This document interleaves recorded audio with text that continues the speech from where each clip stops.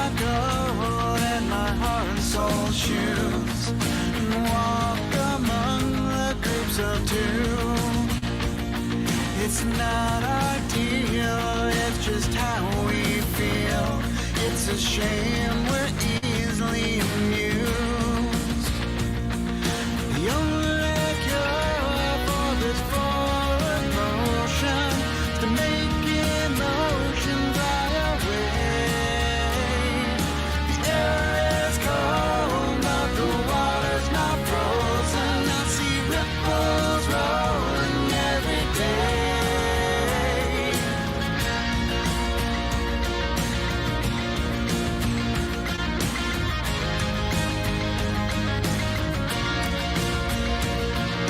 Cast a stone and get a hardcore view. Catchphrase of the day is that it's true. There's no coffee talk and only one way to please. It's a shame what you do moves me. The only cure for this forward motion is to make emotion fly away. The air is cold, but the water's not frozen. I see ripples rolling every day. Yeah, not looking for a windswept view. Our change has changed. Nothing's new. I've had new song. That blues.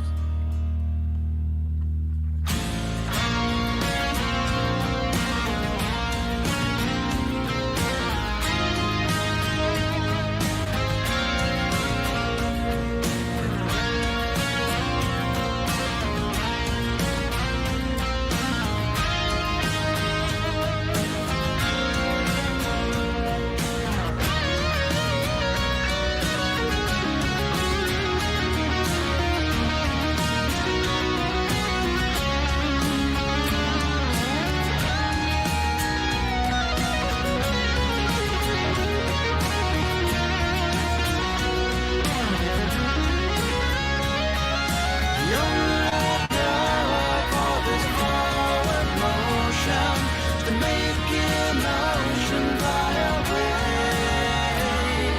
The air is cold, but the water's not frozen. I see ripples rolling every day. If I could know what would do wrong, I'd take this smile. The only cure for this forward motion is this smile. The only cure for this forward motion is this smile. The only cure for this forward motion.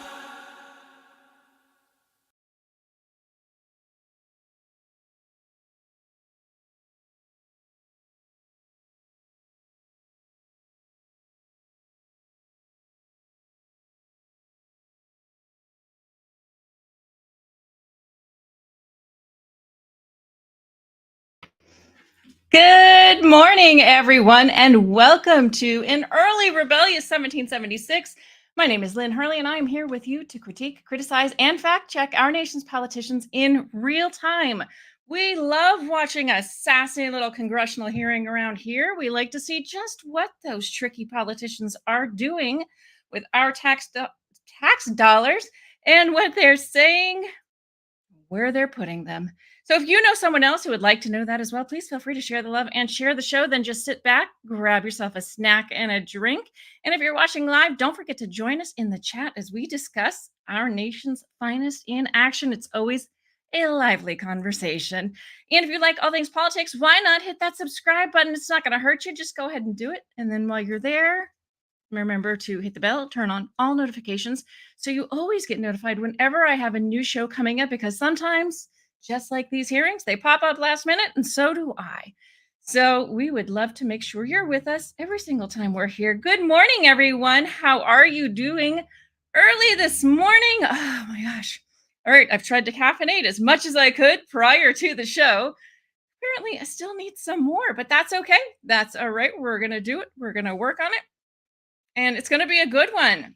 So we're starting a little bit early. The hearing itself doesn't start until 10, but I wanted to have a chance to sort of talk about everything and make sure you guys are all caught up, and we can go through the report by Special Counsel Robert Hur, who is testifying before Congress today, and this is all about the Biden classic, or not classic. Oh my lord, hold on. It's required. Classified. See, look at that. A little bit of caffeine, and I remember the word classified documents. So let's take a look at that really quickly before we get to the hearing at 10 today. So let's go through this a little bit. Okay, so let me make sure you guys can see that. Okay, let's make it a little bigger for you. There we go. All right, so we have the report on the investigation into unauthorized removal, retention, and disclosure of classified documents discovered at locations including the Penn Biden Center and the Delaware private residence of President Joseph R. Biden Jr. And this is by Special Counsel Robert K. Hur, who you will see today at the hearing. And this was in February of 2024 this year. So let's get through these. Well, they're going to start off right off the bat. We conclude that no criminal charges are warranted in this matter, but you will understand why. It is not because he didn't have classified documents. In fact, he did. And in fact, he may have disclosed classified information, but there is a reason why he's saying there are no criminal charges warranted. Now, whether or not you agree with that, let's go through the info and see what you think. And then I'll tell you what I think. Those of you who know me probably already know what I'm going to say. We would reach the same conclusion even if the Department of Justice policy did not foreclose criminal charges against a sitting president. So that is obviously a question, right? Can there be criminal charges against a sitting president? The answer to that, in my opinion, is no. He must first be impeached and convicted prior to charging him with any criminal charges. But that's another conversation for another day. Our investigation uncovered evidence that President Biden, oh, come on now, willfully retained and disclosed classified materials after his vice presidency when he was a private citizen. Now, that is very important. These materials include, oh, for goodness sakes, come on now, work with me here. One, marked classified documents about military and foreign policy in Afghanistan. And remember, we have a hearing this week also about the withdrawal from Afghanistan. That I don't know if it's a follow-up from the one that we heard a couple weeks ago, but will be a good one.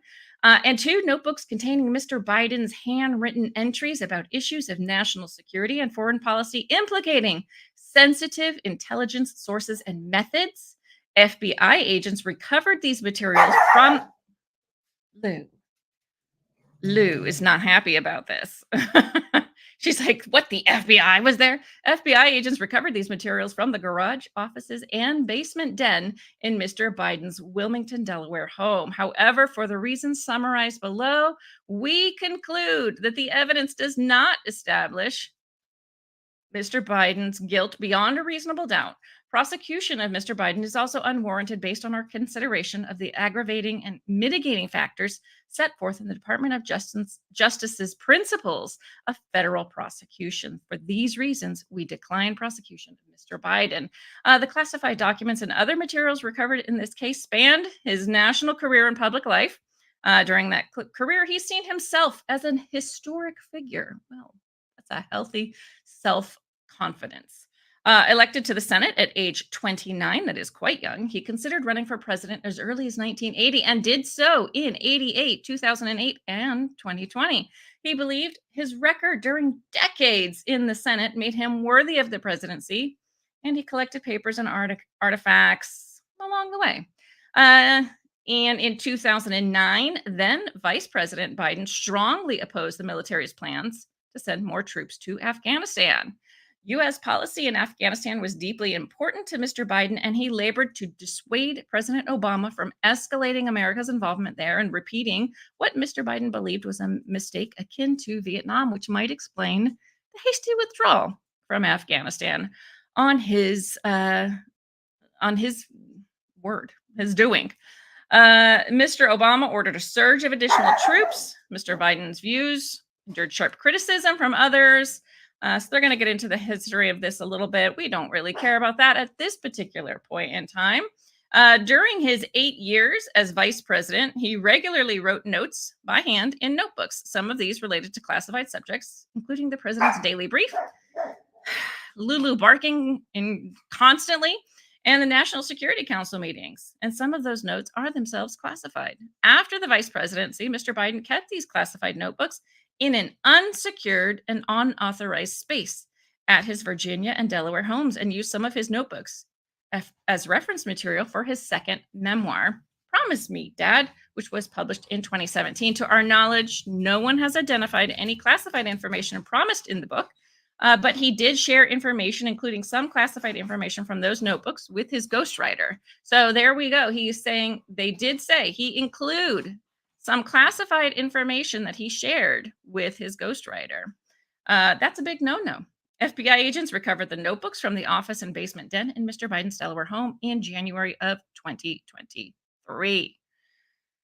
Marked classified documents about Afghanistan. So he did have some documents from classified documents regarding Afghanistan. These documents from the fall of 2009 have classification markings up to the top secret sensitive compartmented information level. So those of you that don't know, what is sensitive compartmented information level? So that is information that is so sensitive that it is only shared in compartmented segments, so that there are very few people who know all of the information. It is a good way to keep information secret.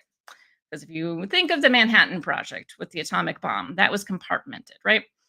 They were found in a box in Mr. Biden's Delaware garage containing other materials of great personal significance to him and that he appears to have personally used and accessed. The marked classified documents were found along with drafts of the handwritten 2009 Thanksgiving memo Mr. Biden sent. Well, that's exciting. These materials were proof of the stand that Mr. Biden took in what he regarded as his most important decisions of his vice presidency. Apparently, that includes the 2009 Thanksgiving memo. He wrote in his 2007 and 2017 memoirs. I don't know what that was. I think that somebody was coming in on the mic for the hearing a little early.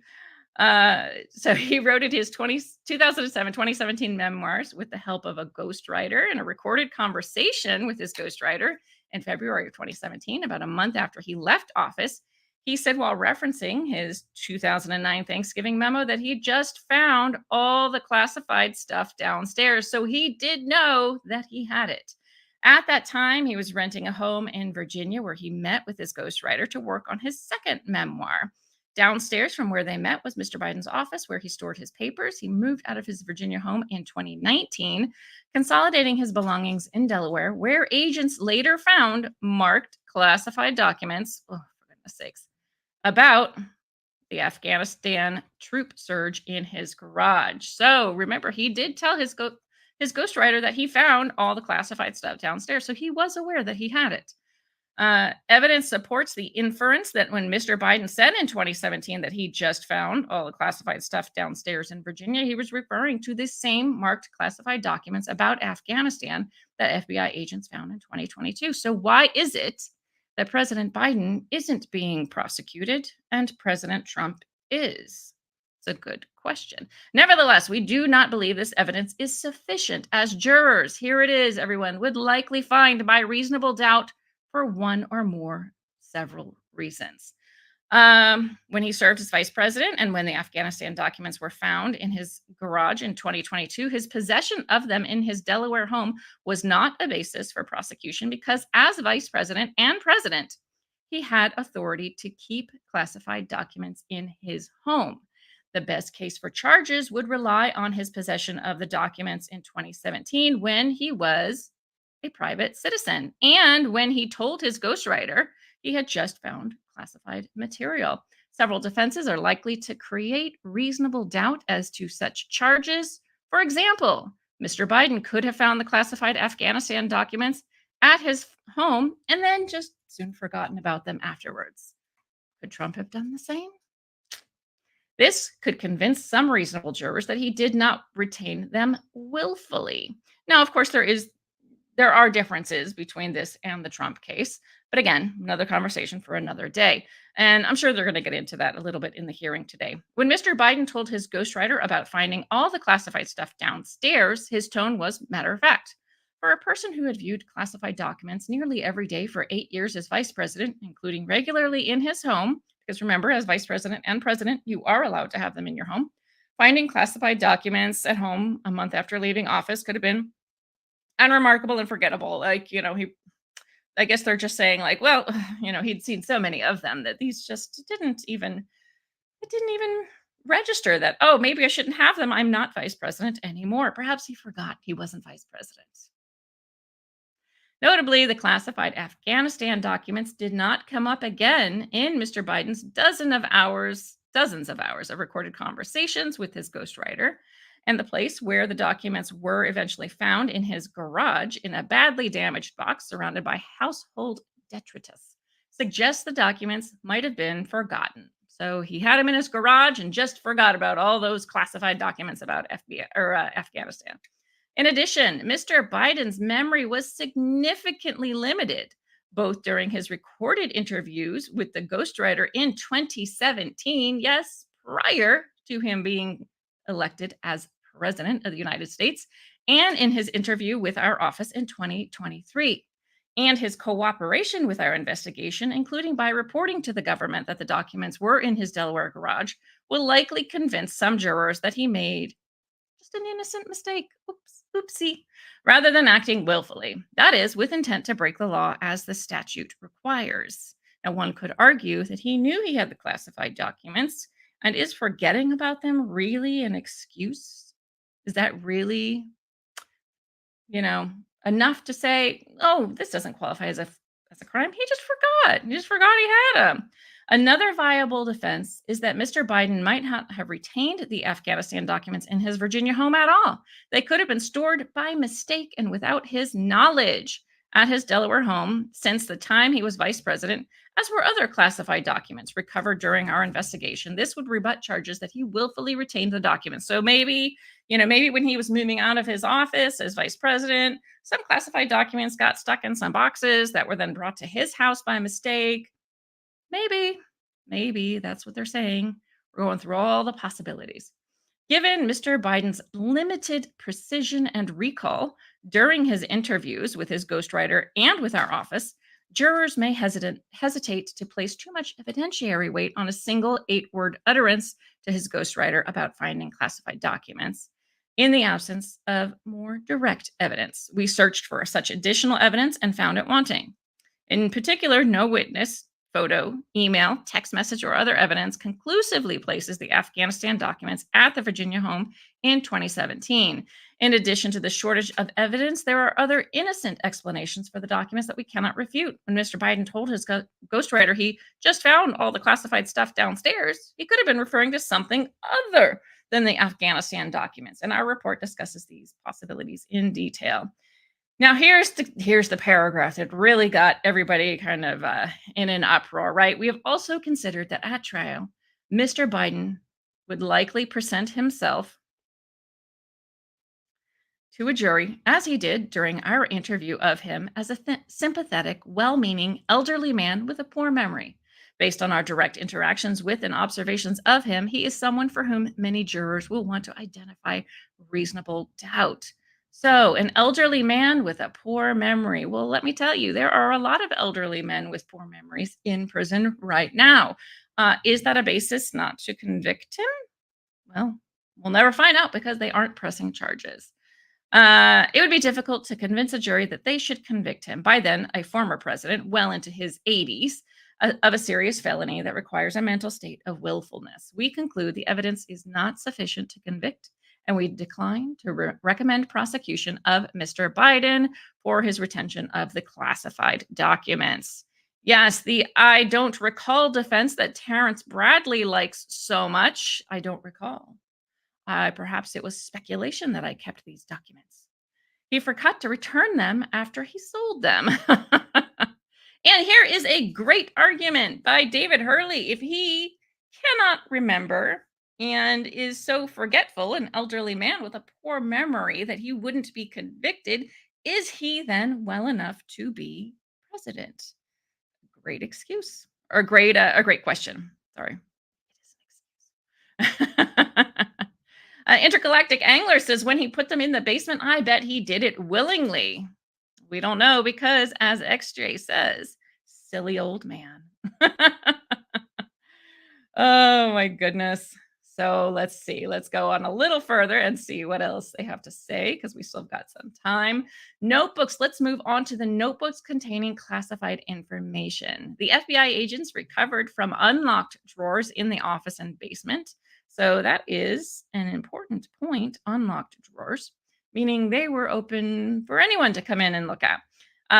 Of the basement den of Mr. Biden's Delaware home, a set of notebooks he used as vice president. Evidence shows that he knew the notebooks contained classified information. So right there, evidence shows he knew the notebooks contained classified information. He knew he had classified information. So why did they say that he might have just forgotten when later on in the document they say he knew he had it? Mr. Biden wrote down obviously sensitive information discussed during intelligence briefings with President Obama and meetings in the White House Situation Room about matters of national security, military, and foreign policy. And while reading his notebook entries aloud during his meeting with his ghostwriter, Mr. Biden sometimes skipped over presumptively classified material and warned his ghostwriter the entries might be classified, but at least 3 times during these recordings, Mr. Biden read from classified entries aloud to his ghostwriter nearly verbatim. So we know that on at least 3 occasions, he did tell his ghostwriter about classified information. And as we saw earlier, that he warned his ghostwriter some of the entries might be classified. He was aware of this. So there was awareness, and he did it. He did read classified entries. Some evidence also suggests Mr. Biden knew he could not keep classified handwritten notes at home after leaving office. Now, there are going to be people who argue, well, if he couldn't keep classified handwritten notes at home after leaving office, why could Trump? Trump was president. The president has the ability to declassify documents. The vice president does not. Mr. Biden, who had decades of experience with classified information, was deeply familiar with the measures taken to safeguard classified information and the need for those measures to prevent harm to national security. Asked about reports that former President Trump had kept classified documents at his home, Mr. Biden wondered how anyone could be that irresponsible. Indeed, President Biden, how could anyone be that irresponsible? And voiced concerns about what data was in there that may compromise sources and methods.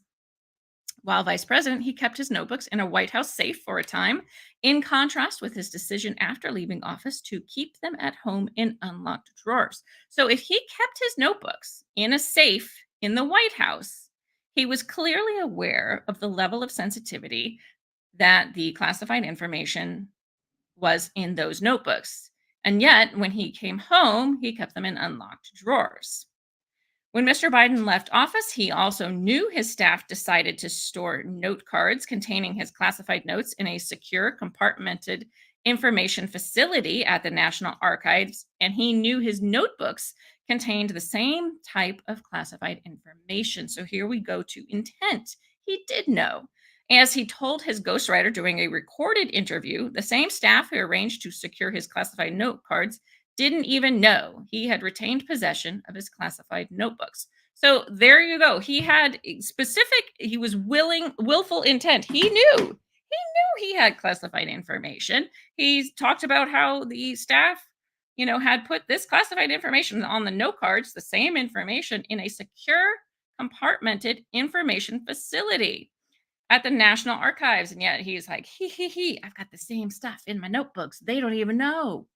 Twice in 2017, Mr. Biden visited the National Archives SCIF to review his classified note cards while writing his book, yet he kept his notebooks. So let me ask you a question. If one goes to the National Archives SCIF to review note cards that have classified information and are kept there for that very purpose, and he knows that he has that same information in his notebooks, can we really say that he did not willfully retain classified information in his home in an unlocked drawer? Can we really say he didn't know what he was doing? He had strong motivations to do so. Okay, so they're already saying he had motivations to keep those and to ignore the rules for properly handling the classified information in his notebooks. He consulted the notebooks liberally during hours of discussion with his ghostwriter and viewed them as highly private and valued possessions with which he was unwilling to part. He willfully kept them. They are saying it right there in the report. He knowingly and willingly kept them. We do not, however, believe this evidence would meet the government's burden at trial, particularly the requirement to prove that Mr. Biden intended to do something that the law forbids. Yet earlier they said because of how long he had been not only in Congress, but as vice president for 8 years, he was very well aware of the regulations regarding storage of classified documents. So, how can they then say that they didn't have enough there wasn't the requirement to prove that he intended to do something the law forbids when he already knew exactly what the law was? Consistent with statements Mr. Biden made during our interview of him and arguments made by White House counsel and Mr. Biden's personal counsel, we expect Mr. Biden's defense at trial would be that he thought his notebooks were his personal property and he was allowed to take them home even if they contained classified information. During our interview of him, Mr. Biden was emphatic, declaring his notebooks are my property and that every president before me has done the exact same thing, except he was not president at the time, he was vice president.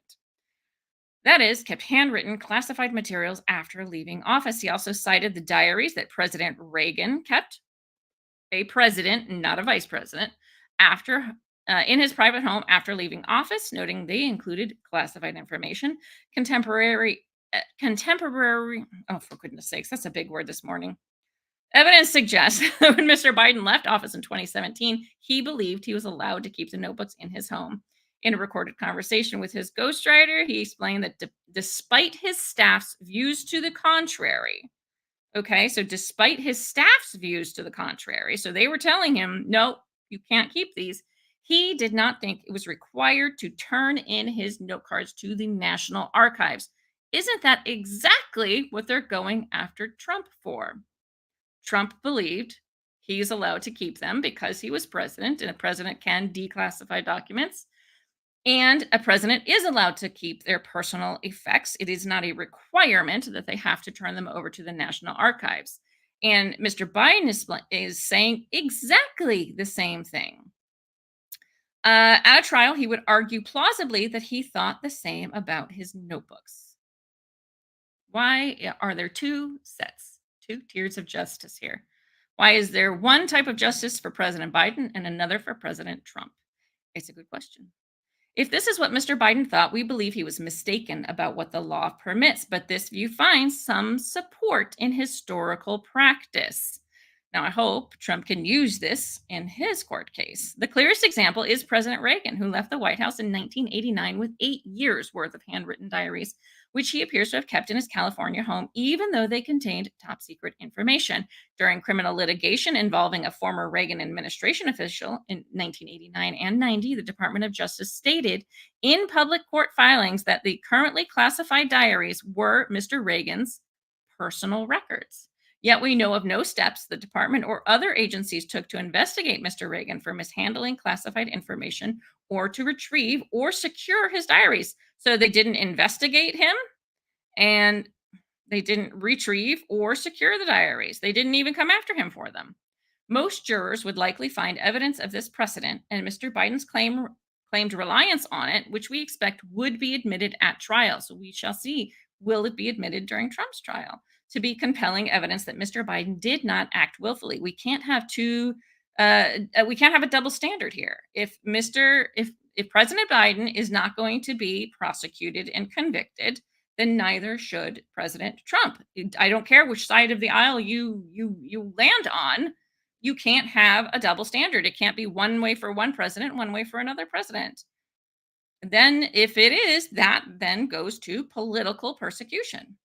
As with the marked classified documents, because the evidence is not sufficient to convict Mr. Biden for willfully, even though we already know he knew he was containing the notebooks, he knew that his staff disagreed, but he kept them anyways and argued that he had a right to keep them because they were his personal effects. That to me is willfully retaining the notebooks. So therefore we decline prosecution. Do you see what I'm saying here? There's a weird double standard going on. We also considered whether Mr. Biden willfully disclosed national defense information to his ghostwriter by reading aloud certain classified notebook passages. So they're saying, did he really understand what he was reading at the time that it was classified information? Because remember, these were handwritten notes in his notebook. Did he remember it was classified information in his notebook when he was reading it to the ghostwriter? That one could argue, no, he probably didn't realize it because it was handwritten. It wasn't marked classified. I could see why they could argue that one. Let's see, principles of federal prosecution. So here they talk about all of the relevant considerations and mitigations as outlined in the Justice Manual. Historically, after leaving office, many former presidents and vice presidents have knowingly taken sensitive materials related to national security from their administrations without being charged with crimes. Right there. Many former presidents and vice presidents have knowingly taken home sensitive materials related to national security from their administrations without being charged with crimes. So why is President Trump being charged with this crime when other presidents have done exactly the same thing and Biden himself has done that same thing, and yet none of them are being charged? Why the one and not the others? This historical record is important for context. We're judging. Oh, looks like we're getting started, guys. So let's move on. Hold on just a second. Woo. Pull it up. I hear Jimmy J. Gentleman There we go. from the state of Wisconsin for the purpose of leading us in the pledge. Get this situated. Let me know if you guys, the sound is good.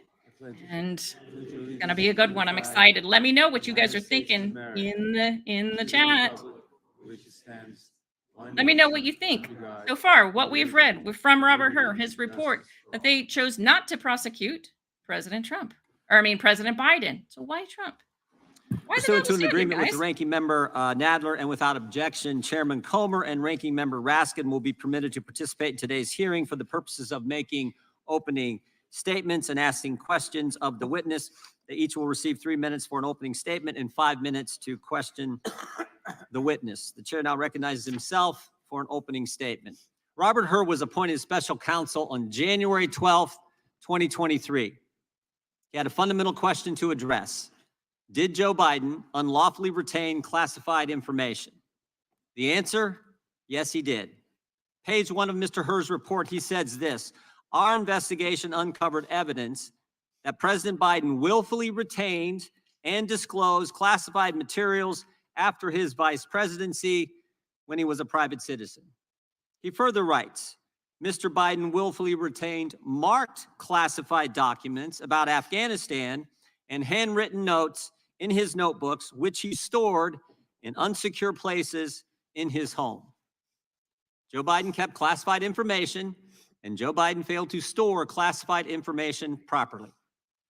Mr. Hur made these determinations after interviewing 147 witnesses.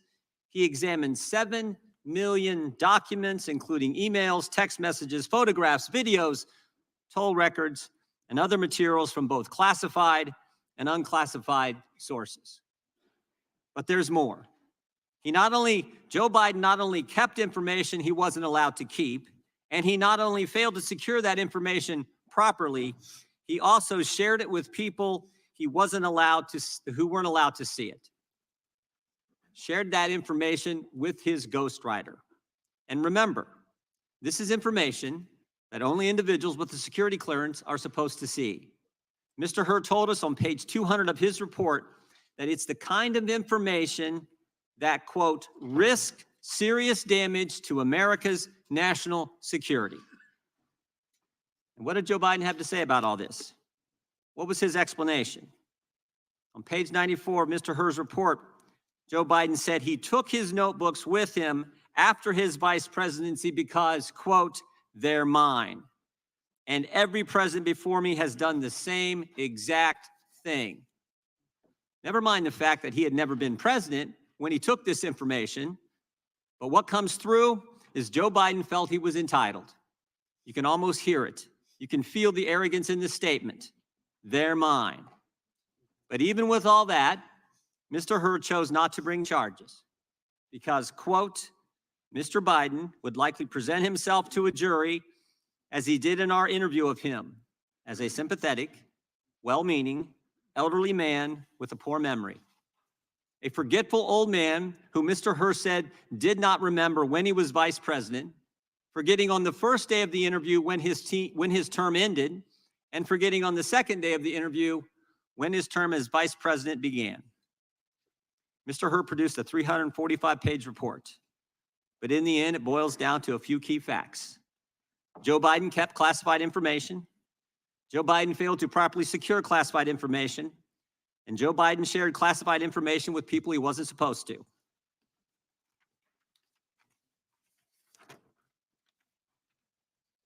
Joe Biden broke the law.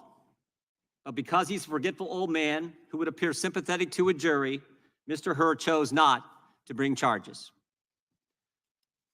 Mr. Hur, we think it's important that you be able to respond to President Biden's response to your report. So we're going to play a short video of President Biden's press conference after your report was released, because there's things in this press conference that the President of the United States says that are directly contradicted by what you found in your report. So if we could play that video. Hey, everybody. Good evening. Let me say a few things before I take your questions. As you know, the special counsel released his findings today about their look into my handling of classified documents. President Biden, something the special counsel said in his report is that one of the reasons you were not charged is because, in his description, you are a well-meaning elderly man with a poor memory. I'm well-meaning, and I'm an elderly man, and I know what the hell I'm doing. I've been president. I put this country back on its feet. I don't need his recommendation. It's How totally bad is your memory, and can you continue as president? My memory is so bad, I let you speak. That's Do you feel your memory has gotten worse, Mr. No, President? my memory is not good. My memory is fine. My memory, take a look at what I've done since I become president. None of you thought I could pass any of the things I got passed. How'd that happen? You know, I guess I just forgot what was going on. Mr. President. Voters have concerns about your age. How are you going to assuage them? And do you fear that this report is only going to fuel further concerns about your age? Only by some of you.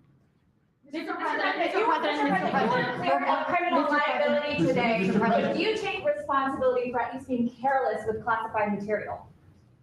I take responsibility for not having seen exactly what my staff was doing. It goes in and points out things that appeared in my garage, things that came out of my home, things that were moved not by me, but my staff.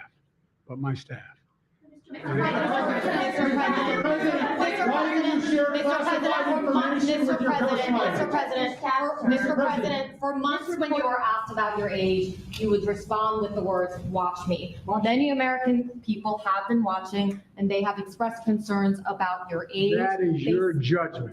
That is your judgment. That is not the judgment of the press. They express concerns about your mental acuity. They say that you are too old.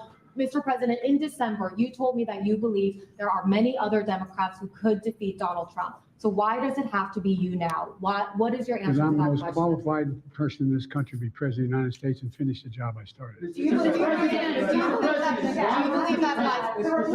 Why are you confusing the names of world leaders? Thank you, everyone. I did not share classified information.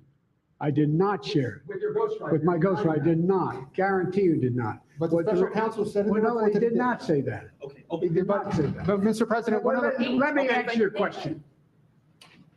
The fact of the matter is, what I didn't want repeated, I didn't want him to know, and I didn't read it to him, was I had written a long memorandum to President Obama why we should not be in Afghanistan.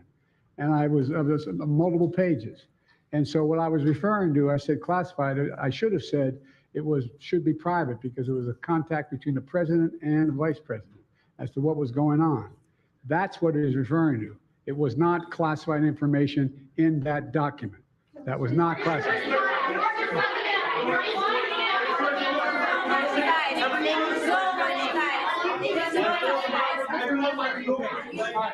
He called on me.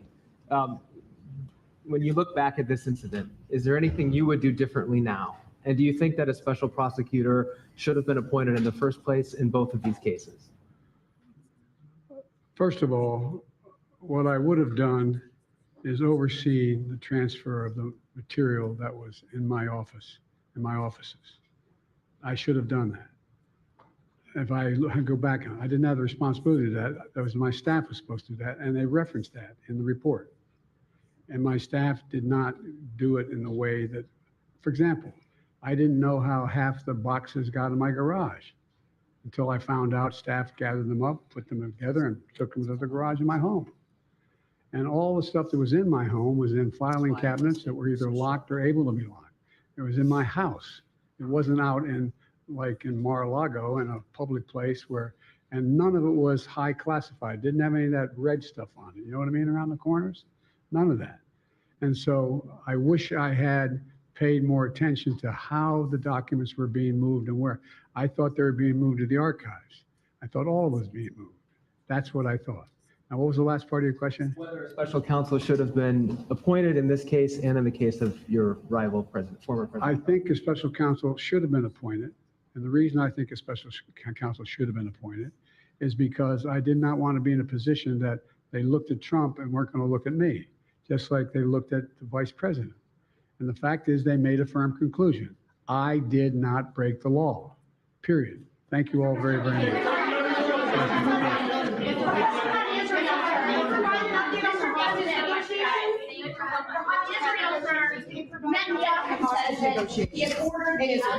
The hostage negotiation. Look.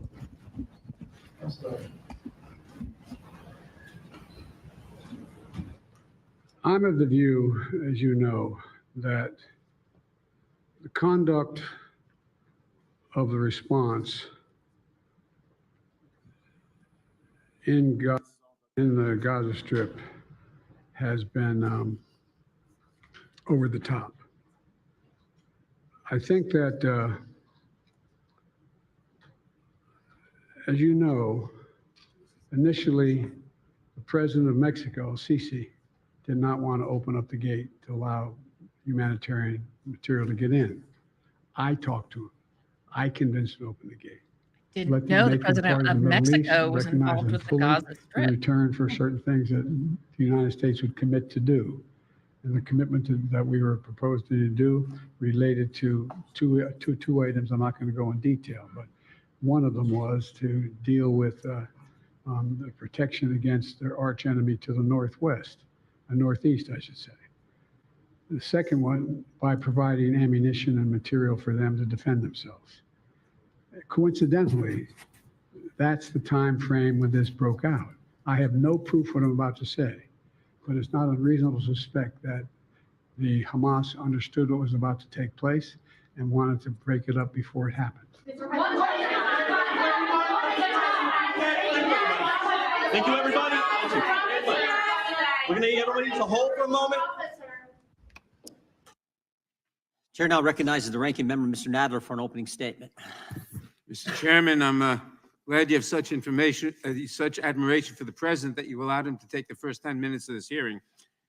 Mr. Chairman, House Republicans may be desperate to convince America that white conservative men are on the losing end of a two-tiered justice system, a theory that appeals to the MAGA crowd but has no basis in reality. But your comments today make me wonder if you have read the special counsel's report at all. The Hurley report does help us draw a distinction between President Biden and Donald Trump, just not the one you want. Two distinctions, actually. First, the report is clear that, quote, at no point did the special counsel find evidence that Mr. Biden intended or had reason to believe the information would be used to injure the United States or to benefit a foreign nation, close quote. With respect to the classified documents found in President Biden's possession, quote, the decision to decline criminal charges was straightforward, close quote. And with respect to the special counsel's investigation, quote, Mr. Biden turned in classified documents to the National Archives and the Department of Justice, consented to the search of multiple locations, including his homes, sat for a voluntary interview, and in other ways cooperated with the investigation, close quote. President Biden acted responsibly, cooperated completely, and the decision to decline criminal charges was relatively straightforward. In short, to borrow a phrase from the last administration, the Hurley report represents the complete and total exoneration of President Biden. And how does that record contrast with President Trump, the documents he retained, and the criminal charges pending against him in Florida? We know that Trump deliberately took large amounts of classified information from the White House. He has admitted as much, occasionally pretending that he classified this information without telling anyone on his way out the door. We know that he stored that information around Mar-a-Lago in the craziest of places, on the ballroom stage, spilled across the floor of an unlocked closet next to the toilet. We know that he showed classified military plans to an author interviewing him at Bedminster. Quote, as president, I could have declassified it, Trump says on an audio recording. Now I can't, you know, but this is still a secret. Still a secret, close quote. So much for the declassification theory. We know from the indictment that Trump is alleged to have shared these classified documents with many other visitors to Mar-a-Lago. And we know that, despite this outrageous conduct, the Department of Justice gave Trump every opportunity to avoid criminal charges. Again, in the special counsel's words, quote, after being given multiple chances to return classified documents and avoid prosecution, Mr. Trump allegedly did the opposite.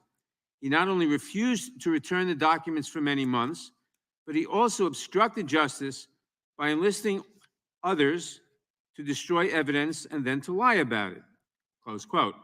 Why did the president charge former President Trump but not President Biden? Not because of some vast conspiracy, not because the so-called deep state was out to get him, but because former President Trump was fundamentally incapable of taking advantage of even one of the many, many chances he was given to avoid those charges.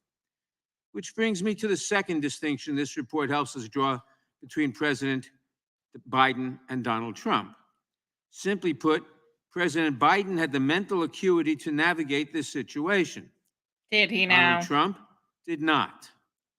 Much has been made of the special counsel's gratuitous comments about the President Biden's age. But let's set the context. After returning every classified document, after opening his home to federal investigators, while simultaneously managing the first hours of the crisis in Israel, President Biden volunteered to sit through a 5-hour interview with the special counsel. I believe, as is his habit, that President Biden probably committed a verbal slip or two during the interview.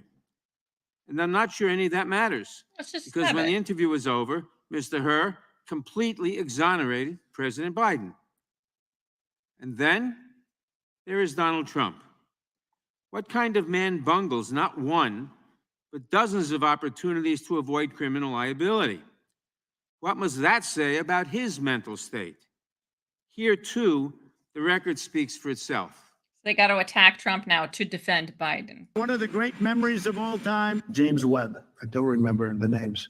Don't remember the name. Viktor Orban. Did anyone ever hear of him? He's the leader of Turkey. By the way, they never report the crowd on January 6th. You know, Nikki Haley is in charge of security. 3 years later, how about that? Did you actually have a one-on-one with Comey then? Not much, not even that I remember. I like mosquitoes. We have languages coming into our country. We have nobody that even speaks those languages. They're truly foreign languages. Nobody speaks them. Saudi Arabia and Russia will repeat to I have a really good memory. Your next wife was a woman by the name of Marla Maples. That's right. Do you recall what years you were married to Ms. Maples? It's called like Up Here, and it's called Memory, and it's called other things. So you don't remember saying you have one of the best memories? I don't remember that. And Putin, has so little respect for Obama that he's starting to throw around the nuclear word today. You heard that, nuclear. We have to win in November, or we're not going to have Pennsylvania. They'll change the name. I talked to Putin a lot. How much did you ask him that? I don't remember that. I saw that this morning. I don't remember asking him that question. I have a good memory and all that stuff, like a great memory. For 20 years, they were fighting ISIS.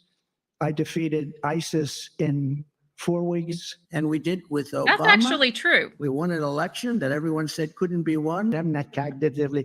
And you know what? When I am, you're going to know it. You're going to be the first people. I know my people. You'll say, all right, Trump, you did a good job. Get the hell out of here. That's it.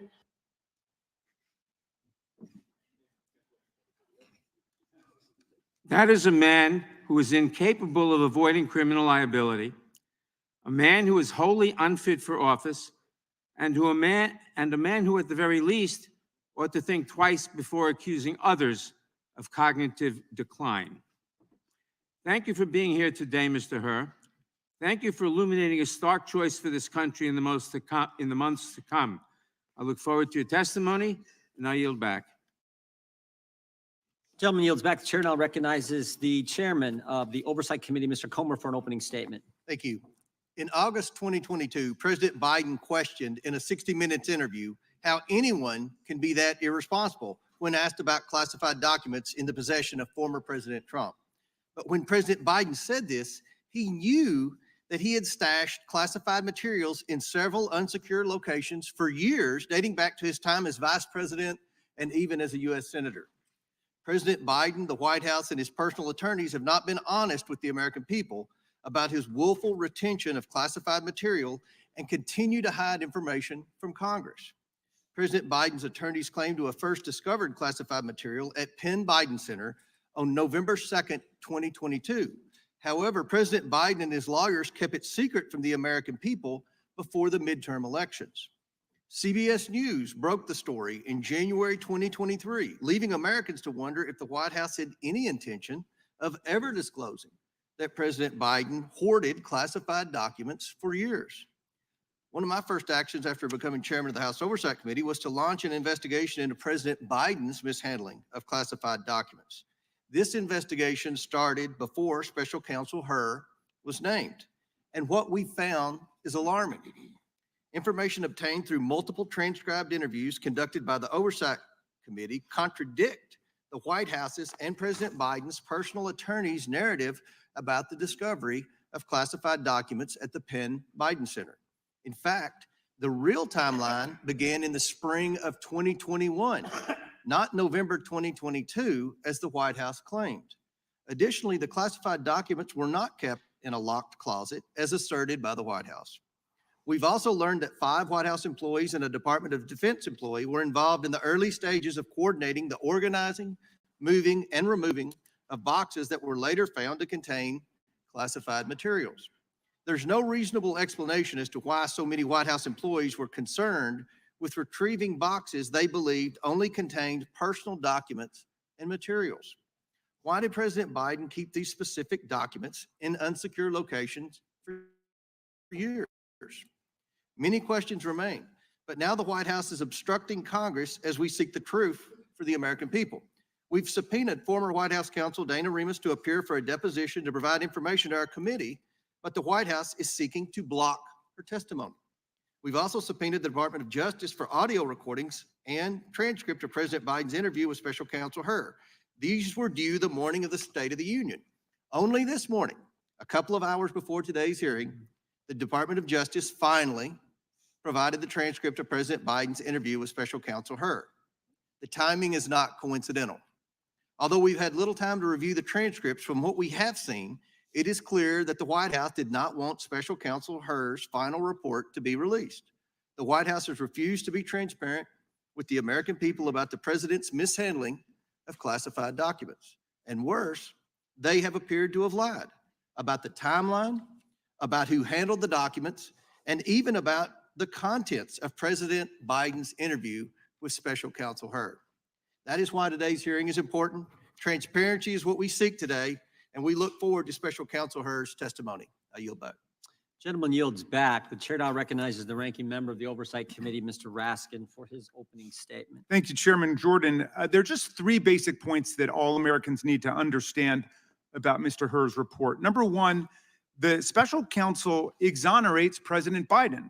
The very first line of the report says it all. Quote, "We conclude that no criminal charges are warranted in this matter." We would reach the same conclusion even if Department of Justice policy did not foreclose criminal charges against a sitting president. Second, the report establishes that President Biden offered complete and unhesitating cooperation with the special counsel's investigation.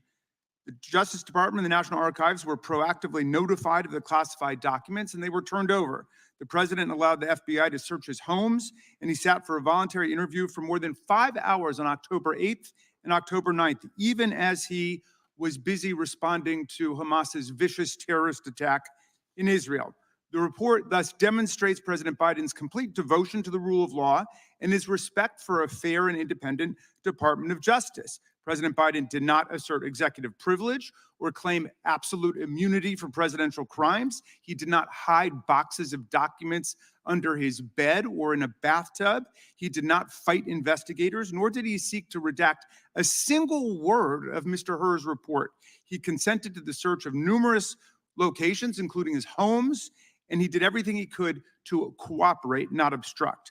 Third, Special Counsel Hur repeatedly emphasizes that President Biden's conduct contrasts sharply with that of former President Trump.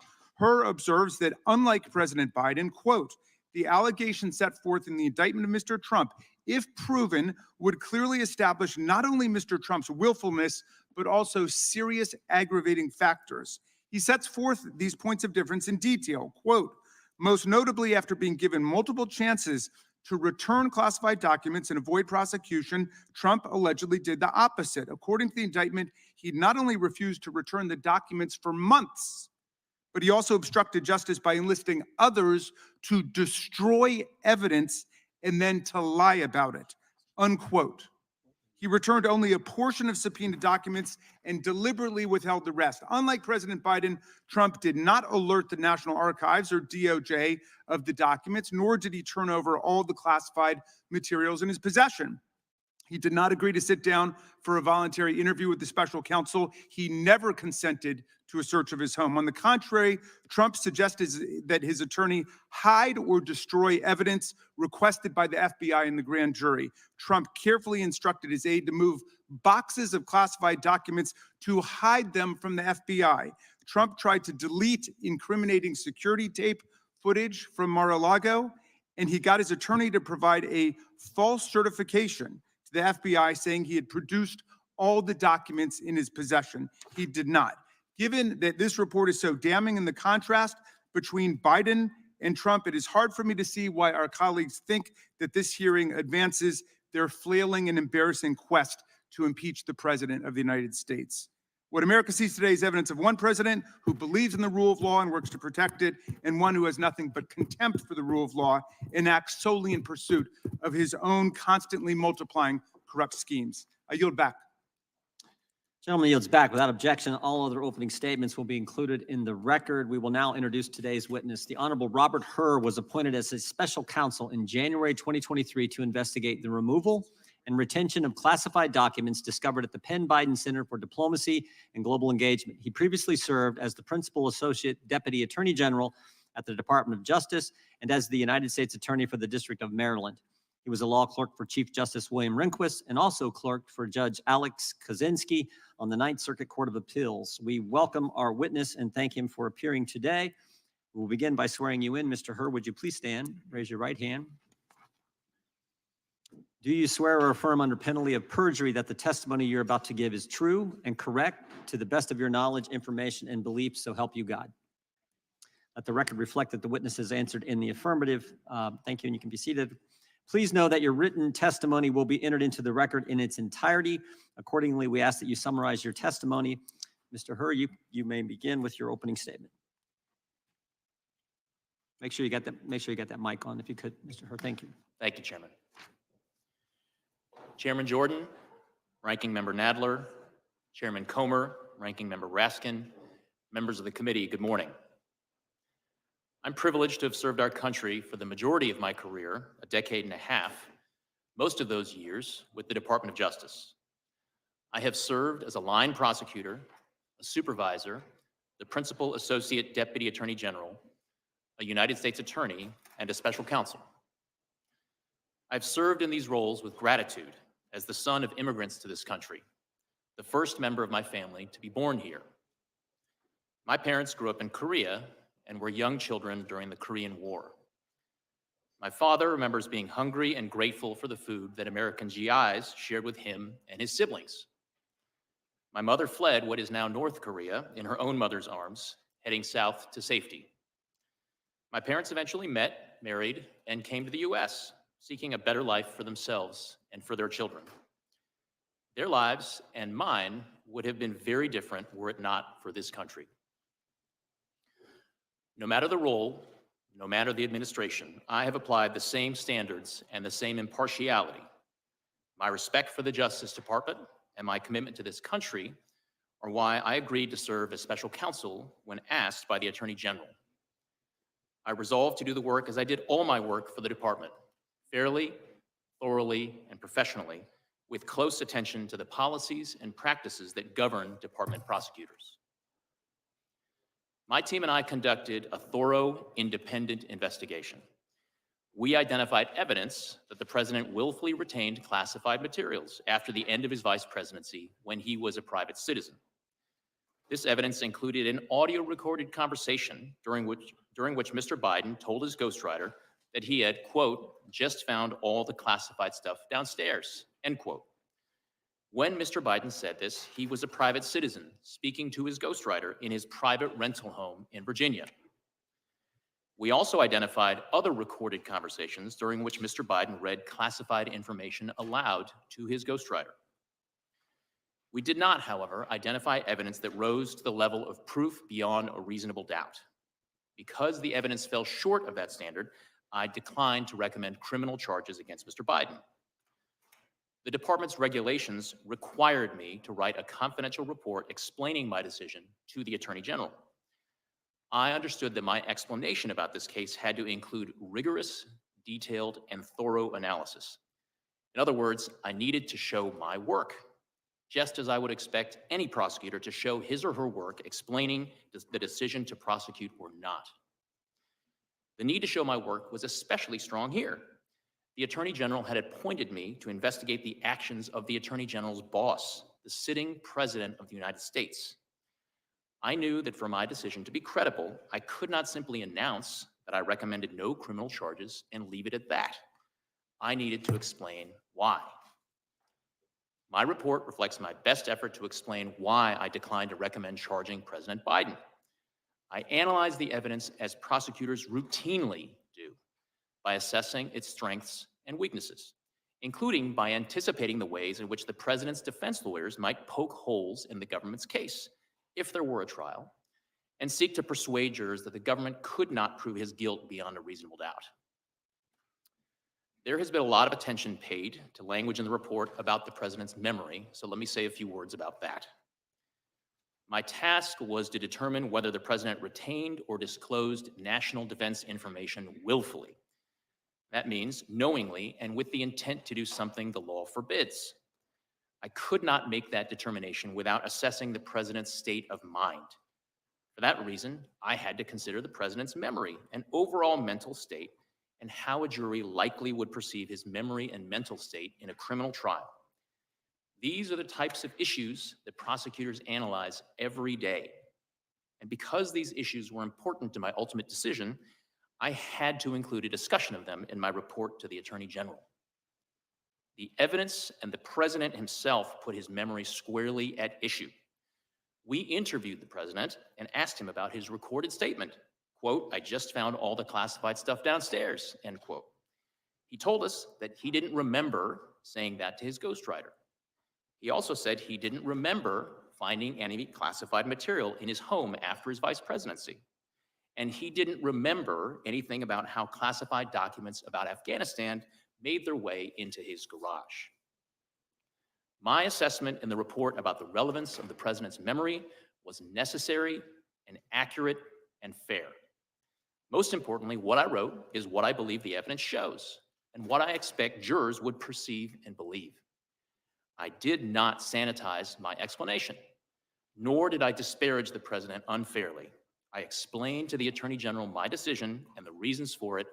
That's what I was required to do.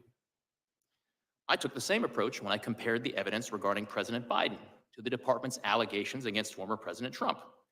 There too, I called it like I saw it. As a prosecutor, I had to consider relevant precedents and to explain why different facts justify different outcomes. That is what I did in my report. I'm confident the analysis set forth in chapters 11, 12, and 13 of my report provides a thorough evaluation and explanation of the evidence, and I encourage everyone to read it to inform their opinions of the report. Prosecutors rarely write public reports or testify about their investigations. That is the Justice Department's long-standing policy, and it protects important interests. My team and I prepared the report to the Attorney General with care, and the report stands as the primary source of information. My responses today will be limited to clarifying information for the committee. I will refrain from speculating or commenting on areas outside the scope of the investigation, nor will I discuss what investigative steps we did or did not take beyond what's in the report. In conclusion, I want to express my heartfelt thanks to the attorneys, agents, analysts, and professional staff who helped us do our work fairly, thoroughly, and independently. I am grateful and privileged to have served with them. I single out for particular thanks Deputy Special Counsel Mark Crickbaum, a former United States attorney himself, who brought great wisdom, skill, and judgment to our task. Thank you. I welcome your questions. Thank you, Mr. Hurd. The chair now recognizes the gentleman from North Dakota for 5 minutes. Thank you, Mr. Chairman.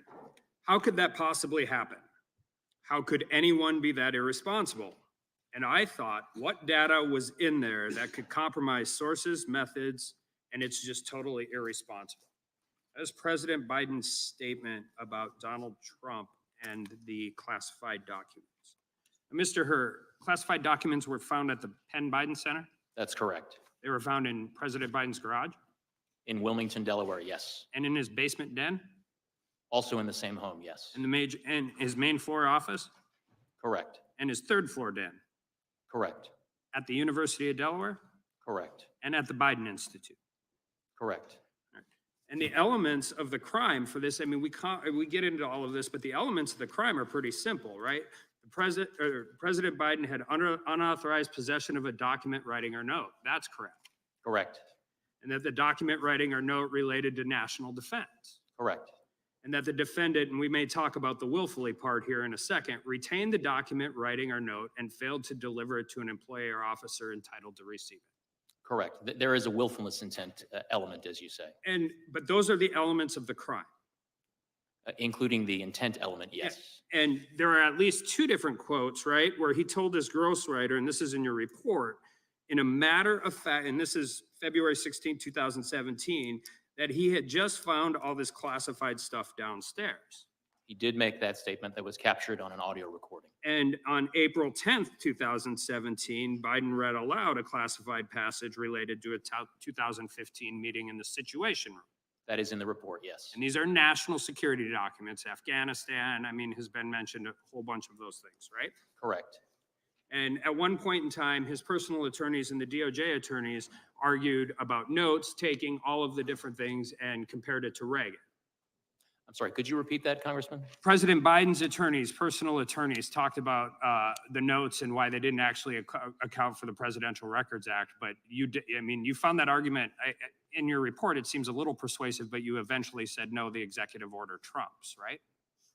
We did set forth an analysis of the governing law and ultimately concluded that the executive order 13526 does apply and did govern former Vice President Biden at the time. So you have audio recording from his ghostwriter where the president acknowledges that the information he has is classified and he's sharing with his ghostwriter. We have an audio recording capturing a statement from Mr. Biden saying to his ghostwriter in February of 2017, quote, "I just found all the classified stuff downstairs," end quote. And then again, reciting passages from a meeting in the Situation Room. Yes, And those are in President Biden's own words, correct. right? So and the ghostwriter has no classified, he has no clearance, no classified clearance to anything, correct? That is our understanding, that Mr. Zwanitzer was not authorized to receive classified information. Okay, so the elements are possessed documents, the documents related to national defense, and willfully retained those documents, and in this case, shared them with somebody who was not allowed to receive them. There are different subsections of 18 USC 793. One subsection relates to the willful retention, and another relates to disclosure of national defense information. Well, I mean, the willful retention, we've got the Penn Biden Center, the garage, the basement den, the main floor office, the third floor den, the University of Delaware, and the Biden Institute. We have 50-year career of a person who has not been very great at dealing with classified documents throughout, even prior to his time as vice president, when he was in the U.S. Senate, right? We do address each set of those documents in the report, Congressman. So the difference, but I think this is really important because the difference is, it appears just from reading the report, and we heard all about exonerated and all of those different things. It appears from the report, he met every actual element of the crime. So I want to talk about the department principles on federal prosecution, because that actually has nothing to do with the underlying elements, correct? It's whether or not you can prove this at trial. Under the department's justice manual and the principles of federal prosecution, a prosecutor has to assess the evidence and determine whether, in his or her judgment, the probable outcome will be a conviction at trial. So whether or not you meet the elements of the crime, which I think it's clear that he does, the second part of this is this, and that's where it gets into the sympathetic, well-meaning elderly man with a poor memory. You could have just said, we don't prosecute sitting presidents, but you did not. And you enter this, but that doesn't have anything to do with the actual elements of the crime. That has to do with getting a conviction at trial, correct? Well, Congressman, part and parcel of a prosecutor's judgment as to whether or not a conviction is the probable outcome of trial is assessing how the evidence identified during the investigation lines up with the elements and what proof can be offered to a jury during a trial. Sure, but his well-meaning elderly old man has nothing to do with the underlying elements of the crime. Well, it certainly has It's a something. presentation to the jury. It certainly has something. Gentleman can respond. It certainly has something to do with the way that a jury is going to perceive and receive and consider and make conclusions based on evidence at trial, Congressman. Time the gentleman has expired. The chair now recognizes the ranking member of the Judiciary Committee, Mr. Nadler. Thank you. Thank you, Mr. Chairman. Mr. Hurley, in your written testimony, you say that you found some evidence that the president might have willfully retained classified materials at the end of his vice presidency, correct? Correct. But ultimately, you concluded that you could not prove that charge in the court of law. In your words, you, quote, did not identify evidence that rose to the level of proof beyond a reasonable doubt, close quote, correct? That was my judgment. You have been a prosecutor for a long time, Mr. Hurley. Would you agree that there's no such thing as being a little bit charged for a crime? You're either charged or you're not, correct? Could you please repeat the question, Congressman? Would you agree that there's no such thing as being a little bit charged for a crime? You're either charged or you are not charged, correct? Yes, it is binary. Either one is not charged or charged. So just to be clear, because so many people have taken your words out of context, your ultimate conclusion was that President Biden could not be charged with a crime because even after your thorough investigation, you could not find sufficient evidence to charge him, correct? My conclusion was that based on my evaluation of the evidence as a prosecutor. Don't feel about it, correct? I'm sorry, Congressman, I didn't hear your last question. I said, based on your conclusion, your ultimate conclusion is that President Biden could not be charged with a crime because even after your thorough investigation, you could not find sufficient evidence to charge him. Correct or not correct? My ultimate conclusion was that criminal charges were not warranted. Correct. Now let's talk about why. I have limited time, so please, when I say correct or not correct, answer the question. Now let's talk about why, in sharp contrast to President Biden, President Trump faces 40 charges related to the unlawful retention of highly classified documents.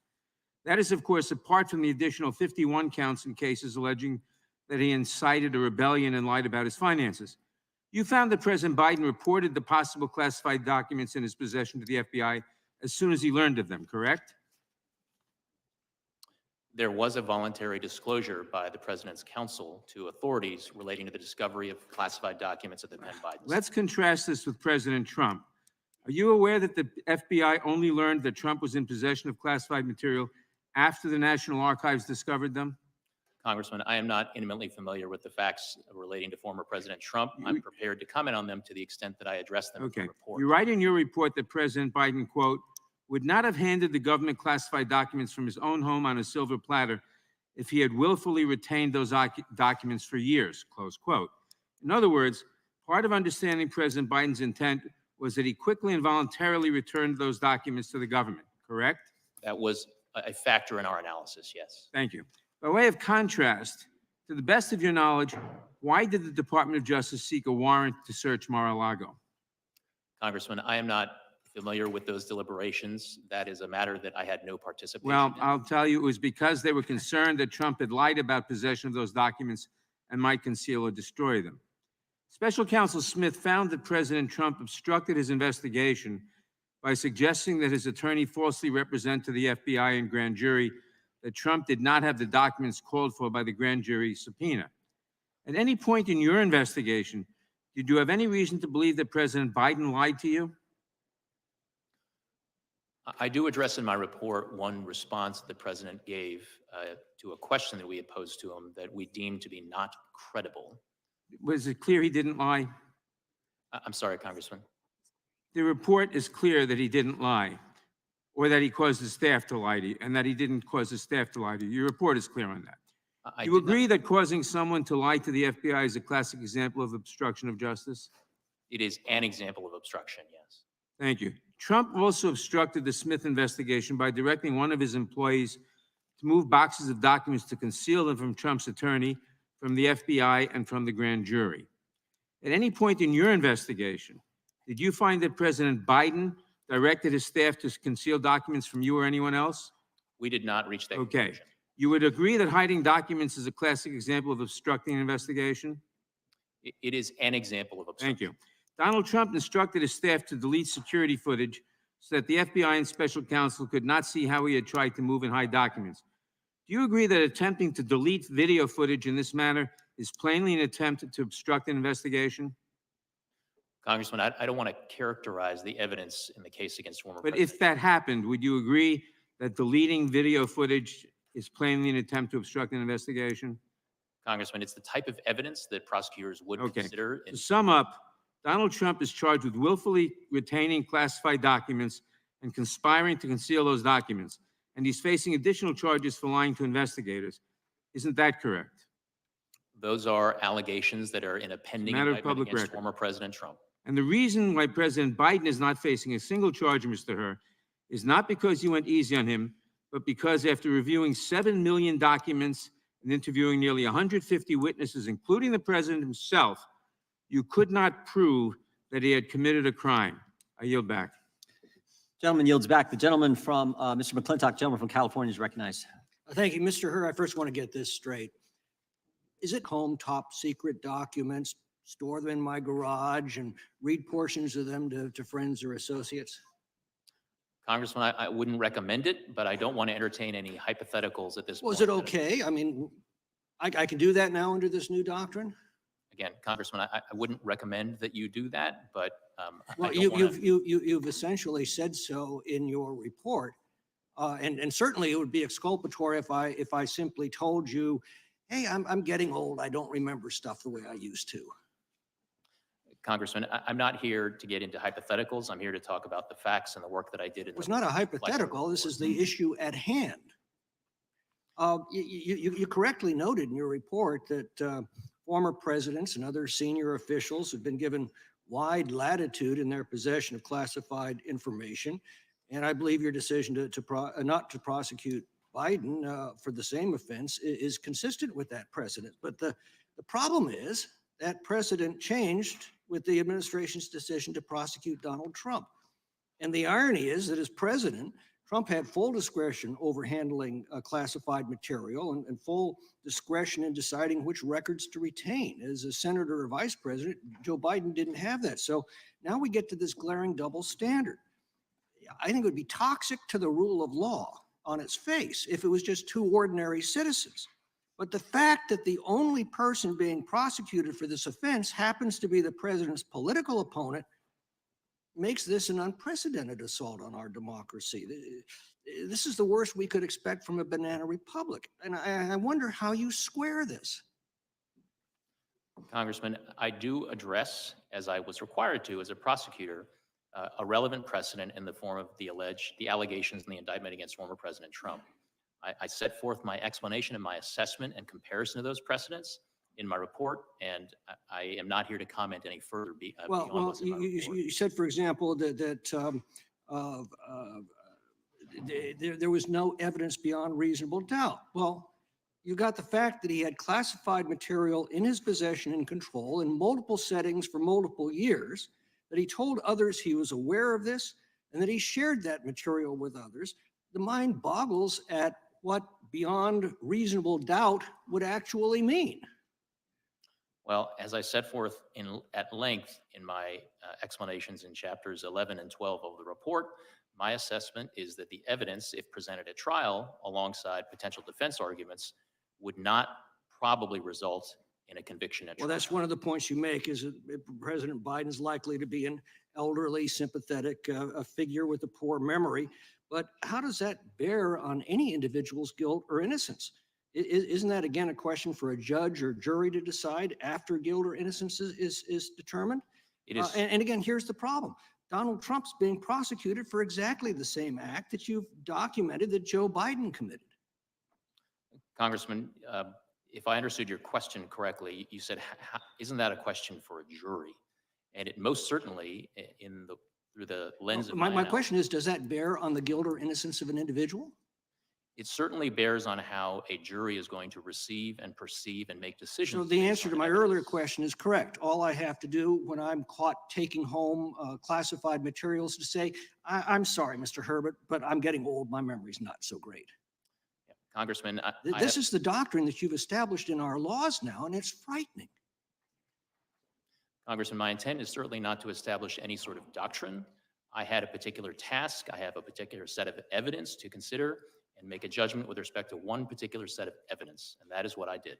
Well, Mr. Herr, here's the fine point of the matter. The foundation of our justice system is equal justice under law. That's what gives the law its respect and its legitimacy. And without it, the law is simply force, devoid of any moral authority. Justice is depicted as blindfolded for this very reason. It doesn't matter who comes before her. All are treated equally. You destroy this foundation, and the rule of law becomes a sick mockery. It becomes a weapon to wield against political rivals and a tool of despotism. And I am desperately afraid that this decision of the Department of Justice is now crossed a very bright line. And I yield back. Gentleman yields back. Chairman, I ask for unanimous consent to introduce the State of the Union as into the hearing. Without objection, that'll be introduced. The ranking member is recognized for unanimous consent. Mr. Chairman, Mr. Chairman, I ask unanimous consent that a copy of an article in this morning's Washington Post entitled "Full Transcript of Biden's Special Counsel Interview Paints Nuanced Portrait. The President doesn't come across as absent-minded as Herr has made him out to be." Without objection. Thank you. Chair recognizes now recognizes the gentlelady from California for 5 minutes. Thank you, Mr. Chairman, and thank you, Mr. Herr, for being here today. I found your report very interesting, and I learned some things about it. The law and the precedents. There are clear differences between the cases and precedents set by Presidents Reagan, Trump, and Biden. Now, it was widely known that President Reagan kept diaries from his presidency that included classified information. What I didn't know and learned in your report was that the Department of Justice, quote, repeatedly described the diaries in public court filings as Mr. Reagan's personal records, unquote, and that no agency ever attempted to remove his diaries. That's on page 195 of your report. Very interesting. So the investigation found that President Biden believed that his notebooks were his personal property, including work and political notes, reflections, to-do lists, and more that he was entitled to take home. You found that on page 232. So while much of his notebook was work-related, he still had some purely personal subjects like, again, I quote, gut-wrenching entities about the illness and death of his son, Beau, and that's on page 82 and 253 of your report.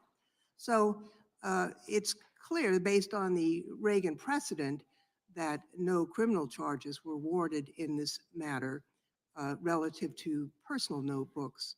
Now, I want to be clear that although the notebooks contain some very personal information and President Biden considered them his personal property, the president allowed your team to seize and review all of the notebooks you found. Is that correct?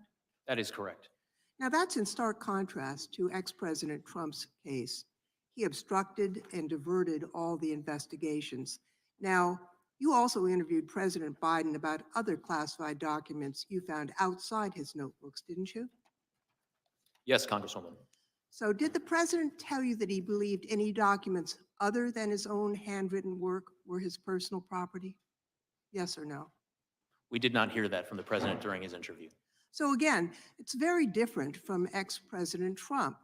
Ex-President Trump said all of the documents marked classified were his personal property. President Biden did not consider documents that were produced by other entities with classification markings as his personal records.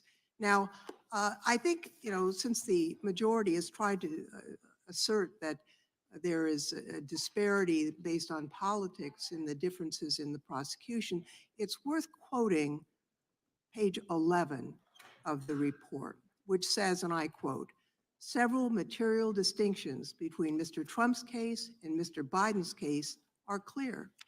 Most notably, after being given multiple chances to return classified documents and avoid prosecution, Mr. Trump allegedly did the opposite.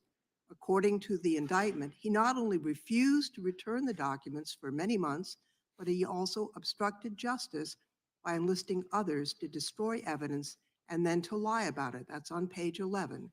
Quote, "In contrast, Mr.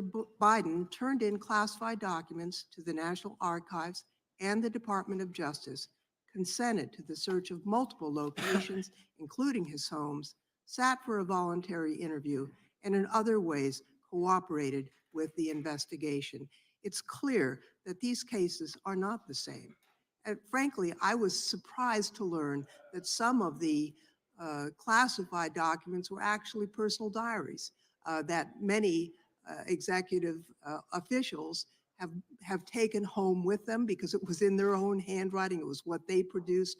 And based on the Department of Justice public statements during the Reagan administration, it is understandable that a person could believe that their personal diaries that they produced were not to be turned over, just as President Reagan did not turn them over. So I appreciate your report. I appreciate your being here, Mr. Hur. And I would also like to ask, Mr. Chairman, a unanimous request to include in the record a September 11th letter from the Special Counsel to the President to Special Counsel Hur, and also a letter to Merrick Garland. Without objection. And with that, Mr. Chairman, I see my time has expired and I yield back. Gentlelady yields back. The chair is recognized. Mr. Hur, why did he do it? Why did Joe Biden, in your words, willfully retain and disclose classified materials? I mean, he knew the law. Been in office like 50 years. 5 decades in the United States Senate, chairman of the Senate Foreign Relations Committee, 8 years as vice president. He got briefed every day as vice president. He's been in the Situation Room. In fact, you know he knew the rules because you said so on page 226. President Biden was deeply familiar with the measures taken to safeguard classified documents. And Joe Biden told us he knew the rules. Mr. Armstrong said this earlier. Joe Biden was deeply familiar with it. You're exactly right, because he told us when Jack Smith goes after President Trump, Joe Biden says, how could this happen? What data was in those documents that could compromise sources and methods? It's irresponsible. So Joe Biden knew the rules. You know he knew the rules. And Joe Biden told us he knew the rules. So, Mr. Hur, why did he break them? Congressman, the conclusion as to exactly why the president did what he did is not one that we explicitly address in the report. The report Shouldn't you do explains that? my decision. Intent the goes to Attorney a crime. General that no criminal charges were warranted in this manner. I think you did tell us. I think you told us, Mr. Hur. Page 231, you said this. President Biden had strong motivations. That's a key word. We're getting the motive now. President Biden had strong motivations to ignore the proper procedures for safeguarding the classified information in his notebooks. Why did he have strong motivations? Because, next word, because he decided months before leaving office to write a book. To write a book. That was his motive. He knew the rules. He broke them because he was writing a book. And you further say, and he began meeting with the ghostwriter while he was still vice president. There's the motive. Mr. Hur, how much did President Biden get paid for his book? Off the top of my head, I'm not sure if that information appears in the report. It sure does. There's a dollar amount in there. You remember? I don't, it may be 8 million if that's $8 accurate. million. Joe Biden had 8 million reasons to break the rules. Took classified information and shared it with the guy who was writing the book. That's why he did. He knew the rules, but he broke them for $8 million in a book advance. But you know what? It wasn't just the money. Joe Biden, here's this page 231, very next page. Joe Biden, in your report, Joe Biden viewed his notebooks as an irreplaceable, contemporaneous record of the most important moments of his vice presidency. He'd written this all down for the book, for the $8 million. And the next thing you say in your report is, quote, such a record would buttress his legacy as a world leader. You know what this is? It wasn't just the money. It wasn't just $8 million. It was also his ego. Pride and money is why he knowingly violated the rules. The oldest motives in the book, pride and money. You agree with that, Mr. Hur? You wrote it in your report. That language, and it does appear in the report, and we did identify evidence supporting those assessments. You also had another interesting statement in your report. You said Joe Biden, I want to make sure I get this right, viewed himself as a man of presidential timber. Remember that statement, Mr. Hur? I believe that does appear in the report, at least in the executive summary. I think this is interesting because here's the scary part. Page 200. I said this earlier in my opening statement. Page 200, Joe Biden, this is a quote, Joe Biden risked serious damage to America's national security when he shared information with his ghostwriter. Shared it with his ghostwriter, the guy who was helping Joe Biden get $8 million. And oh, by the way, Mr. Hur, what did that ghostwriter do with the information Joe Biden shared with him on his laptop? What did he do after you were named special counsel? Chairman, if you're referring to the audio recordings that Mr. Zwanitzer created of his conversations with Exactly Mr. what Biden, I'm referring to. he slid, if I remember correctly, he slid those files into his recycle bin on his computer. Tried to destroy the evidence, didn't he? Correct. The very guy who was helping Joe Biden get the $8 million, Joe Biden had used the motive for Joe Biden to disclose classified information, to retain classified information, which he definitely knew was against the law. When you get named special counsel, what's that guy do? He destroys the evidence. That's the key takeaway in my mind. That's the key takeaway. I yield back. Is it Mr. Raskin? Gentleman from Maryland for 5 minutes. Thank you, Mr. Chairman. Mr. Hur, your report starts with the line, we conclude that no criminal charges are warranted in this matter. Have you had any reason to change your opinion about that? No, ranking member. You highlight the independence and support you got from the Attorney General and DOJ. Have you changed your mind about that? I have not. The report describes President Biden's cooperation in your requests. He allowed his homes to be searched. He answered questions for hours in the midst of a global crisis. Have you had any reason to change your mind about that? No, ranking member. All right. You also repeatedly contrast Biden's cooperation with the conduct of Donald Trump. You say, quote, Most notably, after being given multiple chances to return classified documents and avoid prosecution, Mr. Trump allegedly did the opposite. According to the indictment, he not only refused to return the documents for many months, but he also obstructed justice by enlisting others to destroy evidence and then to lie about it. Have you any reason to change your judgment about the differences between President Biden's cooperation and the former president's non-cooperation? No, I continue to stand by those words in my report. With such a striking contrast, our colleagues have switched over from being impeachment investigators for constitutional high crimes and misdemeanors, which is how this whole thing started, to being amateur memory specialists, giving us their drive-by diagnoses of the President of the United States, whose soaring oratory, powerful historical analysis, and devastating extemporaneous repartee with even the most skilled ninja hecklers of the Freedom Caucus were on full display at the State of the Union address last week for the whole country to see. I'm sorry, did we watch desperate the quest to same invent State of the an issue Union? as a distraction from the 91 federal and state federal charges that Donald Trump faces now, his staggering civil court losses in New York now totaling more than $500 million, and his full-blown embrace and romance with authoritarian dictators and communist tyrants all over the world, from Viktor Orban in Hungary to Vladimir Putin in Russia, the former head of the KGB, to the communist dictator of North Korea. It's not, this, my friends, this is a memory test. But it's not a memory test for President Biden. It's a memory test for all of America.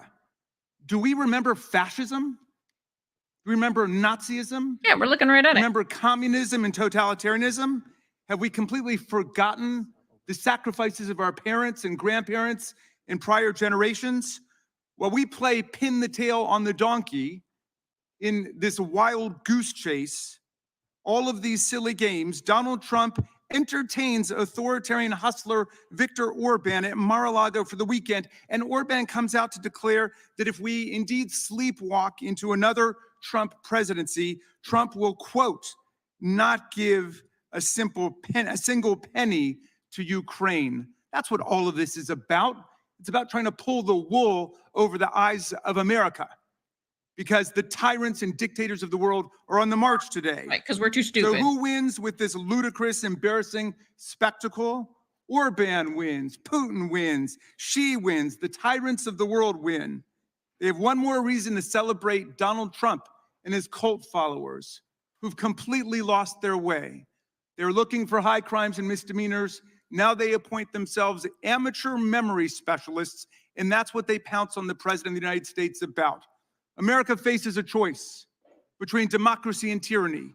And the president laid it out at Valley Forge, and he laid it out in the State of the Union. Will America stand on the side of people struggling against fascist aggression?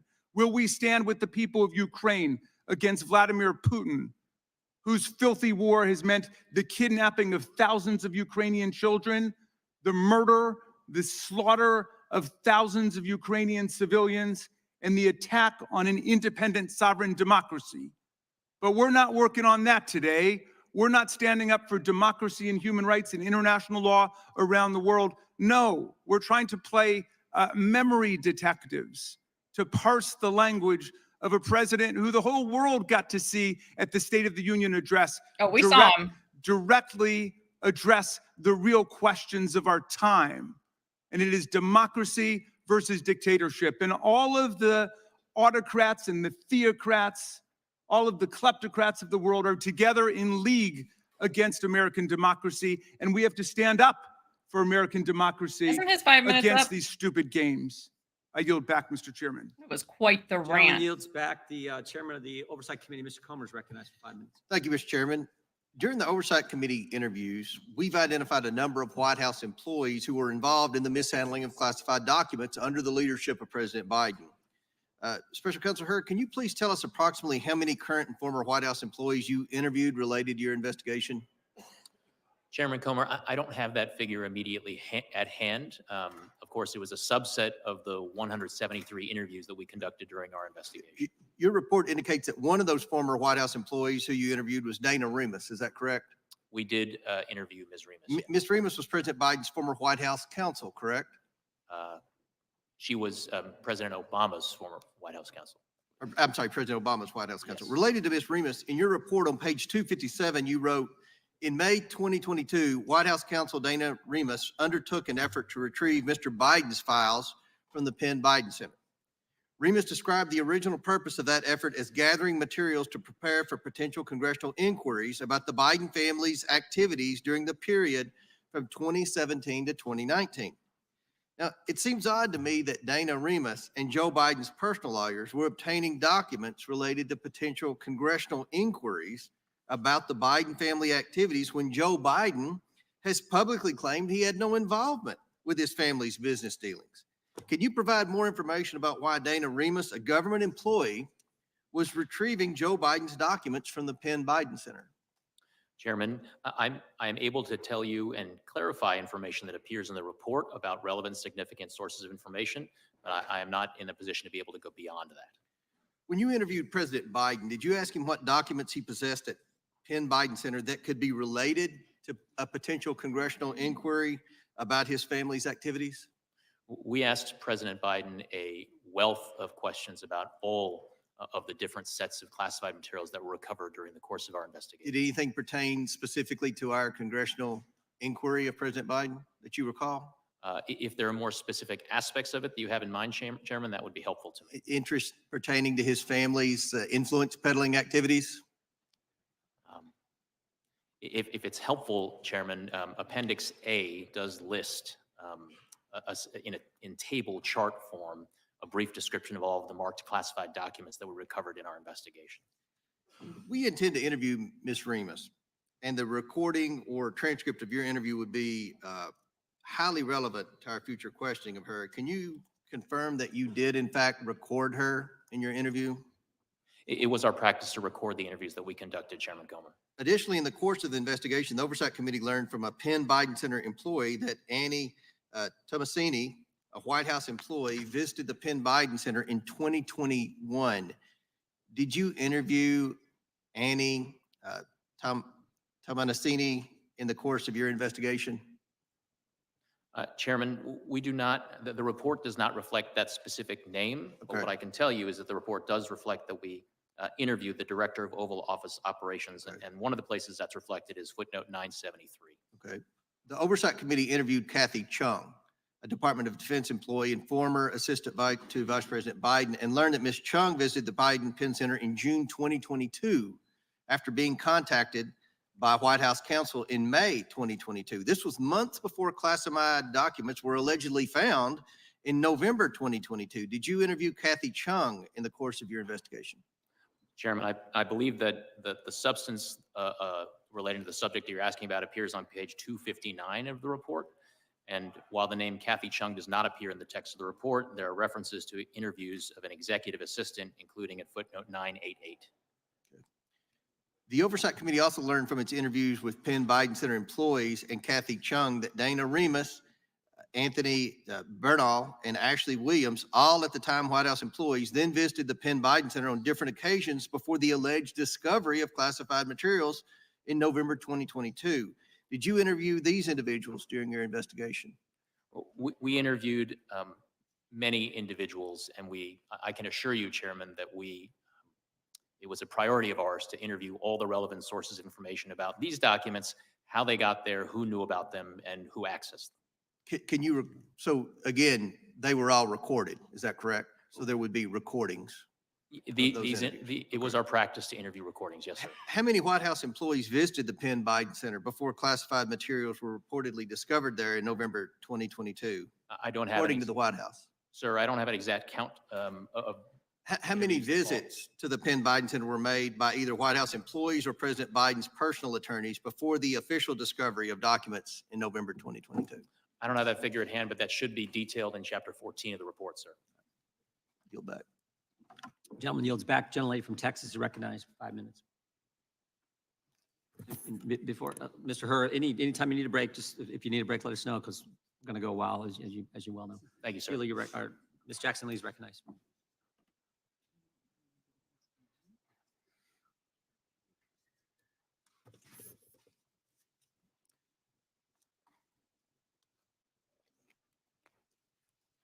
Mr. Hur, good morning. Good morning.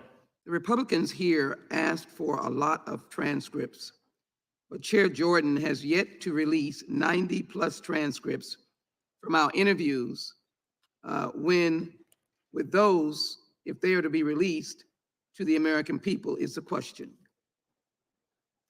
My question to you is, you decided, based on the facts, not to prosecute or indict or bring forward charges against the President of the United States, the sitting President, Joseph Biden. Is that correct? That was my judgment. This investigation was independent and thorough. Is that correct? Yes. We have heard from our Republican colleagues who are grasping at straws allegations that President Biden was treated lightly in this investigation. But just a plain reading of this report completely refutes that argument. There was no two-tiered system of justice. There was only a lack of evidence against President Biden.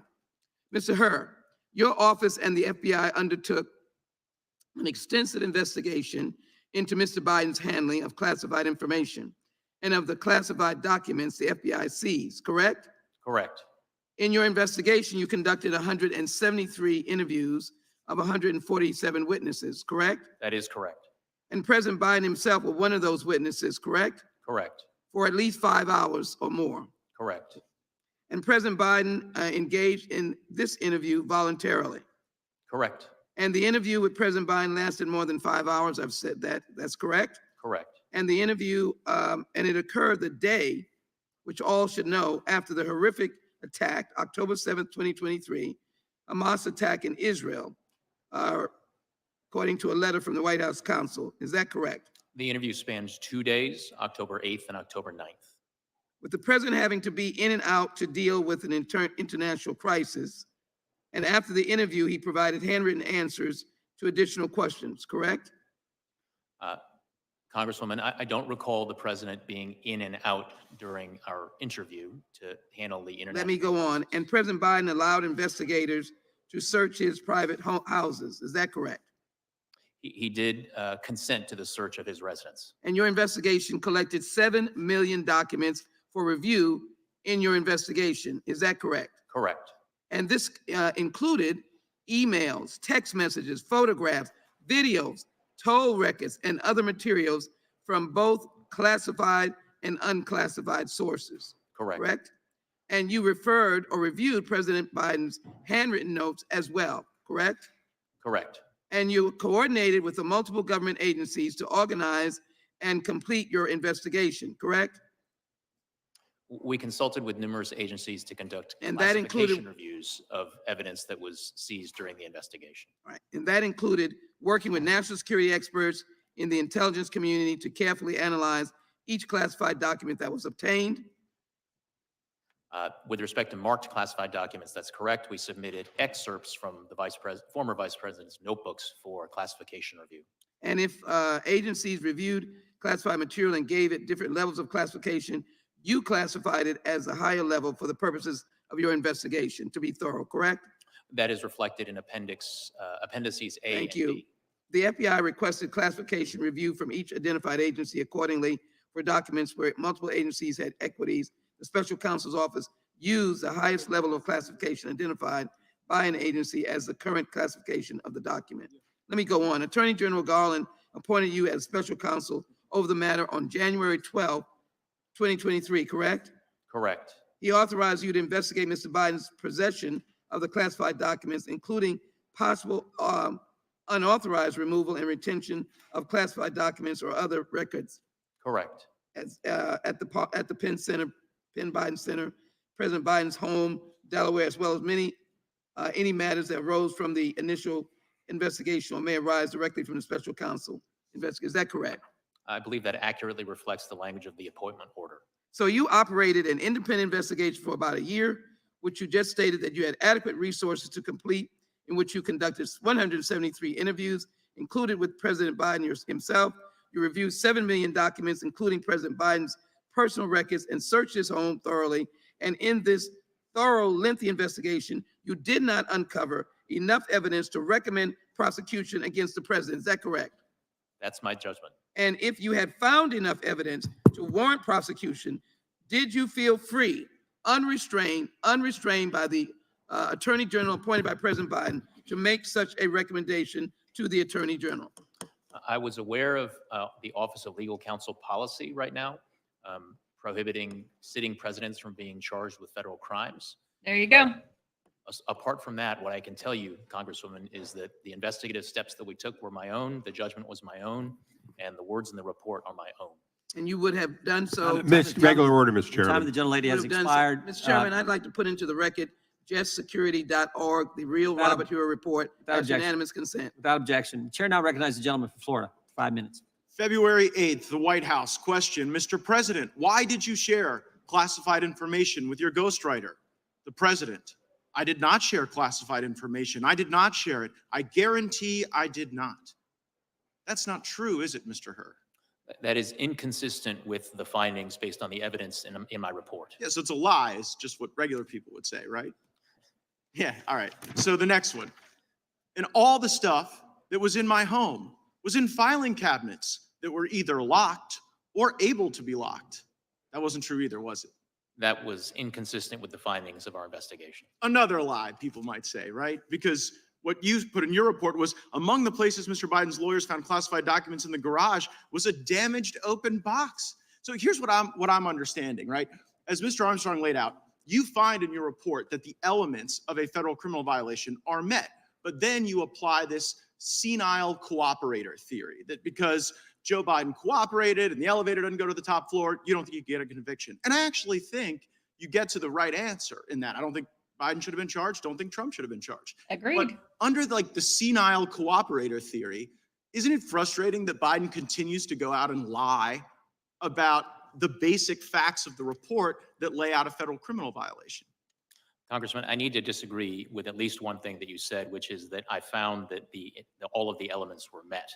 One of the elements of the relevant mishandling statute is the intent element. And what my report reflects is my judgment that based on the evidence, I would not be able to prove beyond a reasonable doubt to a jury that that intent element had been Right, met. but the reason you have that doubt is the senile cooperator theory. The fact that Joe Biden is so inept in responding that you can't prove the intent, which again, I don't quibble with that conclusion, but it's frustrating to be like, oh, well, this guy's not getting treated the same way as Trump because the elevator's not going to the top floor, so we can't prove intent. While at the same time, Biden goes out there at the White House and says, well, you know, he just blatantly lies. And what I'm trying to figure out is whether or not Biden's lying because he's still so senile, he hasn't read your report, or whether it's a little craftier and a little more devious and perhaps a little more intentional than we might otherwise think. So I also want to go to this Biden Penn Center. Like, did it give concern to you that the Biden Penn Center, where all this classified stuff was being mishandled, was being floated by foreign governments? Congressman, we were concerned with getting to the bottom of all of the classified documents that were recovered during the course of our What bothers me is that the money that was paying for the place where the documents were being inappropriately held, it was the Chinese and it was other foreign countries. Did that play into your analysis? Did you look into the $1 billion in foreign funding sources at the Biden Center at UPenn, for example? Congressman, we conducted a thorough, impartial, and fair investigation, and we were very, very concerned with getting to the bottom of all the relevant questions relating to the recovered documents. Did you look into the fact that the Chinese were floating the place where this guy was keeping the documents unsecure? Yes or no? Congressman, to the extent that we identified evidence that was relevant and significant to our investigation, we put it in our report. Okay, well, it seemed relevant to me, maybe not to you. Another thing that seemed relevant to me is this ghostwriter, right? So the ghostwriter purposefully deletes this evidence that seems to be show culpability of Biden's crimes, and you don't charge him. Why did you not charge the ghostwriter with obstructing justice and deleting evidence?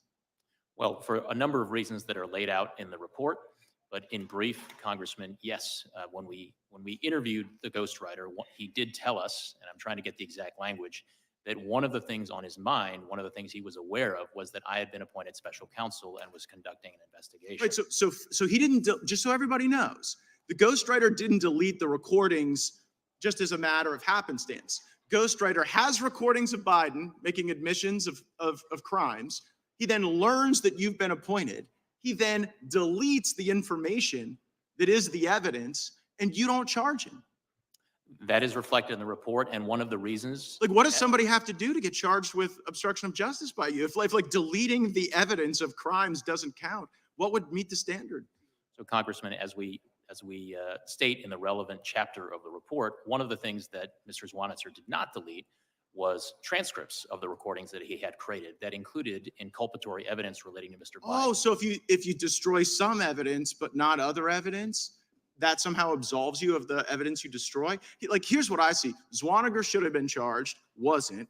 Biden and Trump should have been treated equally. They weren't. And that is the double standard that I think a lot of Americans are concerned about. I see my time's expired. I yield back. Nicely done.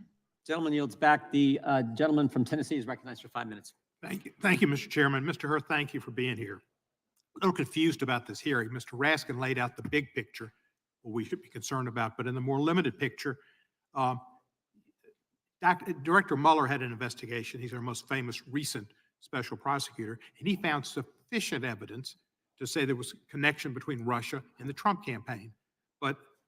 And it supported a criminal prosecution if he were not president. You found there was no evidence to support a criminal prosecution. And the story here is simple. President Biden identified classified documents in his home and other places and told archives about them.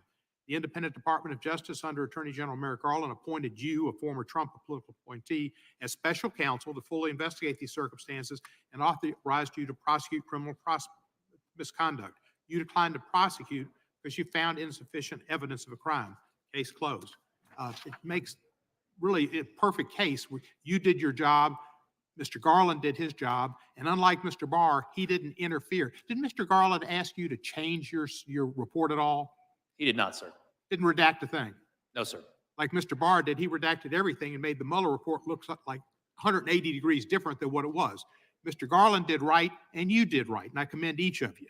The Department of Justice is independent and allows the special counsels to investigate and prosecute the facts if it's supported. Joe Biden's actions in handling of classified materials is similar to most other former presidents and vice presidents. The exception is Donald Trump.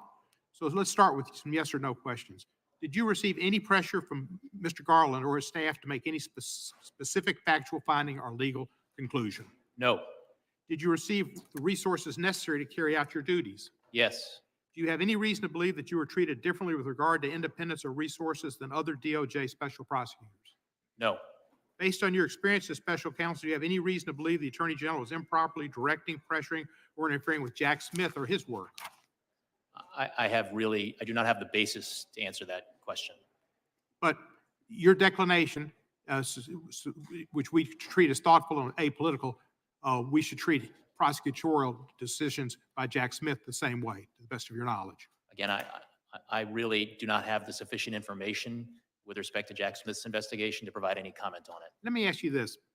If President Biden, in his testimony to you, knew the exact date, January 20, whatever it was, 2009, when he became vice president, and the day when he left being vice president, January the 20th, I guess the first would have been January 20th again. Those little 2009, details. And then January 20 in 2017. He knew those dates exactly right. And if he knew the exact date and the instant that Beau Biden died, would that have changed your decision to bring a prosecution? Sir, I cannot engage in hypotheticals about what my decision would have been with different facts. What I did was to make a decision based on the facts and the circumstances that I was presented with, and we did identify during our investigation. But it appears to me, and I think it would appear to the American public, that these minor discrepancies, as far as dates and after a long period of time, was not the basis. It was not the basis for your decision to decline to prosecute. It was the fact that you didn't. Doesn't appear to be that way. He acted differently than Trump, that he voluntarily provided the documents, that he complied with the Justice Department, that he didn't try to obstruct justice. Those were the reasons you didn't prosecute him, not because he missed a few dates. The fact is, he still had classified documents. Congressman, my reasons for my declination decision are set out in my report, and I stand by the words in the report, sir. Well, thank you. And I think I'm encompassing them in my what I'm saying to you is that there was not anything to do with his memory why he wasn't chosen to be, you chose not to indict him. It was the difference in the facts in the case and how he dealt with it. The fact is, it states in the report that it Mr. partially Biden was due to his sat memory. through 5 hours, and he did an admirable job. And he did an outstanding job in the State of the Union, laying out the case for the future of America, for the middle class, for democracy around Because the the guy world, didn't for fall standing over up doesn't mean he to did a Russians, spectacular job. not at State of the bending down Union. to them. That's what's important. Not if you can be like on the $64,000 question, assuming it was legit, and answering every single question correctly. That's not what you need to be president. To be president, you need to have values. You need to have an understanding of what values America has and needs to maintain to keep the world safe and peaceful. That's dealing with Ukraine. That's dealing with And yet difficult there people are like more Netanyahu wars and under Israel Joe and trying to get Biden. something done that's But we're correct. peaceful now? That's what Joe Biden does. And understanding Social Security and Medicare, Medicaid are important institutions that help seniors, not senile people. I mean, I really object to that comment. People see he's not, nobody suggests he's senile, and that's disrespectful of senior people with any kind of memory disability. Lots of seniors I'll have memory suggest it. disability, but they're not senile, and to do such was shameful. Joe Biden is a competent, good president who Chairman. knows American values. Gentleman's time has expired. Gentleman yields back. Gentleman from California is recognized for 5 minutes. Thank you, Mr. Chairman. Mr. Hur, I'd like to start off by thanking you for a year of hard work and a comprehensive report. I'm going to try not to provide Sounds like testimony, Mr. as some Is that people who on this both is? sides Good. are, or provide conclusions, but I do have some questions that lead me to ask you for conclusions. One question is, were there notes of the President of the United States that dated back to when he was a senator that contained classified information? Among the documents that were recovered during our investigation were marked classified documents that dated back to when Mr. Okay. Biden was a senator. When he was in his 30s, 40s, 50s. I believe that's correct. And were there documents from the time that he was vice president? Yes. Okay. So there's been a lot to do about, senility, non-senility, poor memory, and so on. But let's just go through something that you deal with as a prosecutor every day. You first start off with a set of initial evidence that indicates there may have been a crime. Is that right? By the time it gets to you, usually you have some evidence that there may have been a crime.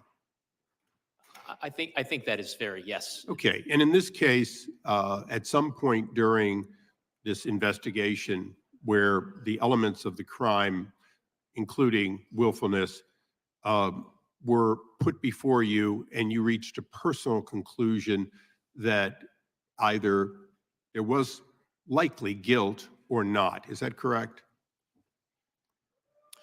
Not provable, not in front of a jury, just personal, because you have to make that decision as part of the case, correct?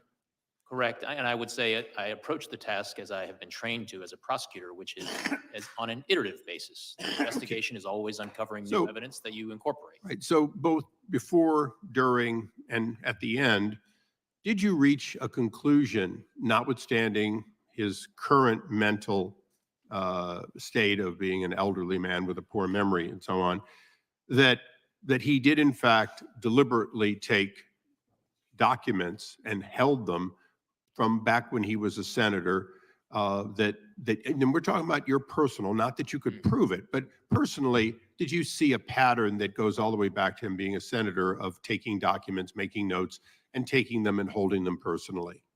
Congressman, I viewed my task as a prosecutor in this matter to determine what I believed the evidence. No, I appreciate that. And I'm not trying to take away from your conclusion. Some others are debating the conclusion. I'm not debating the conclusion. I just want to go through one element that I think is important. Look, you've prosecuted people in the past and failed to get a conviction. Is that correct? Correct. Okay, you're not a 1,000 perfect batting average. Okay. I can't say that. Yeah. So you went into cases thinking that you would succeed and you didn't. One might say you probably declined to prosecute ones that you might have either gotten a conviction or gotten a plea on. Would you say that's fair to say over your long career? I think that's fair because I take the rules as set forth in the Justice Manual seriously. However, I'm going to presume that you would never prosecute someone you thought was outright innocent. Correct. In this case, did you reach a conclusion that this man was outright innocent? That conclusion is not reflected in my report, sir. Right. So you did not reach that conclusion, or it would have been in your report. I viewed my task of explaining my decision to the Attorney General as being based on my judgment and my assessment of the evidence, would a conviction at trial be the probable outcome? That's what's at stake. And I just want to make sure the record is complete in that because I think it's extremely important.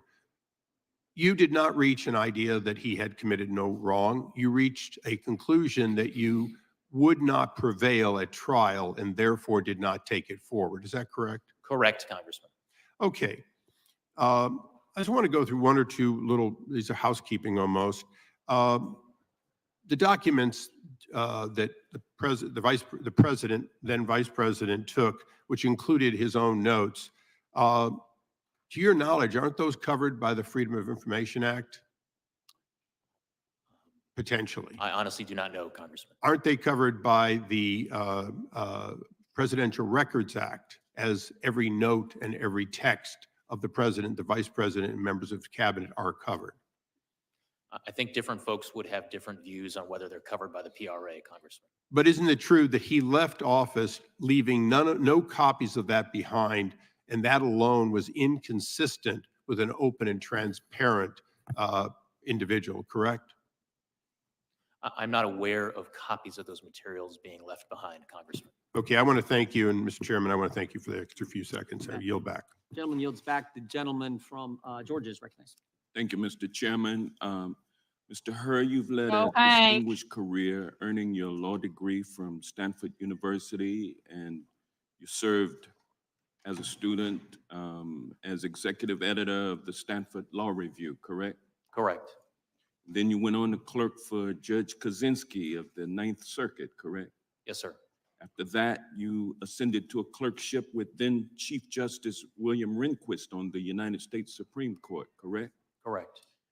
And then you later joined the Daddy Bush Department of Justice as a special assistant to known Federalist Society member and now FBI Director Christopher Wray. Isn't that correct? I did spend some time working for former Assistant Attorney General Christopher Wray. And you Call later him Daddy joined Bush. The Trump Justice Department as the Principal Associate Deputy Attorney General, working as the right-hand man for another known Federalist Society member, Rod Rosenstein. Isn't that correct? I served as Mr. Rosenstein's principal deputy. And then Donald Trump appointed you to serve as U.S. Attorney for the District of Maryland. Is that correct? President Trump nominated me to serve in that position, and I was you were unanimously confirmed by the United States Senate. That's correct. And thereafter, Attorney General Merrick Garland appointed you to serve as special counsel for the United States Department of Justice to conduct a full and thorough investigation of certain matters to determine whether or not Joseph Biden should be charged with unlawfully removing and retaining classified documents. Isn't that correct? Correct. And nowhere in that order does Attorney General Garland authorize you to conduct an investigation and issue a report on whether President Biden is mentally fit to serve as president. Isn't that correct? That does not appear in the appointment order. And pursuant to your appointment to conclude your investigation, you issued a report that was published by Attorney General Garland, correct? He made it available to Congress, sir.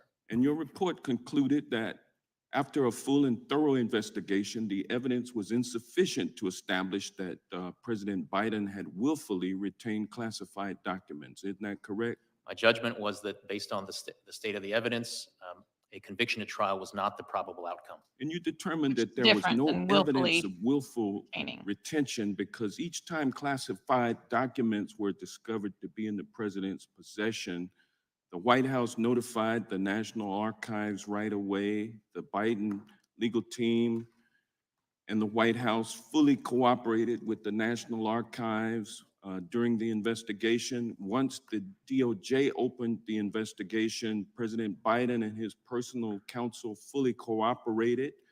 Isn't that correct?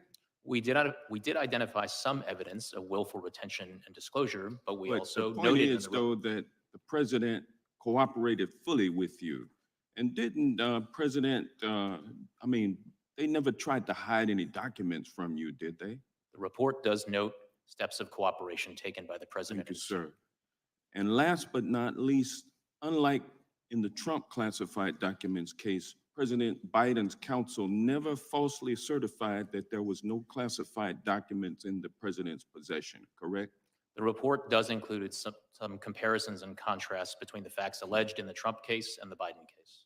Despite clearing President Biden from being prosecuted, you used your report to trash and smear President Biden because he said in response to questions over a 5-hour interview that he didn't recall how he got the documents. And you knew that that would play into the Republicans' narrative that the president is unfit for office because he's senile. And the American people saw during the State of the Union address that that was not true. But yet that's what you tried to offer to them, and that's why they are having you here today, so that they can expand upon that narrative. And you knew that that's what was going to happen, didn't you? Congressman, I reject the suggestions that you have just made. That is not what happened. Let me move on. Partisan then, sir. politics played You no are a part member whatsoever in my work. You are a My member work of the was Federalist independent Society, are you not? and fair. Are you a member of the Federalist Society? I am not a member of the Federalist Society. But you are a Republican, though, aren't you? I am a registered Republican. Yes, sir. And you're doing everything you can do to get President Trump reelected so that you can get appointed as a federal judge or perhaps to another position in the Department of Justice. Isn't that correct? Congressman, I have no such aspirations, I can assure you, and I can tell you that partisan politics had no place whatsoever in my work. It had no place in the investigative steps that I took. It had no place in the decision that I made, and it had no place in a single word of my report. Thank you, sir. Gentleman's time has expired. The gentleman from New Jersey is recognized for 5 minutes. Thank you, Mr. Chairman. Mr. Hurst, thank you for being here. You know, I think for the folks that may be watching this at home, they might be a little bit confused, and I'm trying to organize this in my mind as well. The way the president is portrayed in your report and just how we feel about him. Was he a well-meaning, forgetful man, as you said? Or was he a man that was focused on history? Was he a man that maintained and retained these top secret documents that should have been not in his home? And was he a man that wanted to prove he was worthy to be president and that his vision of Afghanistan was better than even President Barack Obama's, and that his focus on history was most important to him? Do you know which it is? Congressman, to the extent you're quoting language from my report, I stand by the words in my report. So you stand by that he was, and let me quote you exactly, quote, a well-meaning but forgetful old man. I don't think those exact words appear in the report, Congressman, but to the extent that I use words similar to that effect in my assessment of how a jury would perceive Mr. Biden and the evidence relating to him, including his testimony, I do stand by that assessment. So is it accurate to say that in your interview, President Biden retained and disclosed classified materials as a means to bolster his image as a presidential figure? And I'm going to ask you for yes or no's here because our time is so limited. I believe words to that effect are in my report, So Congressman. the answer is yes. Would you agree that President Biden's intent to showcase his legacy provides a motive for his actions concerning classified materials? Yes or no? It is one of the motives addressed in the report. Yep, to showcase his legacy. Is it accurate to quote your report that classified documents were found in, quote, badly damaged boxes in his garage near a collapsed dog crate, a dog bed, a Zappos box, and an empty bucket? Is that correct? Those words do appear in the report. So that's correct. The answer is yes. Are these secure locations to store classified documents? They are not. Okay, so we got a former vice president who is established to have willfully, purposefully retained classified documents in order to highlight his political stature and show his stature as a presidential figure. We have a former vice president who stored classified documents in very unsecured places. We have a former vice president who will not suffer any consequences for all of these actions, all because we say, well, he's a well-meaning, forgetful old man. You know, if you were kind of a well-meaning, forgetful old man that was driving a car and you forgot what you were doing a little bit and you hit somebody and killed them, I believe you'd be responsible. The law must apply, you know this, to everyone. The standard behind the decision not to prosecute Joe Biden, especially in light of Special Counsel Jack Smith's decision to prosecute President Trump for similar conduct, gives the real appearance of two standards. Just again, is so much part of this Department of Justice. Justice for thee, but not for me. Special Counsel Hur, has any former president or vice president besides President Trump ever been criminally charged for knowingly retaining classified information after they left office? Yes or no? No. Would you concur that Special Counsel Smith's decision to charge a former president for retaining and disclosing classified information was an extraordinary, unusual, and unprecedented decision? I will not comment on that matter. Well, I'm going to be a comment. yes. The answer is yes. Special Counsel Hur, these two reports are the culmination, in my mind, of the Department of Justice's two standards, and an example, again, of the Justice Department being weaponized against conservatives.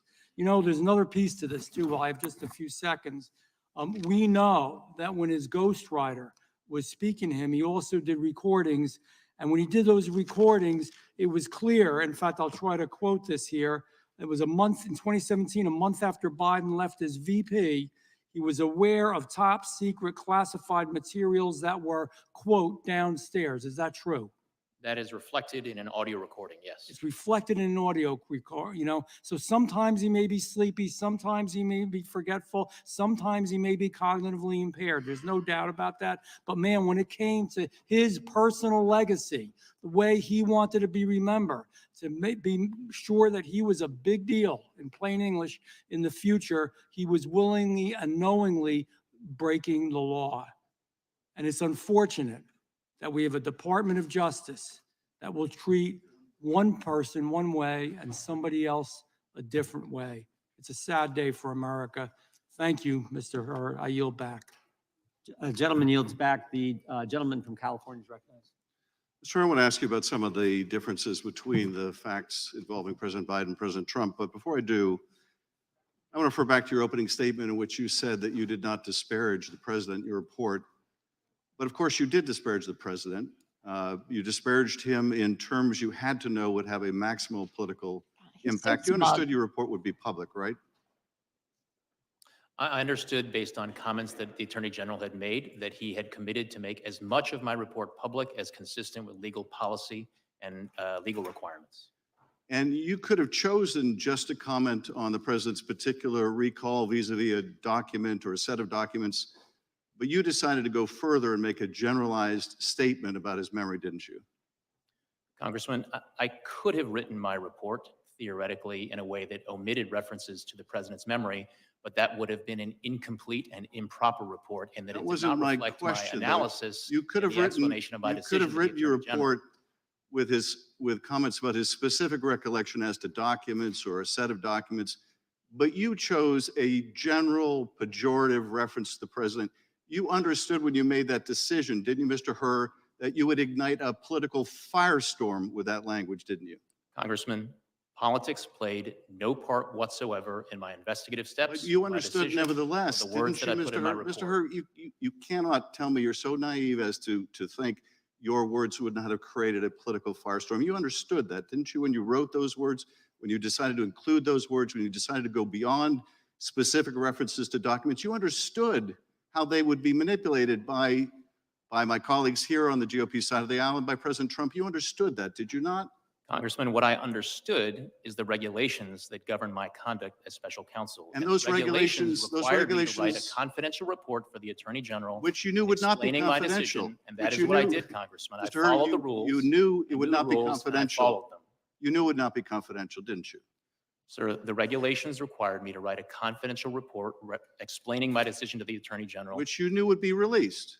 It was up to the Attorney General to Which you determine understood what it would be portions of the released, did report you would not? be released consistent with DOJ policy. You understood it legal would be requirements. released. You understood it would be released. I understood from the Attorney General's public comments that he would make as much of my report public as he could, consistent with legal requirements and DOJ And you also understand DOJ policy that you are to take care not to prejudice the interests of the subject of an investigation, right? That is generally one of the interests that DOJ policy requires that prosecutors respect. And it was your obligation to follow that policy in this report, was it not? It was also my obligation to write a confidential report for the Attorney General explaining completely But my what decision. you did write was deeply prejudicial to the interests of the president. You say it wasn't political, and yet you must have understood you must have understood the impact of your words. You must have understood the impact of your decision to go beyond the specifics of a particular document, to go to the very general, to your own personal, prejudicial, subjective opinion of the president, one you knew would be amplified by his political opponent, one you knew that would influence a political campaign. You had to understand that. And you did it anyway. And you did it anyway. And let me just go to some of the differences here between the president's conduct and Mr. Trump's. In the superseding indictment, on page 3, it says that Mr. Trump suggested that his attorney falsely represent to the FBI and grand jury that he did not have documents called for by the grand jury subpoena. You didn't find anything like that with respect to Mr. Biden, did you? Congressman, I do not have the Trump indictment in front of me, but I need to address something that you said in your prior question. What you are suggesting is that I needed to provide a different version of my report that would be fit for public release. That is nowhere in the rules. I was to prepare a confidential report that was comprehensive and thorough of an What is explanation in the by rules, Attorney Mr. General. Hur, what is in the rules is you don't gratuitously do things to prejudice the subject of an investigation when you're declining to prosecute. You don't gratuitously add language that you know will be useful in a political campaign. You were not born yesterday. You understood exactly what you were doing. He It was to a write a choice. confidential You report. certainly What didn't was have to include released that was language. not You his could have said vis-a-vis the documents responsibility. that were found at the university, the president did not recall. There is nothing more common. You know this, I know this. There is nothing more common with a witness of any age when asked about events that are years old to say, I do not recall. Indeed, they're instructed by their attorney to do that if they have any question about it. You understood that. You made a choice. That was a political choice. It was the wrong choice. Mr. Chairman, I yield back. Gentleman yields back. Gentleman from Arizona, did special counsel wish to respond to that final question? Yes, Congressman, what you are suggesting is that I shape, sanitize, omit portions of my reasoning and explanation to the Attorney General for political reasons. No, I suggest that you not shape your report for political reasons, which is what you time is did. the That did witness not in happen, response. Congressman. That did not happen. Gentleman yields back. The gentleman from Arizona is recognized for 5 minutes. Thank you, Mr. Chairman. Thank you, Mr. Hur, for being here. And thank you for your report. I've read it. And I think where you and I might have disagreements, there may be matters of opinion and not necessarily the facts as you've reported them. So I want to go over the elements of the offense that seem to have at least struck my craw is the where you put in here twice that the jury would not likely to find intentionality on the part of disclosure in particular. So I want to talk about that for a second. So if it's not willful, we might say an accident, something negligent, careless, that would not necessarily rise to willful or intentional or purposeful, right? Those are different standards of intent under the law. Yes, sir. Yeah. So when President Biden misplaced 30 briefing documents in 2010 that had classified material, and they're not sure even if they ever got them all back, or when he was in the Hamptons at a party and he lost what they were calling code words, which is high security information, that wasn't necessarily willful. There was no indication that he purposefully did that. Accidental, negligent. You indicated, don't know if we even got all that information back. We're assuming maybe we did. That would not be willful, right? As reflected in the report, there were certain categories of documents where when we looked into them and investigated how they got to where they ended up or how they ended up being misplaced, we did not identify evidence of willfulness. Yeah, and so if something's willful, you wouldn't say it's ignorant, it's not incompetent, it's not accidental. We'd say something like it's willful, it's intentional, it's purposeful. It indicates really a choice that you have made a deliberate, conscious decision to act in a certain way. Is that fair? That is fair, Congressman. And as I explained in the report, the standard, the willfulness standard basically can be boiled down to the following things: that you know that what you are doing is against the law when you do it. Correct. So let's take a look at it. And this has been brought up before in February of 2017. He's having the discussion with the ghostwriter. He says, he's at the Virginia house at this point. He says, I just found all the classified stuff downstairs, right? So he knows he's got classified stuff, right? 2 months later, in April, he's at a different location, is my understanding. I think he's now up in Delaware. And as you look at let's look at 105, 106 here. He says, Biden reads from a different notebook entry. He reads aloud from notes summarizing a range of issues. We're talking about U.S. military and views expressed there by the intelligence community, the DNI, CIA director. And while he's reading those notes, he says, I can't read my own writing. Do you have any idea what the heck I'm saying here? He asked the ghostwriter. Ghostwriter says, well, something, blah, blah, blah.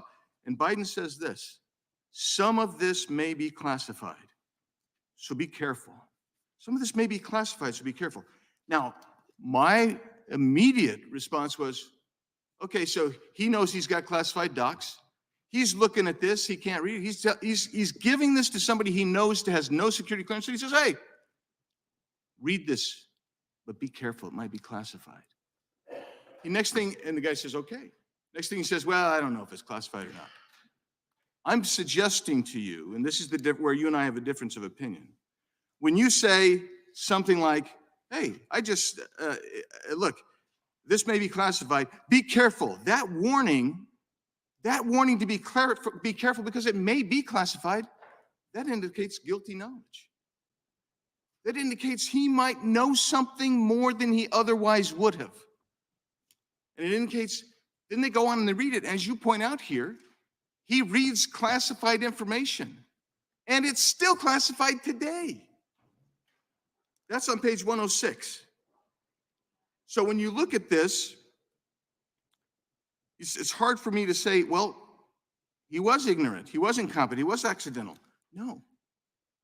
He had guilty knowledge. He knew and told the guy that he's going to expose that classified material to, hey, be careful. Be careful.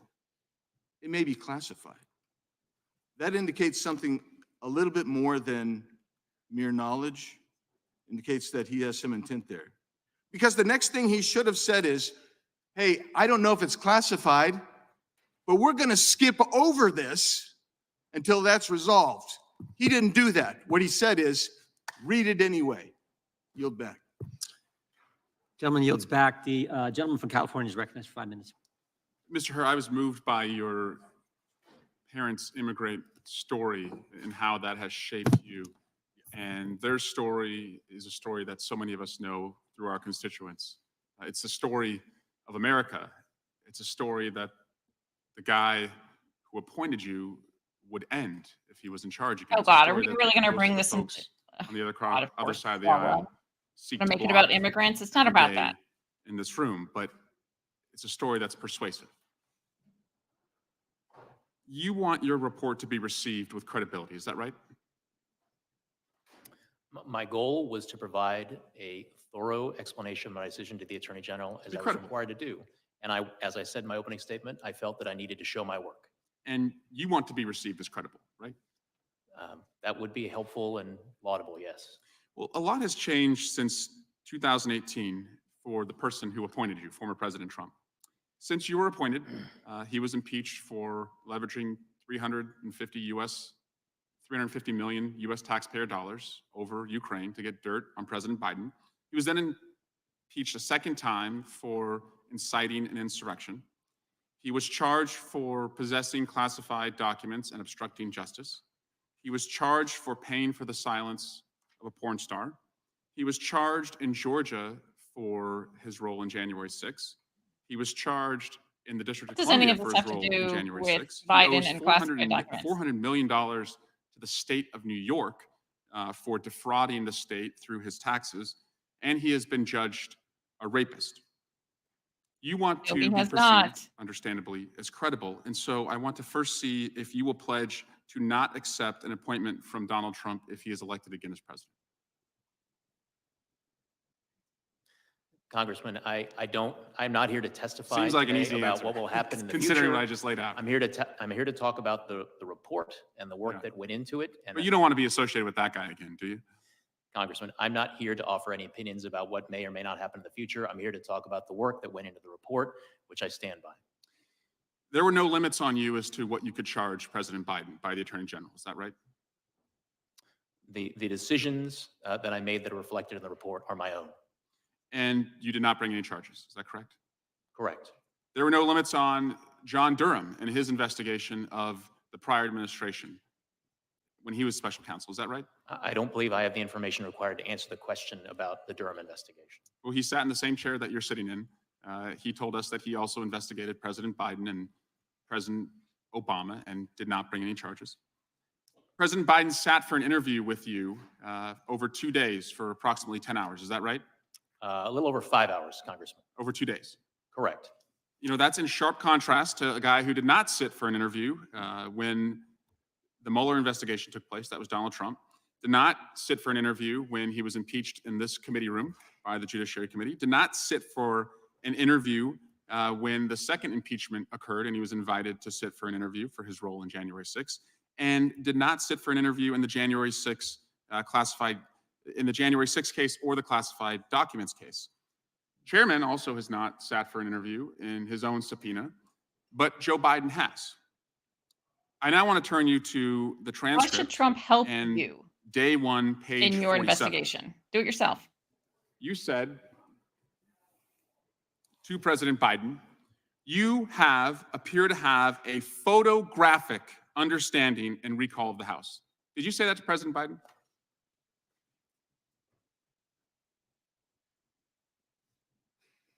Those words do appear on page 47 of the transcript. Photographic is what you said. Is that right? That word does appear on page 47 of the transcript. Never appeared in your report, though. Is that correct? The word photographic? That does not appear in my report. I now want to show you and play a video of what is absolutely not photographic. In the failing New York Times by an anonymous, really an anonymous, gutless coward. We are a nation that just recently heard that Saudi Arabia and Russia will repeat. I hope they now go and take a look at the oranges of the investigation. And I watch our police and our firemen down on 7-Eleven, down at the World Trade Center. And we did with Obama. We won an election that everyone said couldn't be won. This is the very definition of totalitarianism. And let me begin by wishing you a beautiful, look, you remember this? Do you remember? God bless the United States. The windmills are driving them crazy. They're driving I'm the the gentleman. whales, I think a little batty. I'm And I the went to gentleman Puerto has Rico expired. and I met with the president of the The gentleman yields back. The chair now recognizes the gentleman from North Carolina. Thank you, Mr. Chairman. Mr. Hur, I'm way down here at the end of the dais.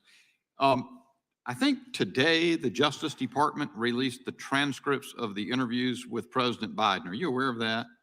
I understand that to be true, yes. Did you have any involvement in the decision or the timing of the release of the transcripts? No, Congressman. Did you make any recommendation about the release of the transcripts or being done or not? I did not. That was above my pay grade. Yeah, I don't know why they've been released so close to this hearing, but it sort of, it impacts our ability to evaluate your report and ask you questions about it. So, but there's one point, just as an illustration, on 221 of your report, you're describing, I think, it's the Afghan pack or something like that about in 2009, I think is the information came from. And you say, as one reason not to prosecute, Mr. Biden says, in addition, Mr. Biden told us in his interview that he does not recognize the marking confidential as a classification marking. To him, the marking means the document should be held in confidence, but not necessarily that it is classified. And footnote 866 is a reference, and it refers to the Biden 10-9-23 transcript at 24 and 25. Now, we have that now, but we haven't until this morning. But I just want to read from that exchange. This is on page 24 at line 15. Mr. Crickbaum. So this is a typewritten document. It's got a confidential, what appears to be a stamp at the top. And the top of the document indicates it's from the American AM Embassy, Kabul. It's dated what appears to me to be November 09. The only question I have for you about this, Mr. President, is the confidential marking. Do you recognize that to be a classification marking? President Biden, no. I mean, confidential doesn't want to get around. It's not in a category, I don't think, of code word, top secret, that kind of thing, but I don't even know where it came from. Mr. Crickbaum, are you familiar with confidential as a level of classified information? President Biden, well, if I got a document that said confidential, it would mean that no one else could see it but me, and you give it or the people working on this issue. Mr. Crickbaum, and are you aware that among certain categories of classified information, there is top secret, secret, and there's also a category of classified information called confidential? Is that something that you are aware of or not? President Biden, yes, I was aware of it. I don't ever remember when I got any document that was confidential that was meant for me to read and or discuss with the people who sent me the memo. And then it trails off. So as I read those answers, they're equivocal. He at first says he doesn't know. Do you recognize that to be a classification marking? He said no, and then goes on to explain. But then Mr. Crickbaum came back and he said, are you aware that among certain categories of classified information, there's also a category of classified information called confidential? And he says, yes, I was aware of it. So he either has Mr. memory Hurley, problems or he in that lied. one instance, there seems to be a discrepancy between the conclusion in the report or the summary of the evidence in the report and what the transcript says. Can you offer any guidance to this committee why you would put that summary in your report as opposed to saying that he gave inconsistent answers? Or in fact, why didn't you nail down in the transcript which was the right answer? He's given answers that says no, and then he says yes. Why didn't you pursue it until you knew? Congressman, the report reflects our best efforts to summarize and characterize the evidence in the investigation, including the investigation received from the president himself during our interview of him. But as you point out, the transcripts of the president's interview over 2 days are now available to the committee for their inspection, and the members are able to draw their own conclusions based on the transcripts that are now available to them. Well, and I appreciate your answer. And I certainly think things, you can come up with some details that someone can disagree on, and it has the quality, I know, of some cherry picking because I've just found something, but we've only had a little bit of time to look. I don't think it serves this process well for the Justice Department to dump these transcripts into the public right now. If they were going to be released, they should have been released at a proper time. And I think I'll leave it at that, Mr. Chairman. I'll yield back. The gentleman yield. The gentleman yield. I will yield to the chairman. Just real quick, Mr. Hurd, someone earlier said, said something about changing the facts. You said, I'm not going to change the facts, but let's keep the facts the same, but change the subject. You had the same facts and the individual that you were investigating was 65 and had a good memory. Do you reach the same conclusion? Congressman, as I responded earlier to a question along these lines, I am not here to entertain hypotheticals about facts or circumstances that may be different. What I did was assess the evidence and the facts that I obtained in this investigation and make a judgment based on this set of evidence. Fair enough. The chair now recognizes the gentlelady from Washington for 5 minutes. Thank you, Mr. Chairman. Special Counsel Hurd, thank you for being here. Thank you for your work. In your investigation, you reviewed more than 7 million documents and conducted 173 interviews of 147 witnesses, including President Biden. Is that correct? Yes, Congresswoman. And your 15-month investigation cost several $1 million and resulted in a comprehensive 345-page report with several dozen pages of appendices. Is it correct that, as it says in the first sentence of your executive summary, that your investigation concluded with an assessment that, quote, no criminal charges are warranted in this matter? Correct. So this lengthy, expensive, and independent investigation resulted in a complete exoneration of President Joe Biden. For every document you discussed in your report, you found insufficient evidence that the president violated any laws about possession or retention of classified materials. The primary law that you analyzed for potential prosecution was part of the Espionage Act, 18 U.S.C. 793E, which criminalizes willful retention or disclosure of national defense information. Is that correct? Congresswoman, that is one statute that we analyzed. I need to go back and make sure that I take note of the word that you used, exoneration. That is not a Mr. word Hur, that I'm appears going in to the report, continue and with that's my not part of my questions. task as a I'm going to prosecutor. continue with my The questions. I judgment know I that the received, term, that I ultimately reached I know related to that the whether term, sufficient evidence existed such that the likely you didn't, outcome you would be a exonerated him. conviction. I know I that did the not term exonerate him. That willful word does not appear in the retention has a, report, Congresswoman. Mr. Hur, it's my time. Thank you. I know that the term willful retention has a particular legal meaning, and I want to make sure that that meaning is absolutely clear to the American people before we go any further. As you wrote in your report, to prove as a matter of law that the president, quote, willfully retained any documents, you would need to prove beyond a reasonable doubt two elements. First, that the president knowingly retained or disclosed national defense information, and second, that he knew that this conduct was unlawful. Is that correct? That's correct. And to be Oh, very, and I'm very sorry, Congressman, that it was national defense information. That's an important third element. Okay, thank you. To be very, very clear, you did not find sufficient evidence to prove either of those elements beyond a reasonable doubt to show that Mr. Biden willfully retained any of the classified national defense materials that were recovered during your investigation, correct? My conclusion was that the admissible evidence was not sufficient to make conviction at trial a probable outcome. Not sufficient. Thank you. Let me ask you about a few specific examples so the American people are clear. One set of documents was discovered by investigators in the president's Delaware home. His staff had assembled those documents into binders in 2014 to prepare him for an event with Charlie Rose. Some of the documents in those binders were marked classified.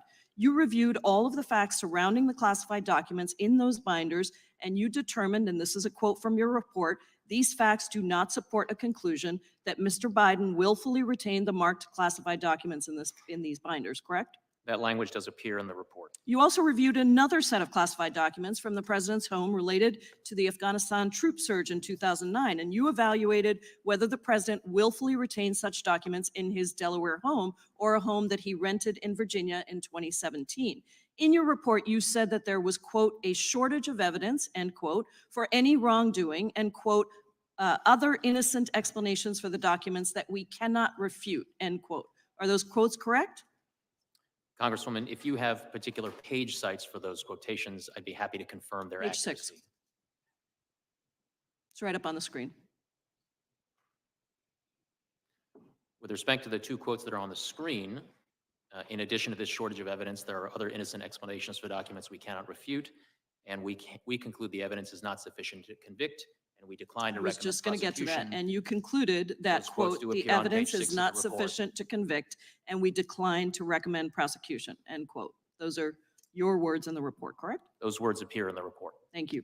President Biden's counsel discovered a different set of documents at the Penn Biden Center and voluntarily turned them over to the FBI. Those documents contain national security information, but you determined that you could not, in fact, prove that President Biden willfully retained those documents because, quote, the evidence suggests that the marked classified documents found at the Penn Biden Center were sent and kept there by mistake. Therefore, we decline any criminal charges related to those documents, end quote, correct? The language, we decline any criminal charges related to those documents, does appear at page 311 of the report. Thank you. You also reached a similar conclusion regarding the documents found in President Biden's Senate papers at the University of Delaware. Quote, for these reasons, it is likely that the few classified documents found in Mr. Biden's Senate papers at the University of Delaware were there by mistake, correct? That language does appear at page 325 of the report. So it seems to me that the crux of the report, the main story, is that you found insufficient evidence to prove beyond a reasonable doubt that President Biden willfully retained any classified materials. That is the story of this report. And That's I yield not what back, he said. Mr. Chairman. He said he did willfully From retain. Indiana is recognized. Thank you, Mr. Chairman. I just thank you, Special Counsel, for being here in these challenging times. And I want to tell you a few things that is interesting for me. You obviously could see that there is a motive, there is a legacy. You obviously see that there was a willful retention of these documents, but it's interesting for me that when you talk about sympathetic, well-meaning older man with poor, elderly man with a poor memory, it seems like every attorney would advise you to be sympathetic and be well-meaning. And it seems like the whole FBI needs to do based on my hearings here, I need to do check on amnesia because everyone says doesn't recall. So it seems to me that it might have been something way more in his recollection. There's a typical I don't recall, because that's what ever since like that I've learned it here. So is there something more than that, that just I don't recall something for you to actually decide? Because it seems that this is the core of the whole investigation. Why didn't you pursue further the charges? Congresswoman, my judgment as to how a jury would likely perceive and receive and consider evidence relating to all the evidence that would be put in by both the government and the defense at trial, it was based on a number of different sources, from documents, including various recordings, some of them from the 2016-2017 timeframe, some from our interview with the president in October of 2023. I think what you're asking about specifically is how the president presented himself during his interview in October of last year.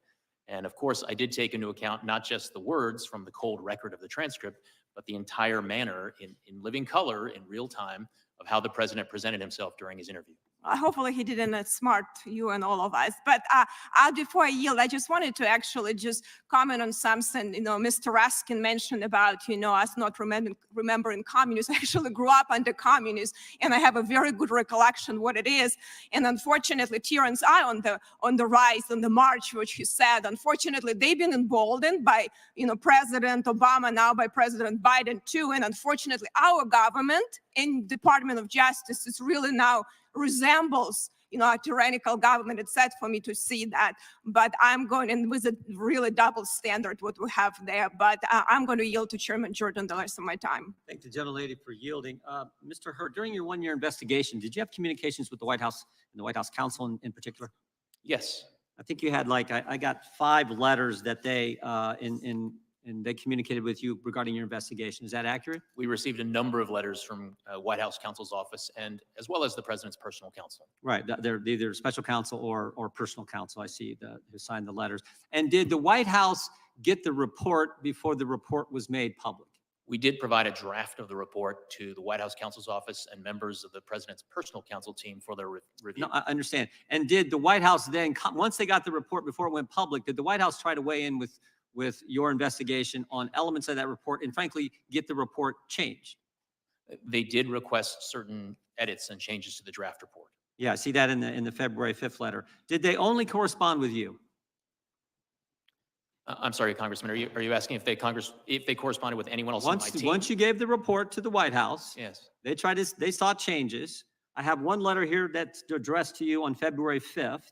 And they said, we're pleased that after more of a year of investigating, you've determined, they respond to the report. And then they disagree with they asked for you to change some of the things you had in your report, namely the fact that the president's memory was not very good. You remember that? Yes, sir. Okay, but I also have 2 other letters. One on February 7th to Merrick Garland, where they raised the same concern. And then on February 12th, where they go to the DAG, Bradley Weinsheimer. You familiar with those? I am familiar with those letters. Bradley Weinsheimer is an assistant or associate deputy attorney general. Right, associate DAG, the ADAG, right? Yes. And Merrick Garland, of course, is the attorney general. So Yes, you're he familiar is. with the fact that they went over your head? They were certainly entitled to write whatever letters they wished to Mr. Weinsheimer and to the attorney general. I just find that interesting. The White House they're communicating with you throughout this one-year investigation, and then the White House says, "Oh, we're going to go to the principal's office, and we're going to talk about Mr. Hur's report." Do you find that interesting? As I said, they were free to correspond with whomever in the federal government they wished to correspond with. I did engage in numerous communications with them during the course of the investigation. And as is reflected in the special counsel regulations, the attorney general did provide oversight of my investigation. Understand. I thank the gentlelady for yielding and yield back. The chair now recognizes the gentleman from California for 5 minutes. Thank you, Chairman Jordan. I want to first say that the House Judiciary Committee is responsible for helping to enforce the rule of law.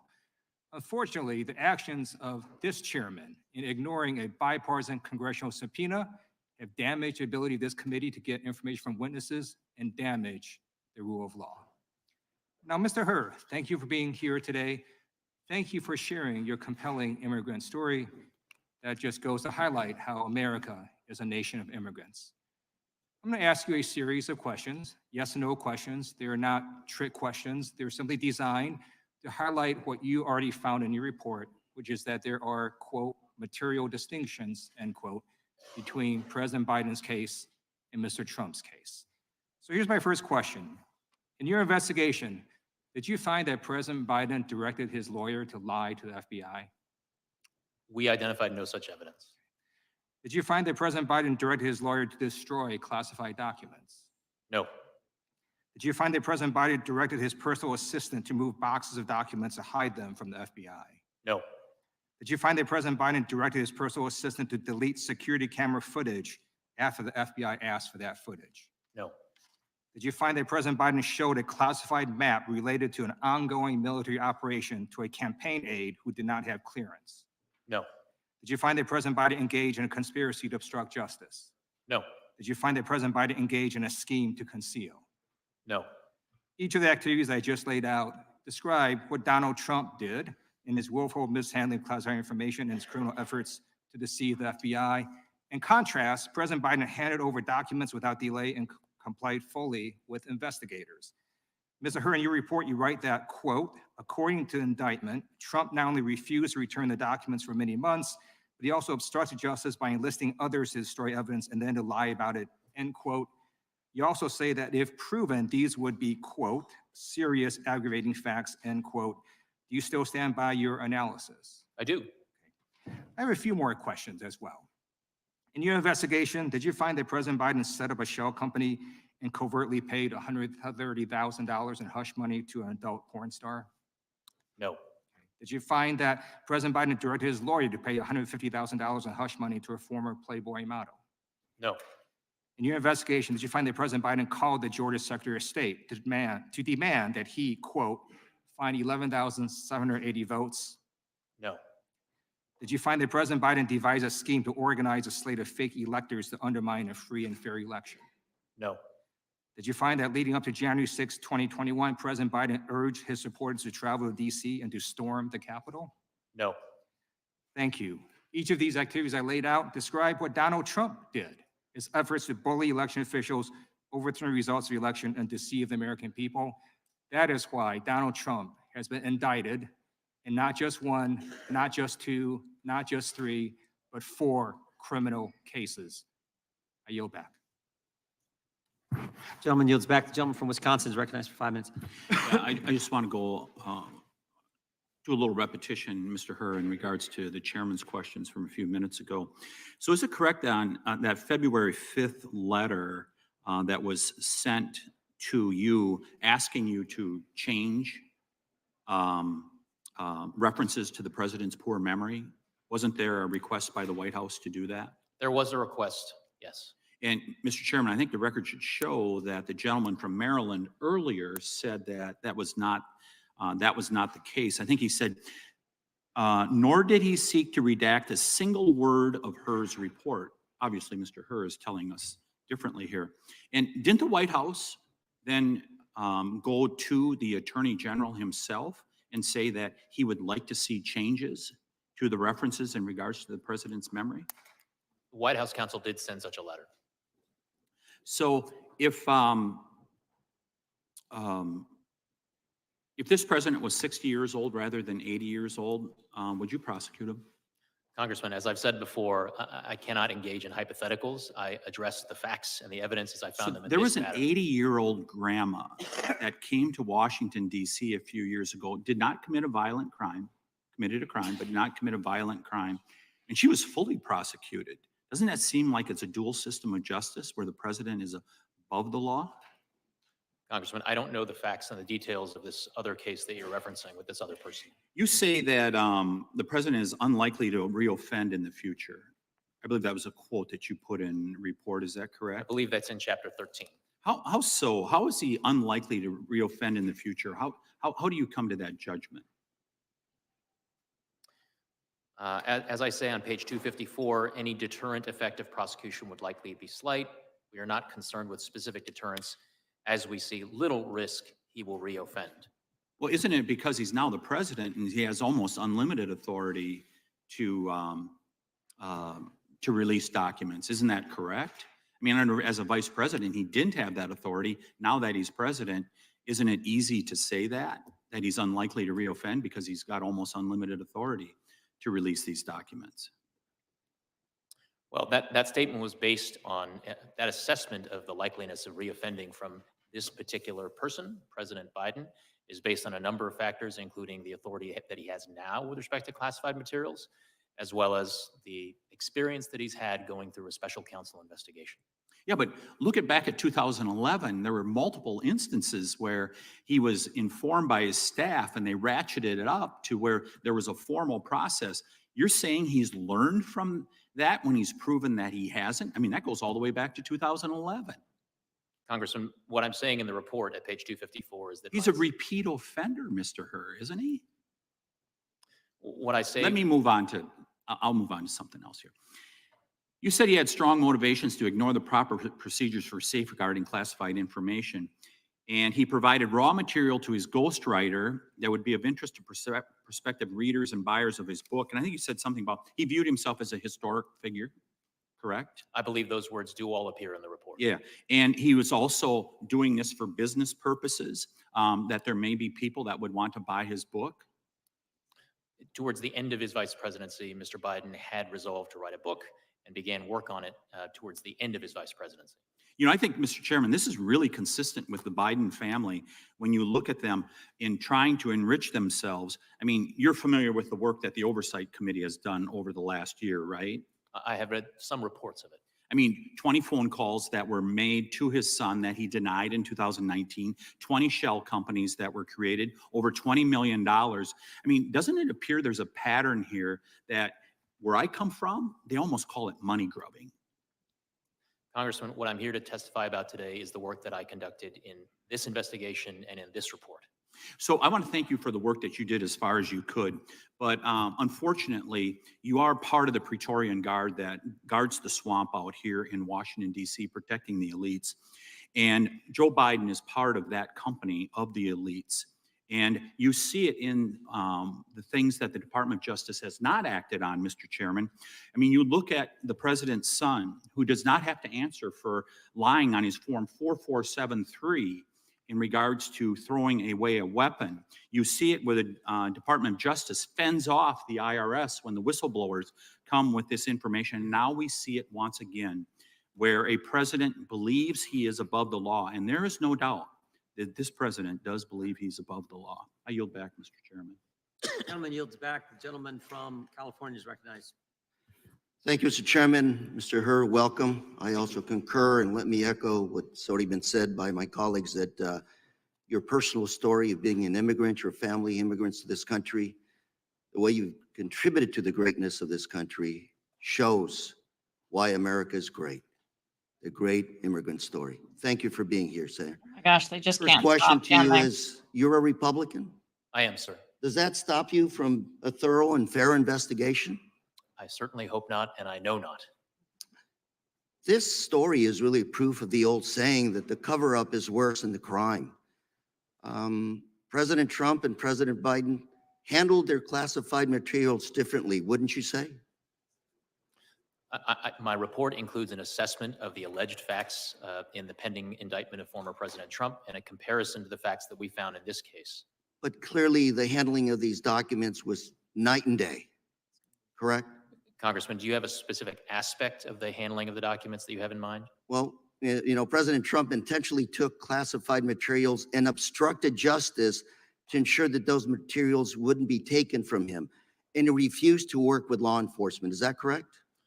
My report reflects no findings of obstructive conduct on the part of Let me ask you another question. President Trump has been indicted in the U.S. District Court of Southern Florida on 40 counts related to his possession of classified documents. Is that correct? I don't know the exact number of counts, but I know that an indictment is pending in that district. Mr. Hur, you even wrote that after being given a number of chances to return classified documents and avoid prosecution, President Trump allegedly did oppose. And according to the indictment, he not only refused to return those documents over for many months, but he also obstructed justice by enlisting others to destroy evidence and lie about them. Compare and contrasting to President Trump turned classified documents over to the National Archives and the Department of Justice, and he consented to searching his home, in other locations. Wouldn't you say that's night and day when it comes to cooperation with law enforcement? Yeah, wouldn't that have been nice if Trump Congressman, had the been given the report does opportunity instead of an include an FBI analysis, raid a on his comparison house of the facts that are or on alleged with Mar-a-Lago? respect to former President Trump, and does detail steps of cooperation that the president and his team took with respect to my investigation. I would say, President Biden, you had his full cooperation in this investigation. The report includes cooperative steps that the president took. Would this be a factor in It was your still decision to 5 years prosecute? until he reported It that was he a had the factor, and I classified explained it as documents. such in the report. Only after Trump was And you indicted. stated that the recommendation not to prosecute had nothing to do with the Department of Justice policy not to indict the sitting president. Is that correct? What the report says that even if it were not current Department of Justice policy that a sitting president may not be indicted on federal crimes, I would reach the same conclusion that criminal charges are not warranted. Mr. Hur, have you set new precedent here today? To the No, extent that's actually that, the old precedent. The new precedent to the is extent that the actually Department of suing Justice makes charges. enforcement decisions or non-enforcement decisions in particular cases, those are precedents. Those are events that future prosecutors do look to in an endeavor to make sure that federal law is applied consistently over time. Mr. Hur, I'd say based on your education and your career experience, you're a very, very competent prosecutor, a very, very well-prepared attorney. I'm going to ask you one more time. Does the fact that you're Republican, does that stop you from a thorough and fair investigation? No, partisan politics had nothing to do with the work that I did or the report that I wrote or the decision that I reached. Thank you very much for being here. And Mr. Chairman, I yield. Gentleman yields back. Gentleman from Wisconsin is recognized. Attorney Hur, Webster's dictionary defines senile as exhibiting a decline of cognitive ability, such as memory associated with old age. Mr. Hur, based on your report, did you find that the president was senile? I did not. That conclusion does not appear in my report, Congressman. You felt, though, that the president's memory or lack thereof was a critical reason to decline prosecution. The reason I'm asking this is whether you believe the president would be fit to stand trial, or do you think his lawyers would argue his incompetence to stand trial due to his state of mind? Also, you know, was he in a place to actually be questioned? Congressman, my report, to the extent that it addresses the president's memory gaps that we identified in the evidence that we obtained during our investigation, they are addressed in the context of determining how the jury would perceive, receive, and consider evidence relating to whether or not the president had willful intent when it came to retaining or disclosing national defense information. Very good. I'd like to focus my questioning on Chapter 14 of your report. The classified documents found at the Penn Biden Center. You state in your report that the documents found at the Penn Biden Center were the most highly classified, sensitive, and compartmentalized materials recovered during your investigation. Is that correct? That is correct. Many of the documents came from Mr. Biden's West Wing office. That's also correct, isn't it? I believe that is reflected in the report. Did you ask if he had packed the boxes himself? I believe that was one of the questions that we asked, and that is reflected in the transcript now available to the committee. I think it's important. How would you characterize the packing of these boxes? Was it slow and meticulous, or were they packed in haste without much scrutiny at all? I don't recall off the top of my head exactly how he characterized it, but I think the gist of the evidence is that the manner in which files were packed up and moved out at the end of the Obama administration was it was in something of a rushed manner. Very good. According to your report, the boxes were moved between multiple offices between Mr. Biden departing his West Wing office in January of 17 and his arrival at the Penn Biden Center's permanent offices in October of 17. Were any of these offices authorized to store classified information? No. When the boxes finally arrived at the Penn Biden Center's permanent offices, how were they stored? I believe when the materials were recovered, some of them were stored in a storage closet. And I believe others of them were in file cabinet drawers. So But what's your I would refer you assessment? to the report. What's your assessment on security and access control measures at the Penn Biden Center?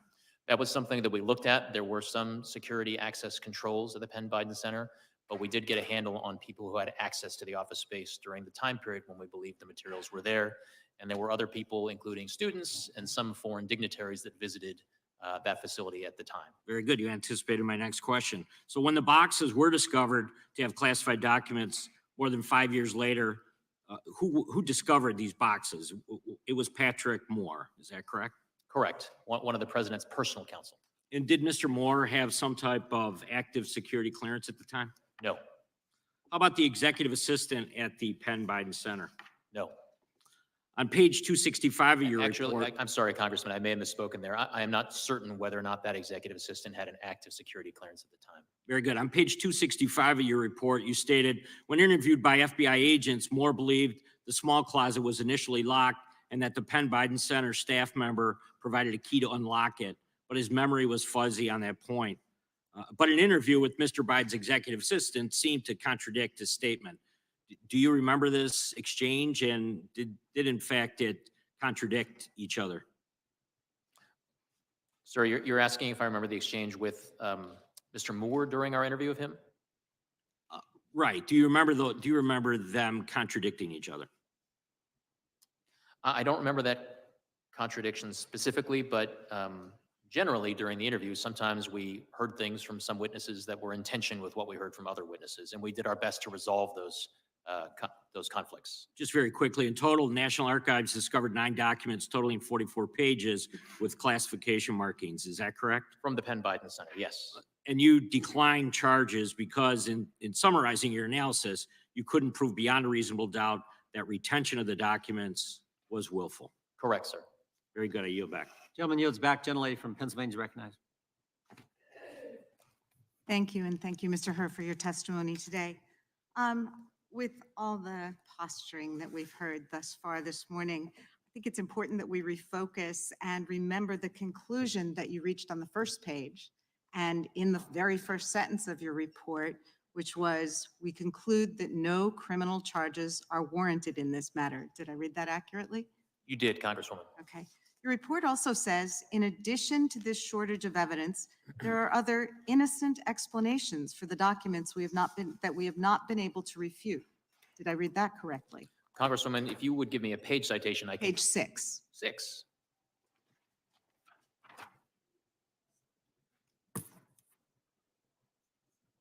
Yes, I see that language on page 6. Okay, thank you. Now, in addition to those conclusions, your report details several material distinctions, as you called them, between President Biden's actions and former President Trump's mishandling of classified materials. The facts are that President Biden cooperated with your investigation. Is that correct? He did. And his team notified authorities when they discovered classified documents and he turned them over immediately. Is that correct? Yes. He consented to multiple searches of his home and other properties. Is that correct? Correct. And he voluntarily sat for an interview with you. Is that correct? Correct. But when it comes to Mr. Trump's treatment of classified materials, your report states that, according to the criminal indictment against him, he refused to return classified documents in his possession for many months, despite having multiple chances to do so, and he obstructed justice by enlisting others to destroy evidence and lie about it. Is that correct? Correct. Now, you noted in your testimony that the specific comments you made about President Biden's memory have gotten a lot of attention. And as we've seen today, our Republican colleagues are again and again trying to weaponize those comments in a cheap attempt to score political points. But as someone who's participated in trials, you know that witnesses, regardless of age, often have difficulty recalling specific statements or facts when asked about them many years after those facts. So let's take a quick look at a differing witness experiencing a lapse in memory during a deposition. Your next wife was a woman by the name of Marla Maples. Right. And sitting here today, do you recall what years you were married to Ms. Maples?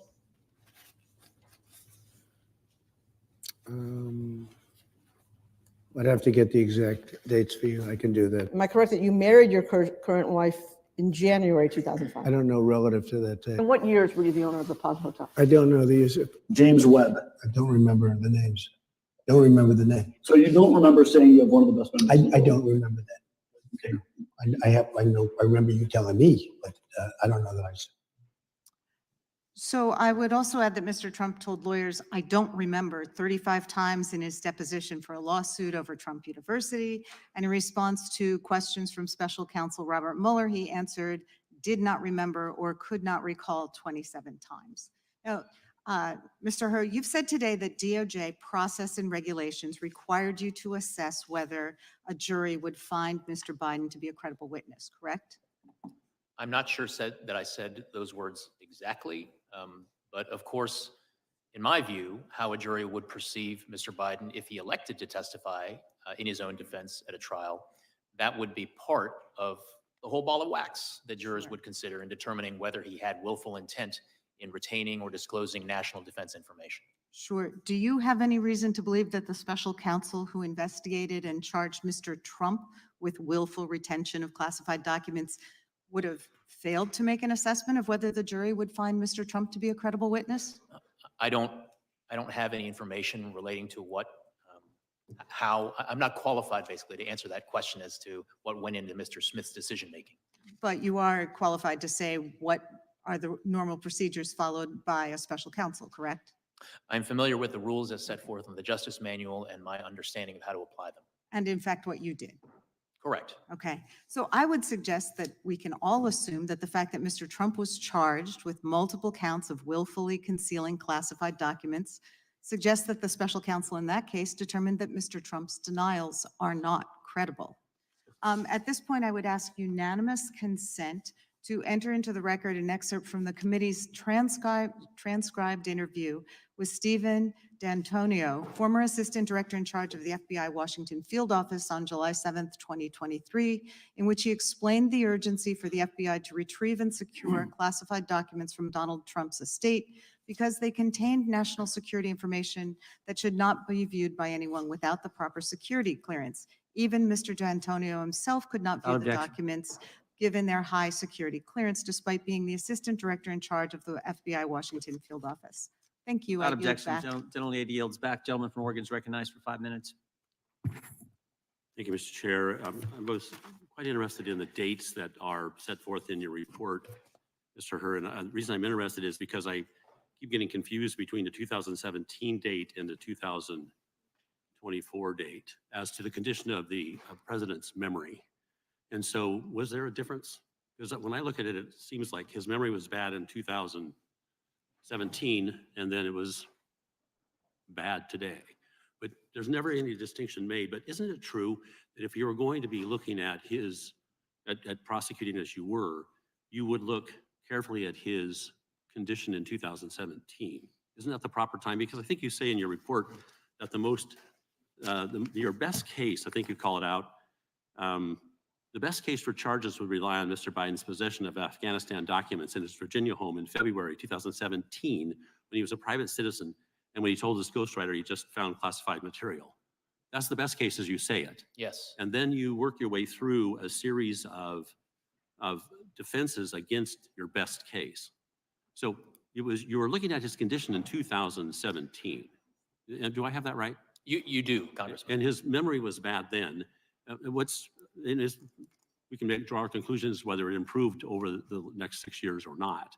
But I just want to make sure it's clear that we're looking at his condition in 2017, which you then find as you go through the list of defenses, that is his memory is bad, his memory is bad, his memory is bad. There's about 6 or 7 defenses here. And so what it gets me to is this question. And I actually pulled this quote out of something I read this morning, that perhaps your report concluded, and perhaps it did not, that the president is, quote, incapable of being held accountable. But that's not quite what happened, is it? You didn't find that he was incapable of being held accountable, did you? I did not. Those words do not appear in my report. They do not. But you reached a conclusion that you didn't have the evidence, but then your report continually recites these defenses. I'm having a hard time putting the two together. If you didn't have the evidence, why do you persist in reciting these defenses? Congressman, I wrote my report as an explanation of my decision to decline charges as to President Biden. And the way that I came up with that explanation and wrote it in my report for the Attorney General is the following. The approach that I took was a prosecutor envisioning what would be the probable outcome of trial if we charged this case, if we presented the evidence to a jury, and not only the government presenting the evidence to a jury, but what would happen if the defense lawyers also got a chance to try to poke holes in the government's case at trial. And with respect to one of the several potential defenses that I lay out in the report, one of them does focus on the president's memory-related issues. That is a defense that the president's defense lawyers may well present at trial. And a jury is going to be confronted with at least 3 separate sets of evidence relating to the president's memory. One is from the recordings in 2016 and 2017 from the ghostwriter. But if I may, forgive me for interrupting, but I'm limited on time as everybody else was. But you say, I think, that the evidence suggests he is incapable of forming, or you're incapable of proving intent. There's kind of a bit of a difference there, right? You may well have had the intent, but you could not of holding these documents, and I hate to say hiding the documents, but you couldn't prove it. So what you did instead is fell back to the various defenses that might also be asserted against you. Kind of a heap of rationale for not pursuing the president. Is that, do I have it right now? Congressman, I think we're on the same page. I think what I'm trying to convey is that the way that prosecutors assess the strengths and weaknesses of their case is to think through, hey, in the government's case in chief, here's the evidence we're gonna present, and the jury might be with us. But that's not the end of the trial. The trial also has to include presentation from the defense lawyers. You're correct, and I'm a lawyer. I've tried cases, so I get it. That your report is not an exoneration so much as a determination that the evidence as you saw it would not overcome the defenses that you had identified, plus whatever lack of evidence you perceived. So it's not an exoneration, is it? The word exoneration does not appear anywhere in my report, and that is not my conclusion. The other thing that's of interest, and I think you were misquoted. You said something about, or someone, I think it was Mr. Raskin, suggested that you. Well, I'm going to run out of time, but I appreciate the work you do as a prosecutor, and I yield back. Gentleman yields back. Mr. Herb, we've been at this close to 3 hours. We will, if you can hang with us, we'd like to keep going. There's a chance we could complete votes by the time we have to go to votes on the House floor, which would be about 1:40.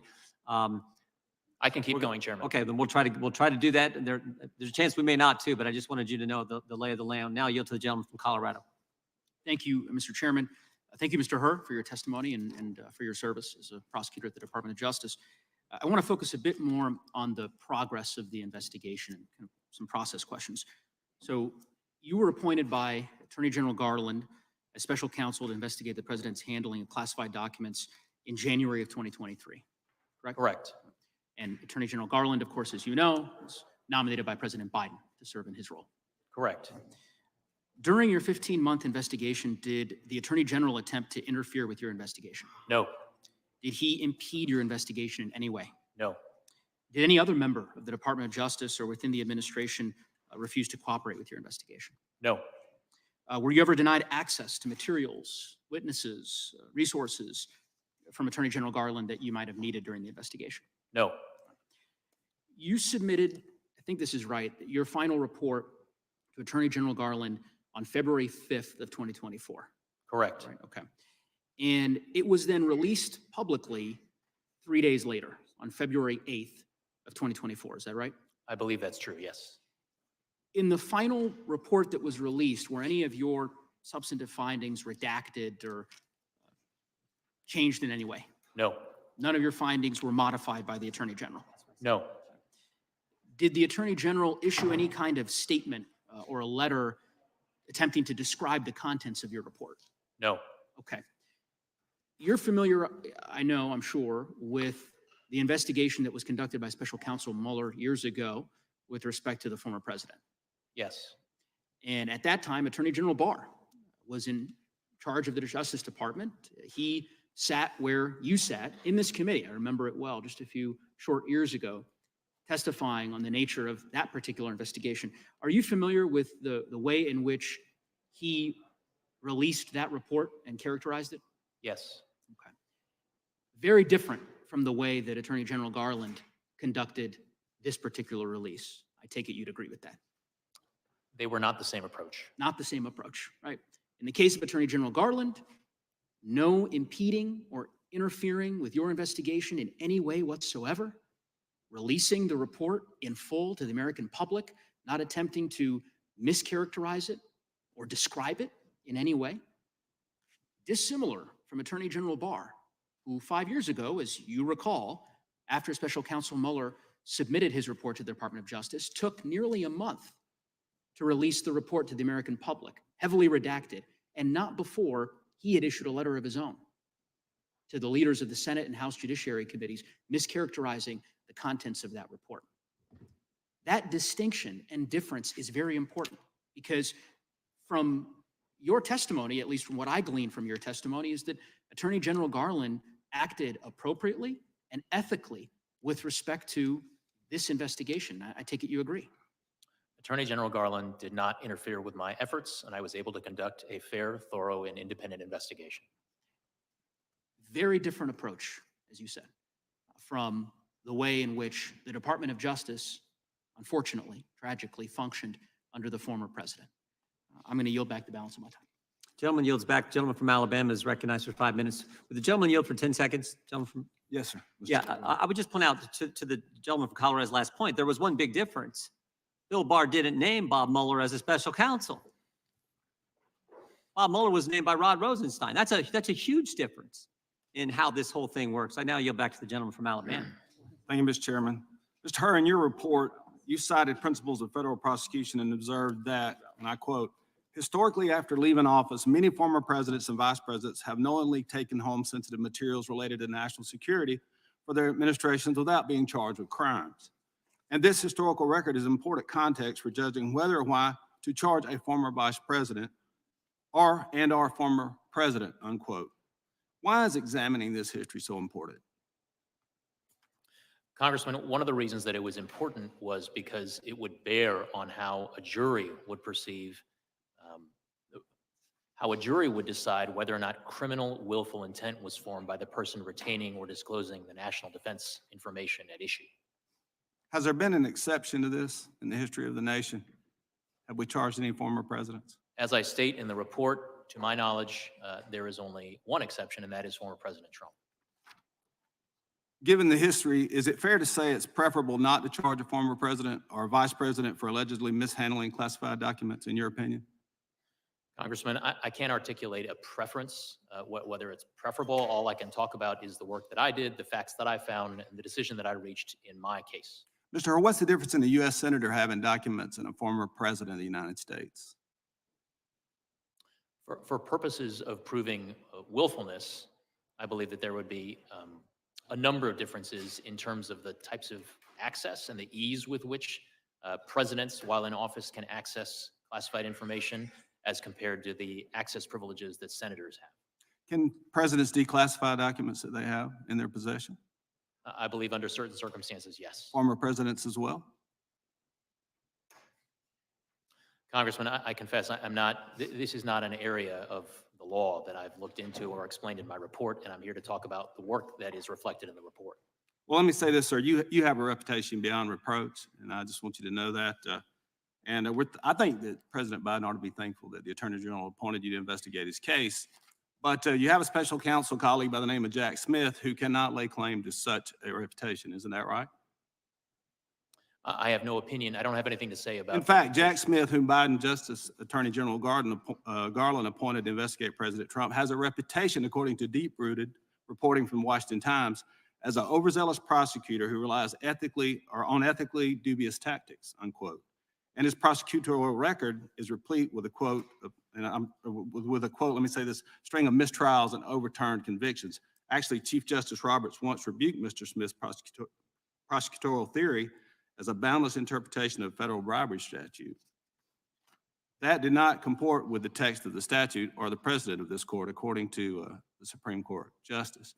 And so, my question is, do you think in the case of Jack Smith, do you think justice is blind when he's looking at President Trump? Since we've never done this in the history of the country, is justice truly blind? Sir, I'm not here to express any opinions with respect to a pending case against another defendant. I'm here to talk about the work that I did with respect to the investigation relating to President Biden. Mr. Chairman, I'll yield the balance of my time back to you.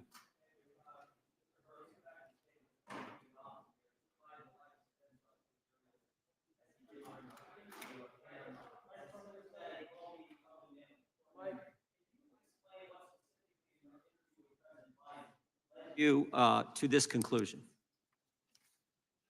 Congressman Jordan, I'm sorry, but the mic was turned on Yeah. partway through your Can you question. explain what specifically in your interview with President Biden led you to this conclusion? The conclusion That about broad how statement that's been cited many times. the totality of the time that I spent with the president during his voluntary interview was something that I certainly considered in framing my assessment and articulating it in the report. And that includes not only the words in the cold record of the transcript of the interview, but also the experience of being there in the room with him and frankly, considering how he would present to a jury in a criminal trial if charges were brought. But I guess I'm asking specifically, I know you cited in the report the dates that he couldn't remember when he was vice president, when he began, when his term ended. You cite that in the report. Is there anything else specifically that stands out from that interview with the president? A number of things stand out. And again, I'm aware that the transcript has now been made available. I do provide certain examples in my report of significant, personally painful experiences about which the president was unable to recall certain information. I also took into account the president's overall demeanor in interacting with me during the 5+ hour voluntary interview. So it was a wealth of details about being there in the moment with the president, including his inability to recall certain things. And I'll also say, as reflected in the transcript, the fact that he was prompted on numerous occasions by the members of the White House Counsel's I read office. that. What the brief look I had at the transcript this morning, because we just got it this morning, I saw some of that. Chair now recognizes the gentlelady from Texas, or excuse me, Pennsylvania. I'm used to you being down there. The gentlelady from Pennsylvania. I got an upgrade. Okay. Thank you, Mr. Hur. Thank you, Chairman. Thank you, Mr. Hur, for your service to our country, for your team's service in this investigation. You determined, after what you described as rigorous, detailed, and thorough analysis, that President Biden should not be prosecuted for mishandling classified documents. In fact, everybody can take a look at your report. The very first sentence says as much. It says, quote, "We conclude that no criminal charges are warranted in this matter." Am I correct? Yes, That's the bottom line of this report. Am I correct? that is the first sentence. It's the first sentence and the bottom line. There's an awful lot of misinformation that has been put forward by the press in some cases and also by the other side of this dais. It's not misinformation, You it's didn't reach additional this decision information. because President Biden was sympathetic. Is that correct? I reached the decision based on the totality of the reasons that I set forth at length in my report. Based on the evidence. And while Mr. Trump, who is being prosecuted, is not sympathetic, you didn't calibrate any of that in there. Sympathetic, not sympathetic. Doesn't matter. It's the evidence, right? Congresswoman, I did not reach any assessments of the evidence in the Trump matter. To the extent that I considered the allegations against former President Trump, it was for purposes of comparing I relevant trust precedents. that with your credibility, you were not out to get Mr. Trump nor here to help Mr. Biden. I think it's about the evidence, and I think you say that over and over again in your report. Why did you decide President Biden should not be prosecuted? Your report tells us, quote, "We conclude the evidence is not sufficient to convict." Those are your words. Is that correct? I believe if those exact words do not appear in the report, that is consistent with the gist of my conclusion. Very good. They are your exact words. That was not the case with Donald Trump. You have a copy of your report today, don't you, in front of you? I do. Would you read a portion of it for me? Your words, it is page 11, starting on line 3, beginning with the words, "Unlike the evidence involving Mr. Biden." Would you read the next few sentences? Unlike the evidence involving Mr. Biden, the allegations set forth in the indictment of Mr. Trump, if proven, would present serious aggravating facts. Keep going. Congresswoman, I'm happy to have you read the words in my report. Well, it's your report, so I think it actually is more fitting that you read those. Most notably, after being given multiple chances to return classified documents and avoid prosecution, Mr. Trump allegedly did the opposite. Keep going. According to the indictment, he not only refused to return the documents for many months, but he also obstructed justice by enlisting others to destroy evidence and then to lie about it. You may stop there. He started out Thank with you. saying. You mentioned the indictment proven. against Mr. Trump for mishandling sensitive classified national security information. That indictment says at the end of his presidency, Mr. Trump, I'm looking for my indictment here. I have it here. Hang on. Of Mr. course he Trump does. himself ordered that boxes containing classified materials go to Mar-a-Lago, where he hosted tens of thousands of guests. Then he kept these sensitive materials carelessly about the property, as you can see here. Classified documents ended up in a bathroom, a ballroom, on a floor, spewed about. And when a grand jury subpoenaed the documents, what did Donald Trump do? The indictment again shows against him what he responded by, suggesting that his attorney falsely represent that the FBI and grand jury that he did not have documents called for by the subpoena. He directed his employee, Waltine Nauta, to move boxes of the documents to conceal them from Mr. Trump's attorney, and then Just lied a to his reminder, this is attorney, not a hearing about and Donald the Trump. FBI It is and a the hearing grand about jury, President suggesting Biden. his attorney might hide or destroy documents called for by the grand jury investigation. Mr. Hur, are those the type of aggravating facts to which you refer to in your report? Congresswoman, the aggravating facts that I refer to in the report are set forth and described in my report at page 11. Very good. Mr. Hur, to the best of your knowledge and investigation, did President Biden ever direct an employee to lie about, hide, or destroy classified information? Yes or no? We did not identify such evidence. Did he do so himself? We did not identify such evidence. And I want to give you a chance, since the transcript is out, to correct the record on an important point.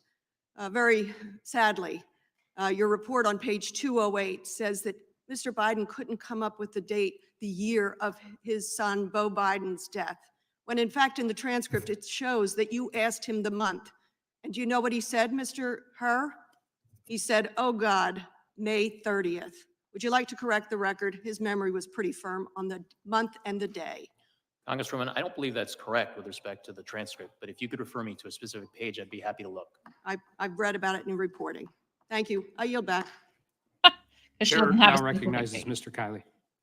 Mr. Hur, why did the White House ask you to remove parts of the report? What was the reason they gave for that? I don't have the letter in front of me, Congressman. I believed that among their reasons was that they contested or that they asserted that certain language in the report was inconsistent with DOJ policy. The day that your report came out, the president gave a live news conference on national television. Did you watch that news conference? I watched the press conference, yes. What was your reaction to seeing the president personally attack you and your team?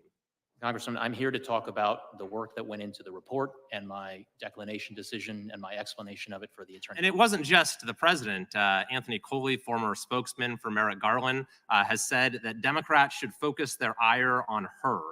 The president's personal attorney, Bob Bauer, said that your report is a shabby piece of work and a shoddy work product. Do you agree with that characterization of your report? I disagree vehemently with that characterization of my report. I also disagree. I think it's very well written, well considered, and comprehensive. Do you think it's appropriate for the administration to be attacking the work of a special counsel that it appointed itself? Congressman, I'm not going to comment on the propriety of the administration's reaction to my report. What I can tell you is that I stand by the report and the work that went into it. Today, the ranking member started his opening statement by saying, Mr. Hur completely exonerated President Biden and called your report a total and complete exoneration. Mr. Hur, did you completely exonerate President Biden? That is not what my report does. Was your report a total and complete exoneration? That is not what the report says. So the statement by the ranking member was incorrect, yes? As I said, the report is not an exoneration. That word does not appear in my report. Based on the facts and anticipation of defenses presented in your report, could a reasonable juror have voted to convict? As I said in the report, some reasonable jurors may have reached the inferences that the government would present in its case in chief. So a reasonable juror could have voted to convict based on the facts that you presented? Correct. If you were on the jury, would you have voted to convict? I have not engaged in that thought exercise, Congressman, and so what I'd like to stick to is what's in the report, which is my assessment as a prosecutor. Sure. And what you did find in the report is that the president, you said this is page 200, risks serious damage to America's national security through his handling and mishandling of classified materials. And you identify, quote, a strong motive for the way he handled those materials. Two of the motives you cited was his desire to run for president and his desire to sell books. So a reasonable inference for your report is that the president risked serious damage to America's national security in order to make money and advance his personal political ambitions. Is that correct? The report includes a description of the evidence and different inferences that reasonable jurors could draw from the evidence. And you also note that the president described his predecessor's handling of classified materials as totally irresponsible. And your report concludes that Mr. Biden's emphatic and unqualified conclusion that keeping marked classified documents unsecured in one's home is totally irresponsible applies equally to his own decision. Is that correct? That language does appear in the report. You cite as a mitigating factor the fact that the president cooperated in the investigation. But at the time that the investigation was happening and these acts of cooperation occurred, the Mar-a-Lago investigation was already a matter of public record, correct? I believe that's correct. So we already had a public debate about the handling of classified documents and the potential application of the criminal laws to that general set of circumstances. I think that's fair. And so the president, when he decided to cooperate or not cooperate, had to know that that decision to cooperate or not cooperate would become known to the public and he would be judged accordingly. Is that correct? I'm not in a position to opine on what was or was not in the president's. But it's relevant to your analysis as to whether or not it counts as a mitigating factor. If he knew that he was going to have to be judged based on whether he cooperated or not, that would lessen its value as a mitigating factor. So did that in your analysis lessen its value? We undertook a comprehensive So assessment. that specific factor, did it lessen its value as a mitigating factor? That and all facts relating to the president's cooperation with our investigation. Another factor you discuss is deterrence. And you say that deterrence the factor actually counsels against bringing charges here, because you said, as for general deterrence, future presidents and vice presidents are already likely to be deterred by the multiple recent criminal investigations and one prosecution of current and former president and vice presidents for mishandling classified documents. So that one prosecution, of course, is the indictment brought by Jack Smith. So by the very terms of your analysis, Jack Smith's indictment actually counseled against and was counted against bringing charges in this case. Is that correct? I'm sorry, Congressman, I don't follow your drift there. Well, you said that there's already deterrence because there's this prosecution out there in a prior case related to classified documents. So we don't need to bring another case to establish deterrent value. That was the essence of your analysis, correct? Congressman, what I'll say is that I will stand by the way and the specific words in which I characterize my assessment of deterrence value of a case under the principles of federal prosecution that's on page 254 and 255 of my report. Thank you. My time is out, but I'll just add the perverse implication here is that the administration, by the very terms of your analysis, actually made it less likely that the president would face charges by Jack Smith bringing an indictment. Thank you, and I yield back. Mr. Chairman, I have a unanimous consent request. Okay. Thank you. I ask unanimous consent to enter into the record two documents. First, the superseding indictment against Donald Trump in the Southern District of Florida, where he is currently facing criminal charges on 40 counts, including obstruction of justice, lying to the FBI, his unlawful, willful retention of national defense Without information, objection, the and indictment withholding is the concealment recognized. of documents from law enforcement, among other things. That was the shortened version. And my second document, What is the to point of clarify that? for you, sir, This Mr. isn't Kern, about Trump. from the transcription, page 82, the words are President Biden's. What month did Beau die? Oh God, May 30th. A searing memory. I ask unanimous consent. Without objection, the gentlewoman from Georgia is recognized. Thank you, Mr. Chair and Ranking Member, for this hearing, and thank you so much for spending so much time with us today, Special Counsel Hurley. In accordance with the law, classified information must be treated with the highest respect and also protected. And President Biden has made it clear during this investigation and long before that he agrees. In response to Mr. Hurley's report, he said, and I quote, "Over my career in public service, I've always worked to protect America's security. I take these issues seriously, and no one has ever questioned that," end quote. The special counsel's report makes clear that this is unfortunately a common occurrence for classified documents to get swept up into members of Congress or executive branches officials' personal effects. And as soon as President Biden discovered that he had mistakenly kept classified material, he took swift and immediate action to ensure that those materials were returned, and he fully cooperated with every step of your investigation. President Biden's predecessor, when dealing with the issue of having classified materials, took very different steps. In 2016, Donald Trump declared, and I quote, "I'm going to enforce all the laws concerning the protection of classified information. No one will be above the law," end quote. Yet when his lawyer told him that it was going to be a crime if he didn't return the classified documents that he had after NARA, the DOJ, and the FBI requested multiple times that Trump returned the classified documents, yet he hid them. Trump himself acknowledged that the same year that service members have risked their lives to acquire classified intelligence to protect our country, yet he decided that his desire to keep these documents outweighed the potential loss of life for these people if those papers got out. Not only did Trump have a legal obligation, he also had a moral obligation to all of us, and he failed to live up to that. Mr. Hur, thank you for being here today. I'd like to talk about your report regarding President Biden and some of your findings.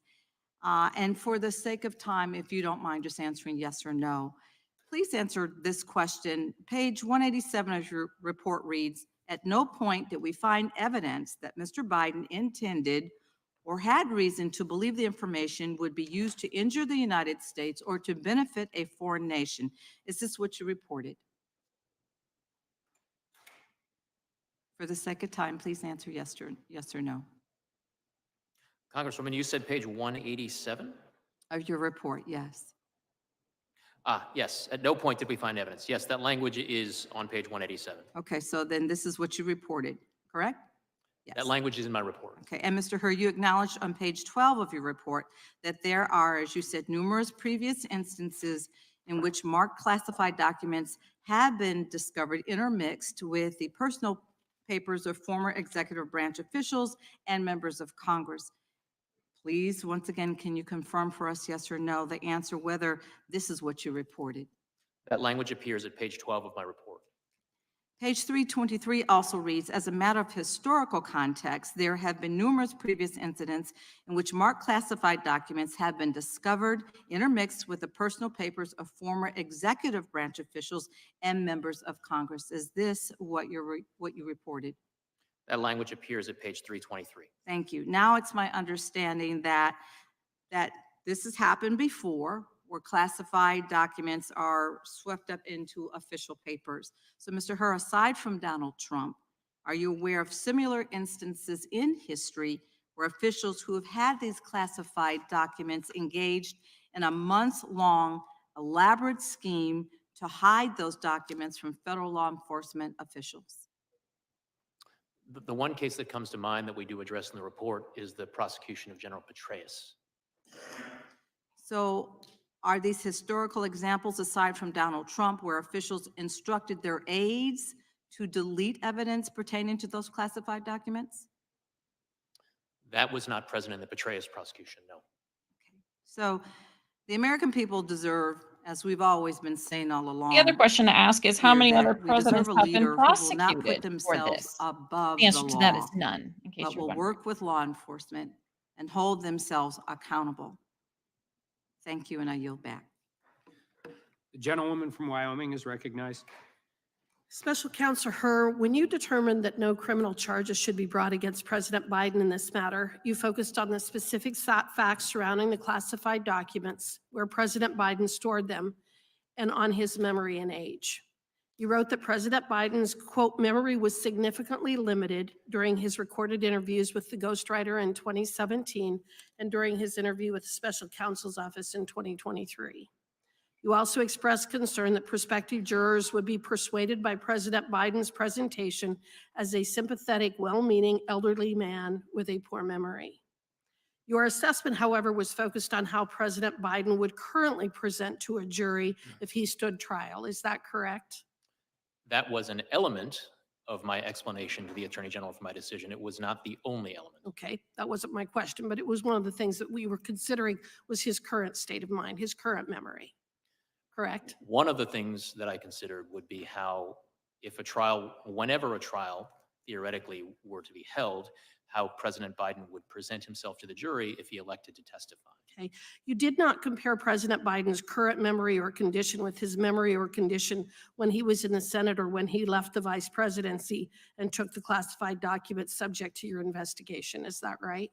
Actually, I believe that's not correct, Congresswoman. One of the things that's in the report is an assessment of the president's memory based on recordings from the 2016-2017 timeframe, recordings of conversations between Mr. Biden and his ghostwriter, and comparing that with the president's memory that he exhibited during our interview of him in October of 2023. So there was a comparison there. Okay, so, but unless there was some issue undisclosed to the American people during his 50 years in office, you found that Mr. Biden fully understood his legal responsibility related to the handling of classified materials, which is why you concluded in your report that Mr. Biden, quote, willfully retained and disclosed classified materials after his vice presidency when he was a private citizen. You state that on page 1, correct?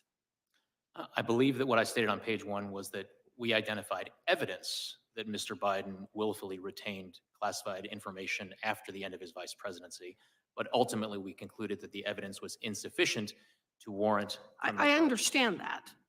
Please listen to my question. What I'm getting at is that Mr. Biden fully understood that he could not keep classified information at his home as both a former senator and vice president. Isn't that right? He understood that, correct? My understanding is that based on the evidence, my assessment was that a jury. That isn't what my question was. Please listen to my question. My question was that Mr. Biden understood when he was a senator and vice president that he could not keep classified materials at his home, at his garage, and in other offices. Is that fair? I don't think that's accurate, Congresswoman, because when Mr. Biden was vice president, he was authorized to have classified material in his home. But after he left, he knew that he was not entitled to keep classified information at his home, correct? After he left, there is evidence to suggest that he knew that he could not legally have classified information in his home.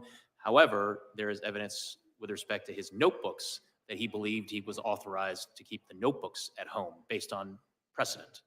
Based on precedent. You know, I guess the way that I would put it is this. President Biden knew better. He knew that he wasn't entitled to keep these documents from when he was a senator, and he knew he wasn't entitled to keep these documents after he had left the vice presidency. But because he's now suffering from an impaired memory, as you so delicately put it, he got away with it. Is that fair? Congresswoman, what I stated in my report is that there's certainly evidence that some jurors could infer to suggest that Mr. Biden willfully retained and disclosed national defense information.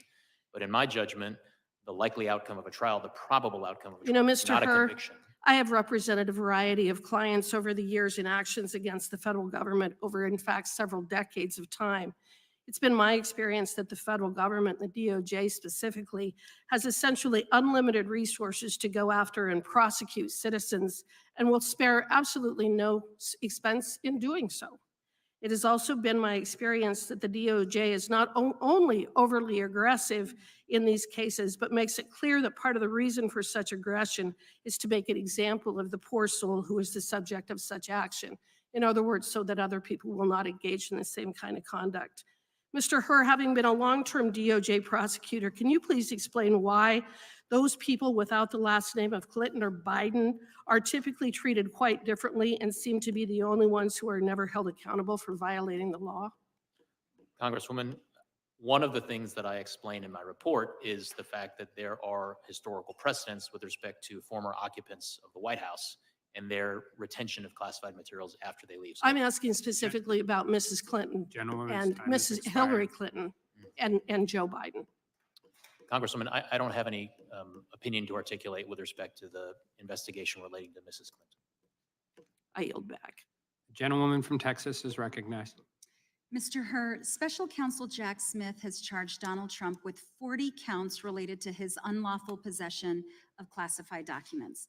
The most serious charge carries a penalty of 20 years in prison. According to the Trump indictment, Trump stored those documents at Mar-a-Lago, which, quote, hosted events for tens of thousands of members and guests, end quote.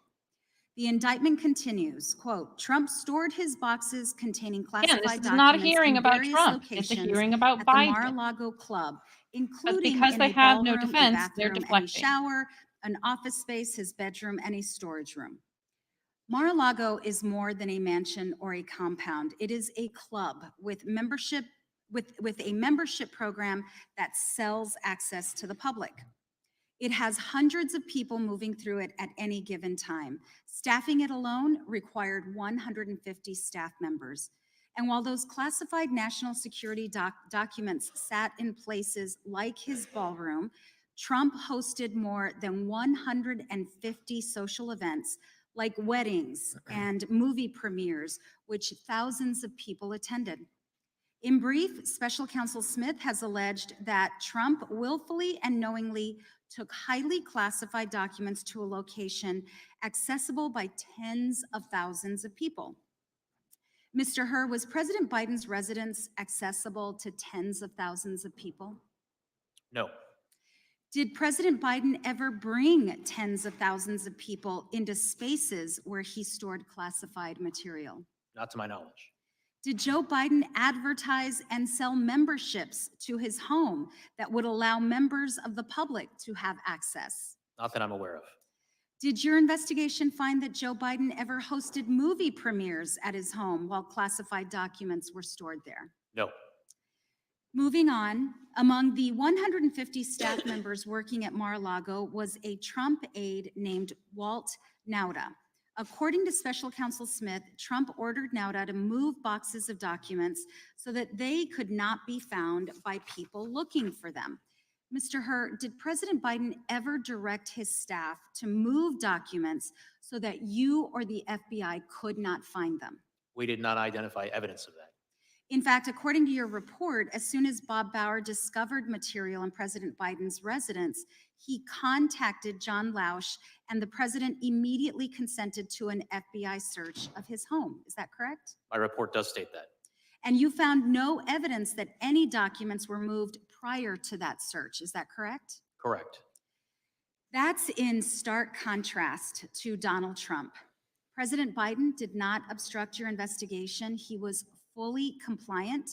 And with access to the millions of documents he gave you and dozens of hours of witness interviews he facilitated, you were able to fully and totally exonerate him of any criminal wrongdoing. I thank you, Mr. Hur. Nope, he said he did not before I yield exonerate back, him. Mr. Chairman, I ask unanimous consent to enter into the record an excerpt from the committee's transcribed interview with Stephen D'Antuono, former Assistant Director in charge of the FBI Washington Field Office, on June 7th, 2023, in which Mr.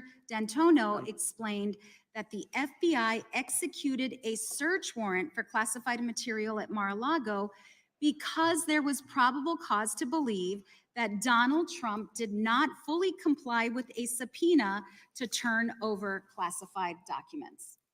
Without objection. Thank you, Mr. Chairman. I yield back. Gentleman yields back. The gentlelady from Florida is recognized. Oh, excuse me. Gentleman from the ranking member is recognized. Mr. Chairman, I have 3 unanimous consent requests. All right. First, I ask unanimous consent to enter into the record the publisher's webpage for President Biden's 2017 book, Promise Me Dad, which shows that the book is a deeply moving memoir about the year that President Biden's son, Bo, died. Without objection. I also ask unanimous consent to enter page 97 of Mr. Hur's report, which says that President Biden's book is not known to contain classified information. Without objection. Finally, I ask unanimous consent to enter into the record a February 5th, 2024 letter from President Biden's counsel to Special Counsel Hur that clarifies that President Biden's 2017 book, quote, does not contain classified information, and there has never been any suggestion to the contrary, close quote. Without objection. Chair now recognizes the gentlelady from Florida, Ms. Lee. Thank you, Mr. Chairman, and thank you, Special Counsel Hur, for joining us here today to discuss your investigation regarding President Biden's mishandling of classified documents. This has become an issue of great interest to all Americans and, of course, to all of us here today. As is outlined in your report, despite the discovery of confidential and top secret records located in the president's personal residence in Delaware, including in his garage, office, and basement, the department declined prosecution, and my colleagues' questions today have focused on the highlights from your report, specifically referring to President Biden's mental capacity, his willful disregard for the law as a private citizen, and how he would be perceived if presented to a jury of his peers. Dependent upon, and I'll use your words from the report, how this sympathetic, well-meaning elderly man with a poor memory handled and managed the storage of these confidential documents, the national security of the United States might have been put at great risk because of the president's behavior. And so one of the things we must consider today is how we can ensure that our national security will not be continually put at risk when under the leadership of the same well-meaning elderly man with a poor memory. Since the release of the report, to your knowledge, has the Justice Department started to analyze a damage assessment of what may have been disclosed by these documents being mishandled and any ongoing national security risks from the inappropriate storage and retention of the documents? Congresswoman, my understanding is that such a damage assessment is underway in coordination and cooperation with the members of the intelligence community. And do you today for us have any information about the status of that investigation or how long it might take to conclude? I do not, Congresswoman. I'd like to turn your attention to a discussion of the distinction between proving the underlying elements of an offense and the concept of an obstruction of justice charge. Is it correct, Special Counsel Hur, that in some circumstances as a federal prosecutor, you may investigate the underlying offense, an underlying offense, choose not to charge that offense, but still have developed sufficient evidence to charge a defendant with obstruction of justice? I think as a matter of law, theoretically, that could occur. I can't bring to mind specific examples of that happening, but I suppose that if that were to happen, it would be a more difficult case to try from a prosecutor's Well, the elements are distinct, though, are they not? They are a distinct element. And isn't it similar to a case where a federal prosecutor undergoes an investigation and ultimately doesn't pursue the original charge they were investigating, but during the course of the investigation concludes that a false statement was made to a federal law enforcement officer and brings a charge under 1001? That could happen. Yes. And again, there too, the elements would be different. Correct. And in reaching your final decision related to the declination or the recommendation to decline prosecution, you considered both the underlying elements of the offenses at issue and also the principles of federal prosecution. Is that right? Correct. Okay. Now, the principles of federal prosecution, those are things that may vary case to case. Is that right? The determinations under the principles of federal prosecution are very fact and circumstance dependent. But the elements of the criminal offense are not. Isn't that also correct? Elements are defined by law, and they do not vary from case to case. And thus, those elements of the underlying criminal offense would be exactly the same from one defendant to the next to the next. Isn't that right? Yes. So you would expect, would you not, that a prosecutor who was considering the underlying offenses that you were considering here would be looking at exactly the same elements and requirements of proof that you did on the underlying charges? Prosecutors assessing their cases under the same statutes must consider the same elements with respect to those statutes. All right. Thank you, Special Counsel Hur. And then if we could turn back to the concept of those principles of federal prosecution, those are the additional factors aggravating or mitigating that you might consider in ultimately reaching a charge and decision here. Is that right? They do include such things that are referred to as aggravating and mitigating circumstances. There's one thing I want to go back to, though, to be clear. It's been said today that your report is tantamount to a total exoneration of President Biden. That's not correct, is it? That is not correct. All right. Thank you, sir. I yield the balance of my time to the chair. Gentlelady is back. The chair now recognizes the gentlelady from North Carolina. Thank you very much, Mr. Chairman, and thank you, Mr. Hur, also for your patience. You're almost to what, 3.5 hours? So almost as much as Biden.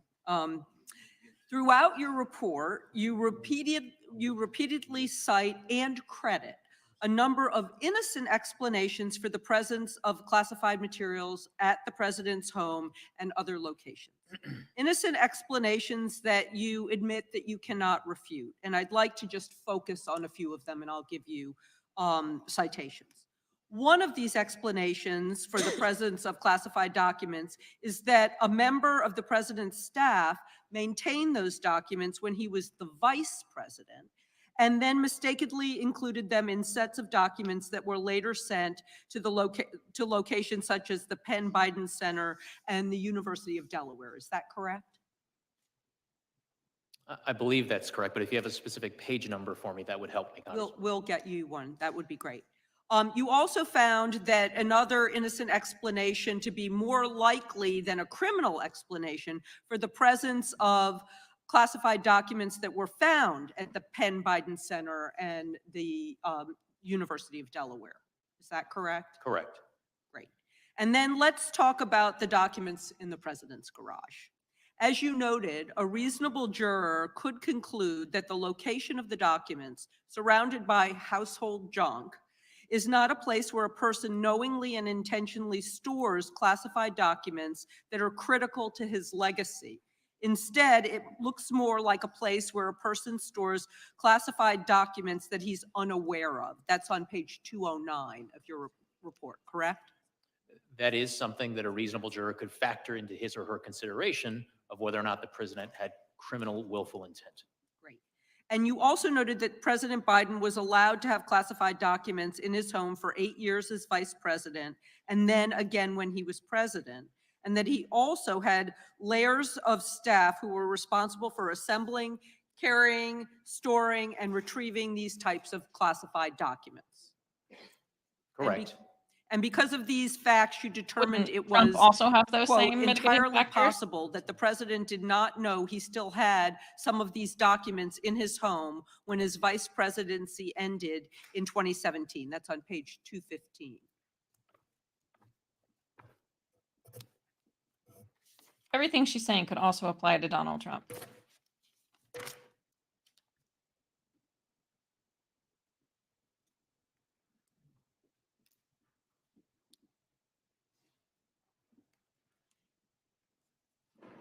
Entirely possible. Entirely possible. Yeah. So that's the citation. I'm going to keep going because my time is running while you're looking. So you also cite the president's cooperation with your investigation as evidence that he did not have criminal intent. And I want to quote you here because this is important. You wrote, most significantly, Mr. Biden self-reported to the government that the Afghanistan documents were in his Delaware garage and consented to the search of his house to retrieve them and other classified materials. He also consented to searches of other locations, and later in the investigation, he participated in an interview with our office that lasted more than 5 hours and provided written answers to most of our written questions. Many will conclude that a president who knew he was illegally storing classified documents in his home would not have allowed such a search of his home to discover those documents and then answered the government's questions afterwards, page 210. And then you said that you expect this argument about the president's innocence to carry real force for many reasonable jurors, because in your words, reasonable jurors will conclude that Mr. Biden, a powerful, sophisticated person with access to the best advice in the world, would not have handed the government classified documents from his own home on a silver platter if he had willfully retained those documents for years. just as a person who destroys evidence and lies often proves his guilt. A person who produces evidence and cooperates will seem by many to be innocent. Again, page 210. As you said in your report, it would be reasonable for a juror to reach that conclusion, and that a president advised by counsel would not have informed investigators of the presence of classified documents in his home, or invited agents in the search of every nook and cranny of his home or other residence, or sat for an hours-long interview, or answered pages of written questions, all going to his full cooperation and his lack of criminal intent. Thank you, Mr. Chairman, and I yield back. Gentlelady yields back. Mr. Hurd, we got 3 more we're going to do, and then we're going to take votes, and then we'll just have a couple more after that. So I'm going to start with the gentleman from Kentucky is recognized. Yield to the chairman. I thank the gentleman for yielding. Mr. Hurd, are you opposed to the U.S. Congress having access to the audio tapes of the people you interviewed during your investigation? Chairman, I am not in a position to articulate an opinion one way or the other. That is not really up to me. I'm a former employee of the Department of Justice. I would refer you to the White House and DOJ leadership. You're an accomplished lawyer. Is there any reason why we shouldn't, why the United States Congress shouldn't have access to the same information you had access to, and that was the basis of your decision? Chairman, it is not for me to opine on what materials. Well, the Justice Department released the transcripts the day of the hearing. Been nice if we'd had them at a more, I think, a better time for the committee to prepare for our questioning for you. They released them today. White House and the Justice Department released them today. It'd be nice if we actually had the audio tapes too.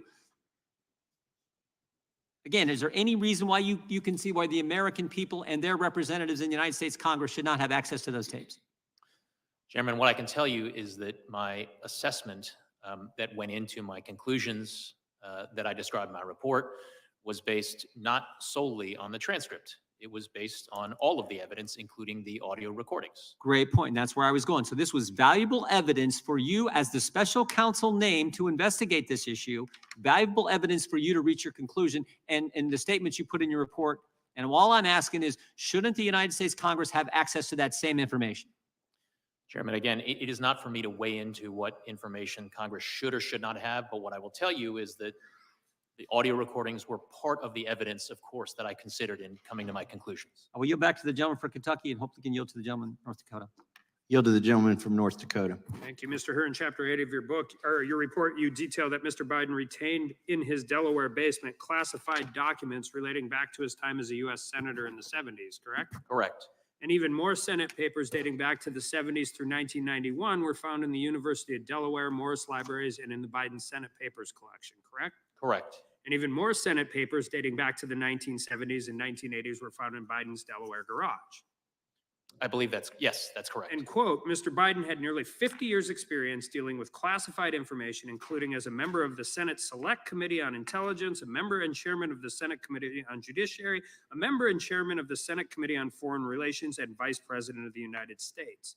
And that he was deeply familiar with the measures taken to safeguard classified information and the reasons for them, correct?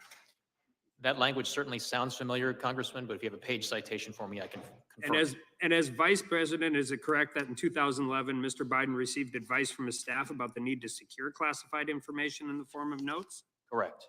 Including his first counsel, Cynthia Hogan? Correct. And he was advised in writing in 2011 by Hogan that classified notes must be obtained in secure safes and stored in secure facility. Correct. His second counsel, John McGail, also advised Biden that all of Mr. Biden's records, including his notes, would be sent to the National Archives, and Biden understood and accepted that, correct?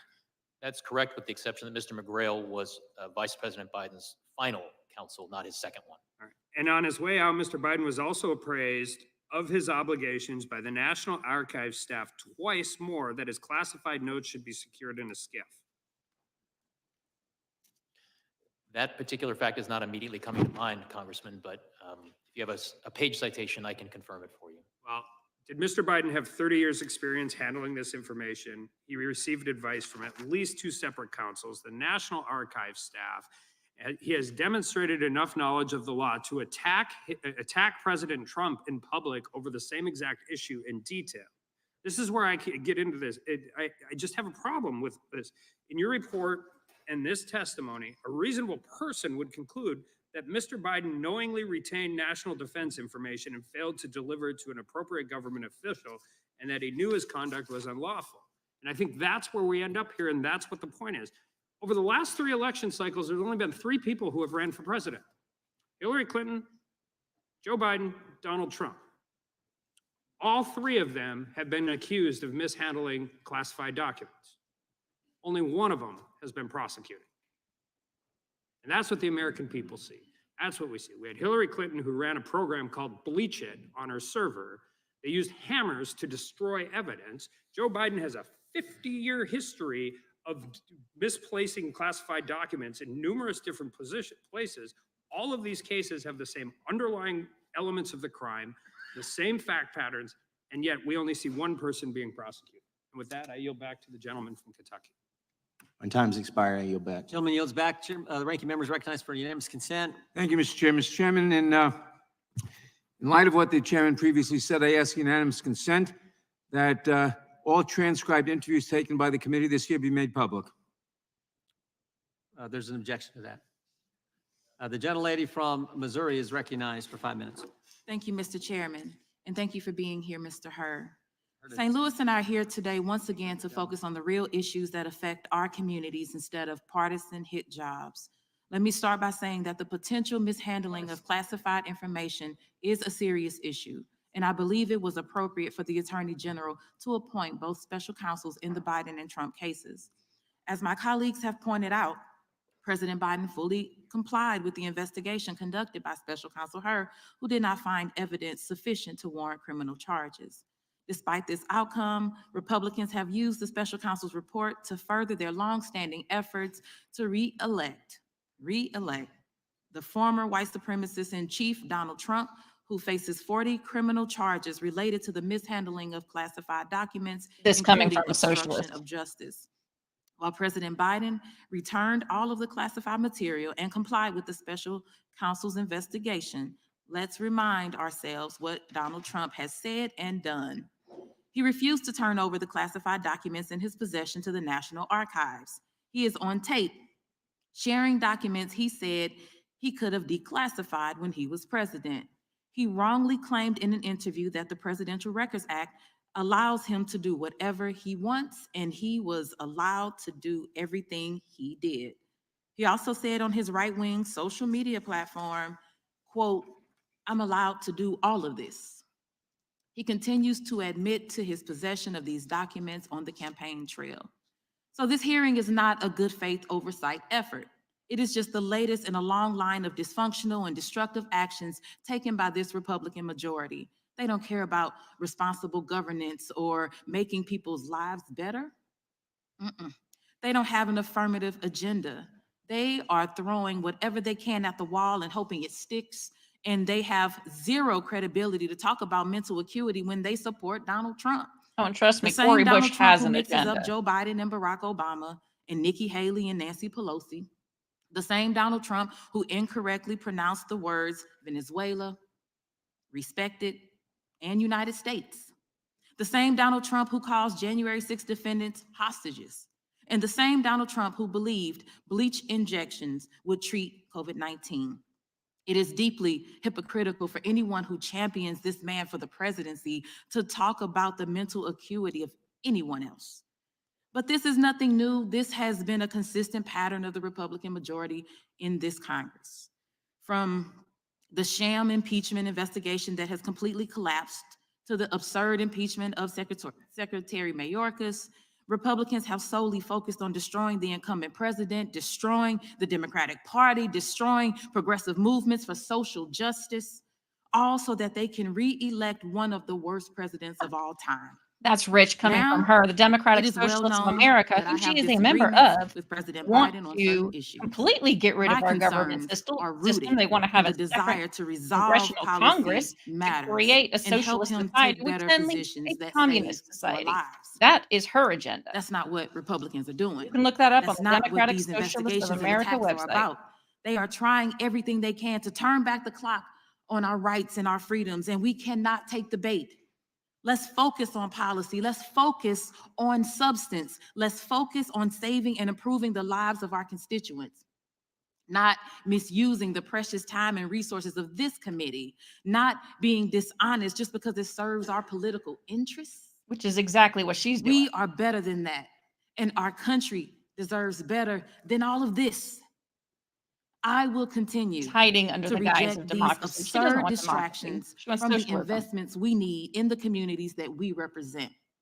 Let's focus on that instead of this irresponsible and easily repudiated Republican clown show. Thank you, and I yield back. The gentlelady yields back. I recognize myself for 5 minutes. Special Counsel Hur, thank you for a number of things. First, thank you for agreeing to testify today. Second, thank you also for sharing your family's story at the beginning of your testimony. It is an extraordinary story of them coming to America. Third, let me also thank you for your in-depth investigation and your detailed report, and generally for your service as special counsel. It's not something that I think many people would look for, and certainly comes with a lot of burden. So thank you for your work. In your opening statement, you described your investigation as, quote, thorough and independent, and I agree with that. One where you attempted to give, quote, rigorous and detailed analysis. I also agree with that. And one where you say you, quote, must show your work, which we very much appreciate today. We don't normally see that. Did I recall your opening statement correctly as it relates to those quotes? Yes, sir, you do. In fact, as part of your investigation, you interviewed about 150 different witnesses. You looked at millions of different documents because you wanted to do a thorough investigation. Isn't that true? Correct. And you did this because you took your investigation extremely seriously and you wanted to reach accurate conclusions, correct? Very much. Then let's review some of your specific findings regarding the issues pertaining to competency and mental capacity of President Biden. Because as you say, this is very important to whether or not there was criminal willful intent. As you can see, I've set forth a number of different quotes up here on this board that I've prepared, some of which I'll read to you. Page 5, you say Mr. Biden's, quote, Mr. Biden's memory was significantly limited. Then again on page 6, you say Mr. Biden would likely present himself to a jury as a sympathetic, well-meaning, elderly man with a poor memory. Then on page 207, you say Mr. Biden's memory also appeared to have significant limitations. And then again on page 208, he did not remember when he was vice president, and he did not remember even within several years when his son Beau died. You finally make the statement on page 248, quote, for these jurors, Mr. Biden's apparent lapses and failures in February and April 2017 will likely appear consistent with the diminished capacities and faulty memory he showed. Those were astounding conclusions to me. And as I look through those quotes, I have to say I hearken back to my time before Congress. I was a judge, and one of the things that I oversaw was guardianships. And frankly, when I read your conclusions, red flags began to go up in my mind because I oversaw hundreds of guardianships back in Texas. And as I saw your conclusions, I began to wonder, what does the DC statute say about guardianships and how do you define an incapacitated individual in Washington, DC? And I want to show you this statute because I presume, are you familiar with the statute at all? I am not, Congressman. So I didn't think that you'd probably reviewed that. So let me just read to you some of these, some of the definitions here. An adult whose ability to receive and evaluate information effectively or to communicate decisions is impaired to such an extent that he or she lacks the capacity to manage all or some of his financial resources. That's the first part of the definition of incapacity, an incapacitated individual under the guardianship statute in the District of Columbia. And quite frankly, I see tons of overlap from what you set forth in your testimony, in your written report, and the definition here. The phrases are almost identical. I would posit that if he cannot manage national top secret resources, I'm not sure how he can manage his personal financial resources. And given your report's findings that his memory was, quote, significantly limited, and that he is a person with, quote, diminished faculties and with, quote, faulty memory, it makes me wonder how close he is coming to meeting this definition of an incapacitated individual, such that he should have a guardian appointed by the DC courts for his personhood.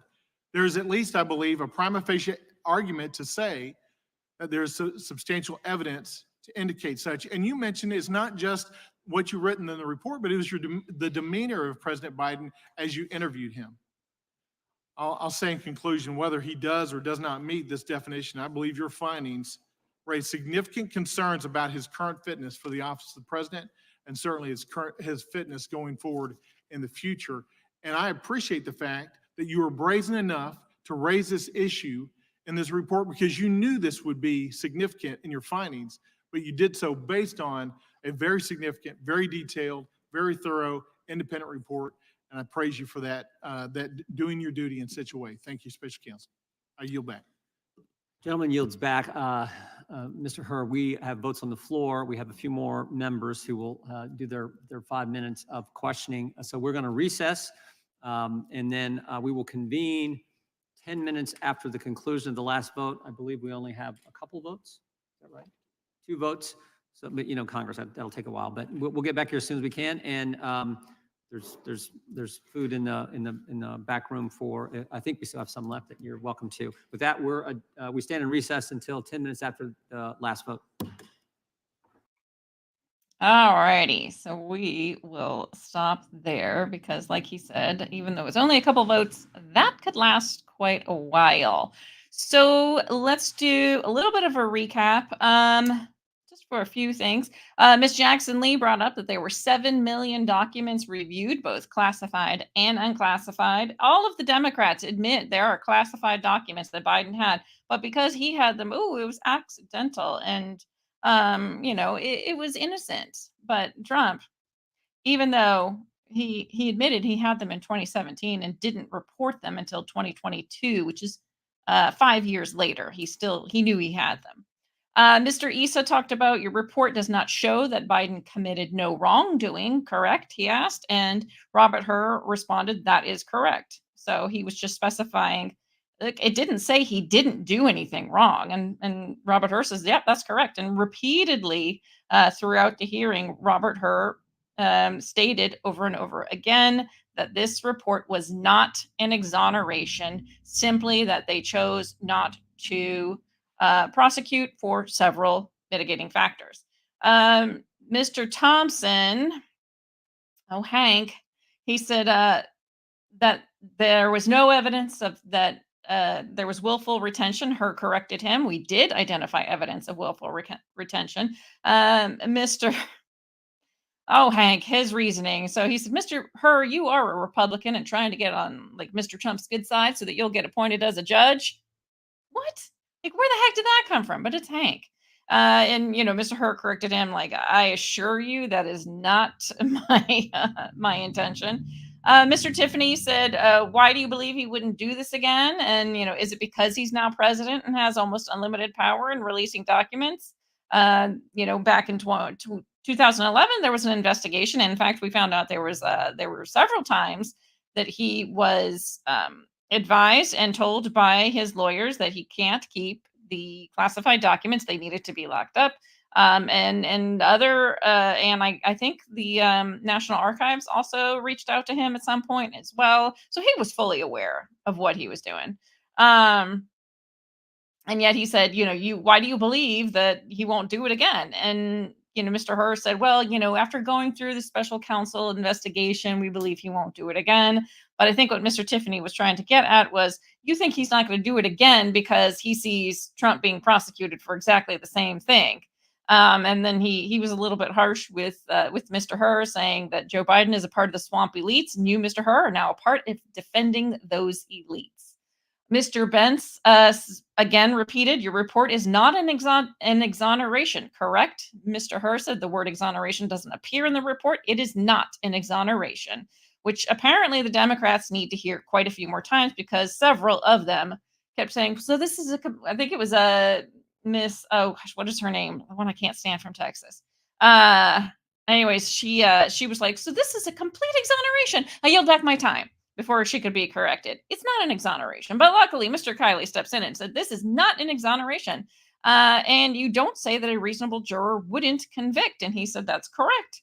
And then he also asked about how did the president risk national security to make money on his book? Is that why he kept some of these documents? So he would have that. And he also said, at the time, the investigation at Mar-a-Lago was happening. So of course he was going to cooperate. He had to. He saw what was happening to Donald Trump.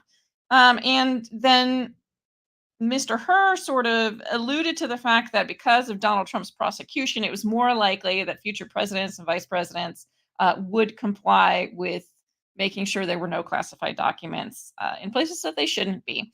Now, one of the things I want to point out, they keep saying, well, Biden complied, Biden came forward, Biden worked.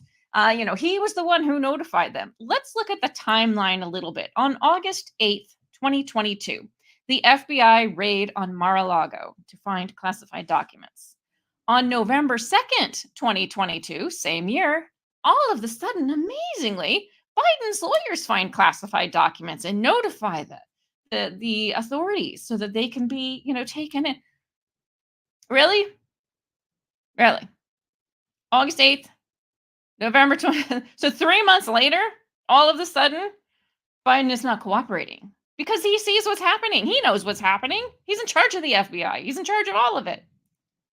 And then Mr. Armstrong also brought up a good point. He talked about Hillary, Biden, Trump, all been accused of mishandling classified documents, yet Trump is the only one that has been prosecuted. So, yeah, Tommy has a good point. I think they proved motive. 8 million of them. Yes, 8 million for that book. Dang, I didn't know he got that much. Crazy. I wish someone would write a book about me and give me $8 million. That's insane. Can you imagine it? Craziness. But craziness. That's the world they live in. That is the world they live in. And which staff put it in his garage? Yeah, and how did he not know? How is he? He knew. He already said that he knew. He said in 2017 he knew he found the classified documents. Did he alert anyone then? No. The correct answer is no, he didn't. He waited 5 years after they already started going after Trump. So that's how that works, kids. Anyway, and then we got to hear from one of our comrades, Cori Bush. She was there, one of our Democratic Socialists of America, working towards making America a communist society. I think that's got to be a whole nother show that we do, talking about the socialists that are in Congress and our elected state officials. We have roughly 4 Democratic Socialists of America in Congress right now, and 200 elected state officials who are also members. And socialism is not what you think it is. It is not what they tell you that it is. Like I said, if you want some chilling reading material, go check out the Democratic Socialists of America and look at their plans. You shall see they have quite a lot in store for the U.S. They want to make it a communist society. So yeah, those are some of our elected officials, guys. So we need to keep talking about that one and make sure everybody is aware, because they've made socialism, nice, warm, and cozy. They think it's a wonderful, but it's not what you think it is. It's really not. Democratic socialism is a stepping stone from a capitalist society to a communist society. But they're not going to say that because they don't want to say communist. But if you go look at the Democratic Socialists of America website for the Washington, D.C. metro area branch, it'll even say under their, I think it's services maybe or something. Let's see if we can find it so I can just show you guys. I think it's like Metro DC, DSA. Let me see if I can find it, and then I'll pull it up and show you just real quick. Here. Okay, present. Because I saw this and I was like, dang, they're not even hiding it. Okay, here we go. Make it big because the writing is pretty small. So this is the Metro DC Democratic Socialists of America. And under Get Involved, all the way down, Chat with a Comrade. There you go. Chat with a Comrade. Those are some of your elected officials, everybody. Craziness. Absolutely craziness.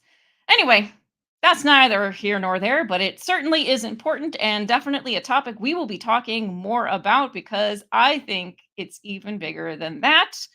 But I don't want to get into conspiracy. I want to get into facts to back up the things that I'm saying. So once I'm done trying to do all that, we will talk about it. But we will talk more about democratic socialism and what exactly that is so that everybody can be educated.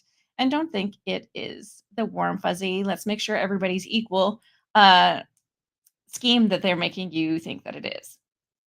And with that,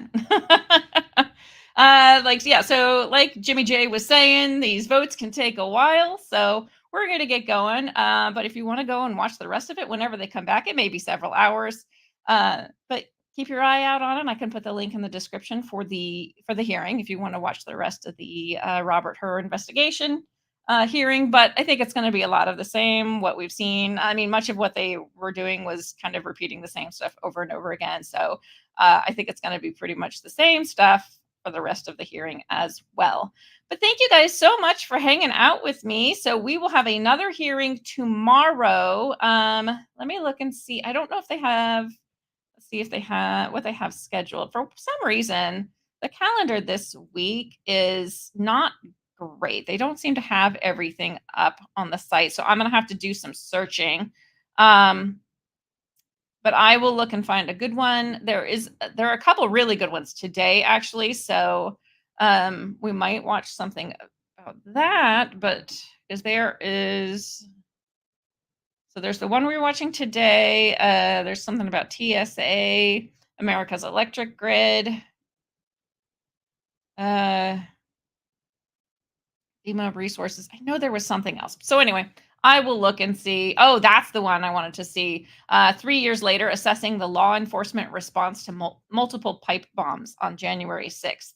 So that is going on today. It might be finished at this point, but I would love to see that one. So maybe we will watch that one tomorrow. There's also addressing real harm done by deep fakes. So a lot of really good ones today. And I know we have more going on tomorrow, but check back in the morning. I will make sure that I know, right? Comrade. It says comrade. Nothing says commie like comrade.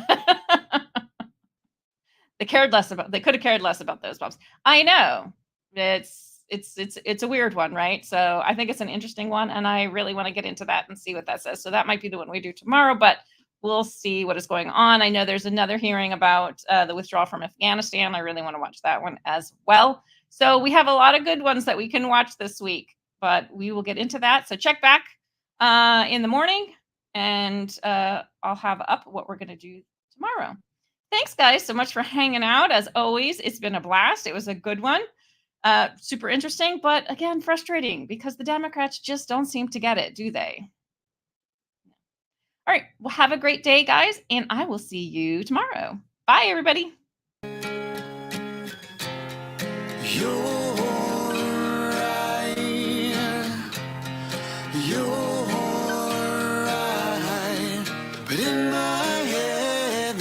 Picture of me finding who I am and who I should be. I've lost myself in the insanity. Now I'm finally free.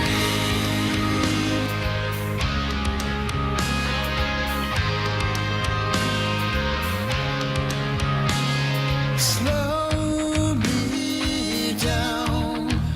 Though the past is broken, hope has opened a new pride. But you're right. Down the path I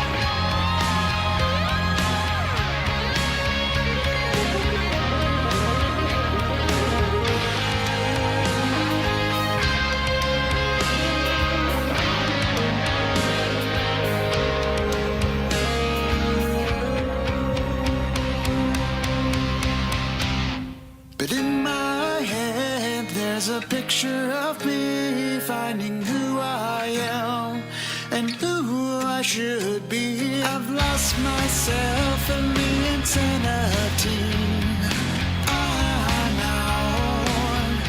Now I'm finally free.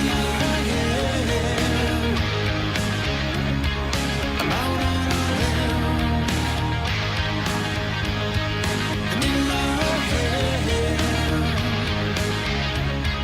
I'm out on a limb. And in my head, I'm out on a limb.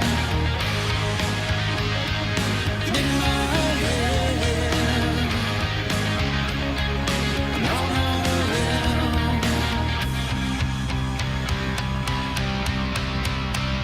I've lost myself.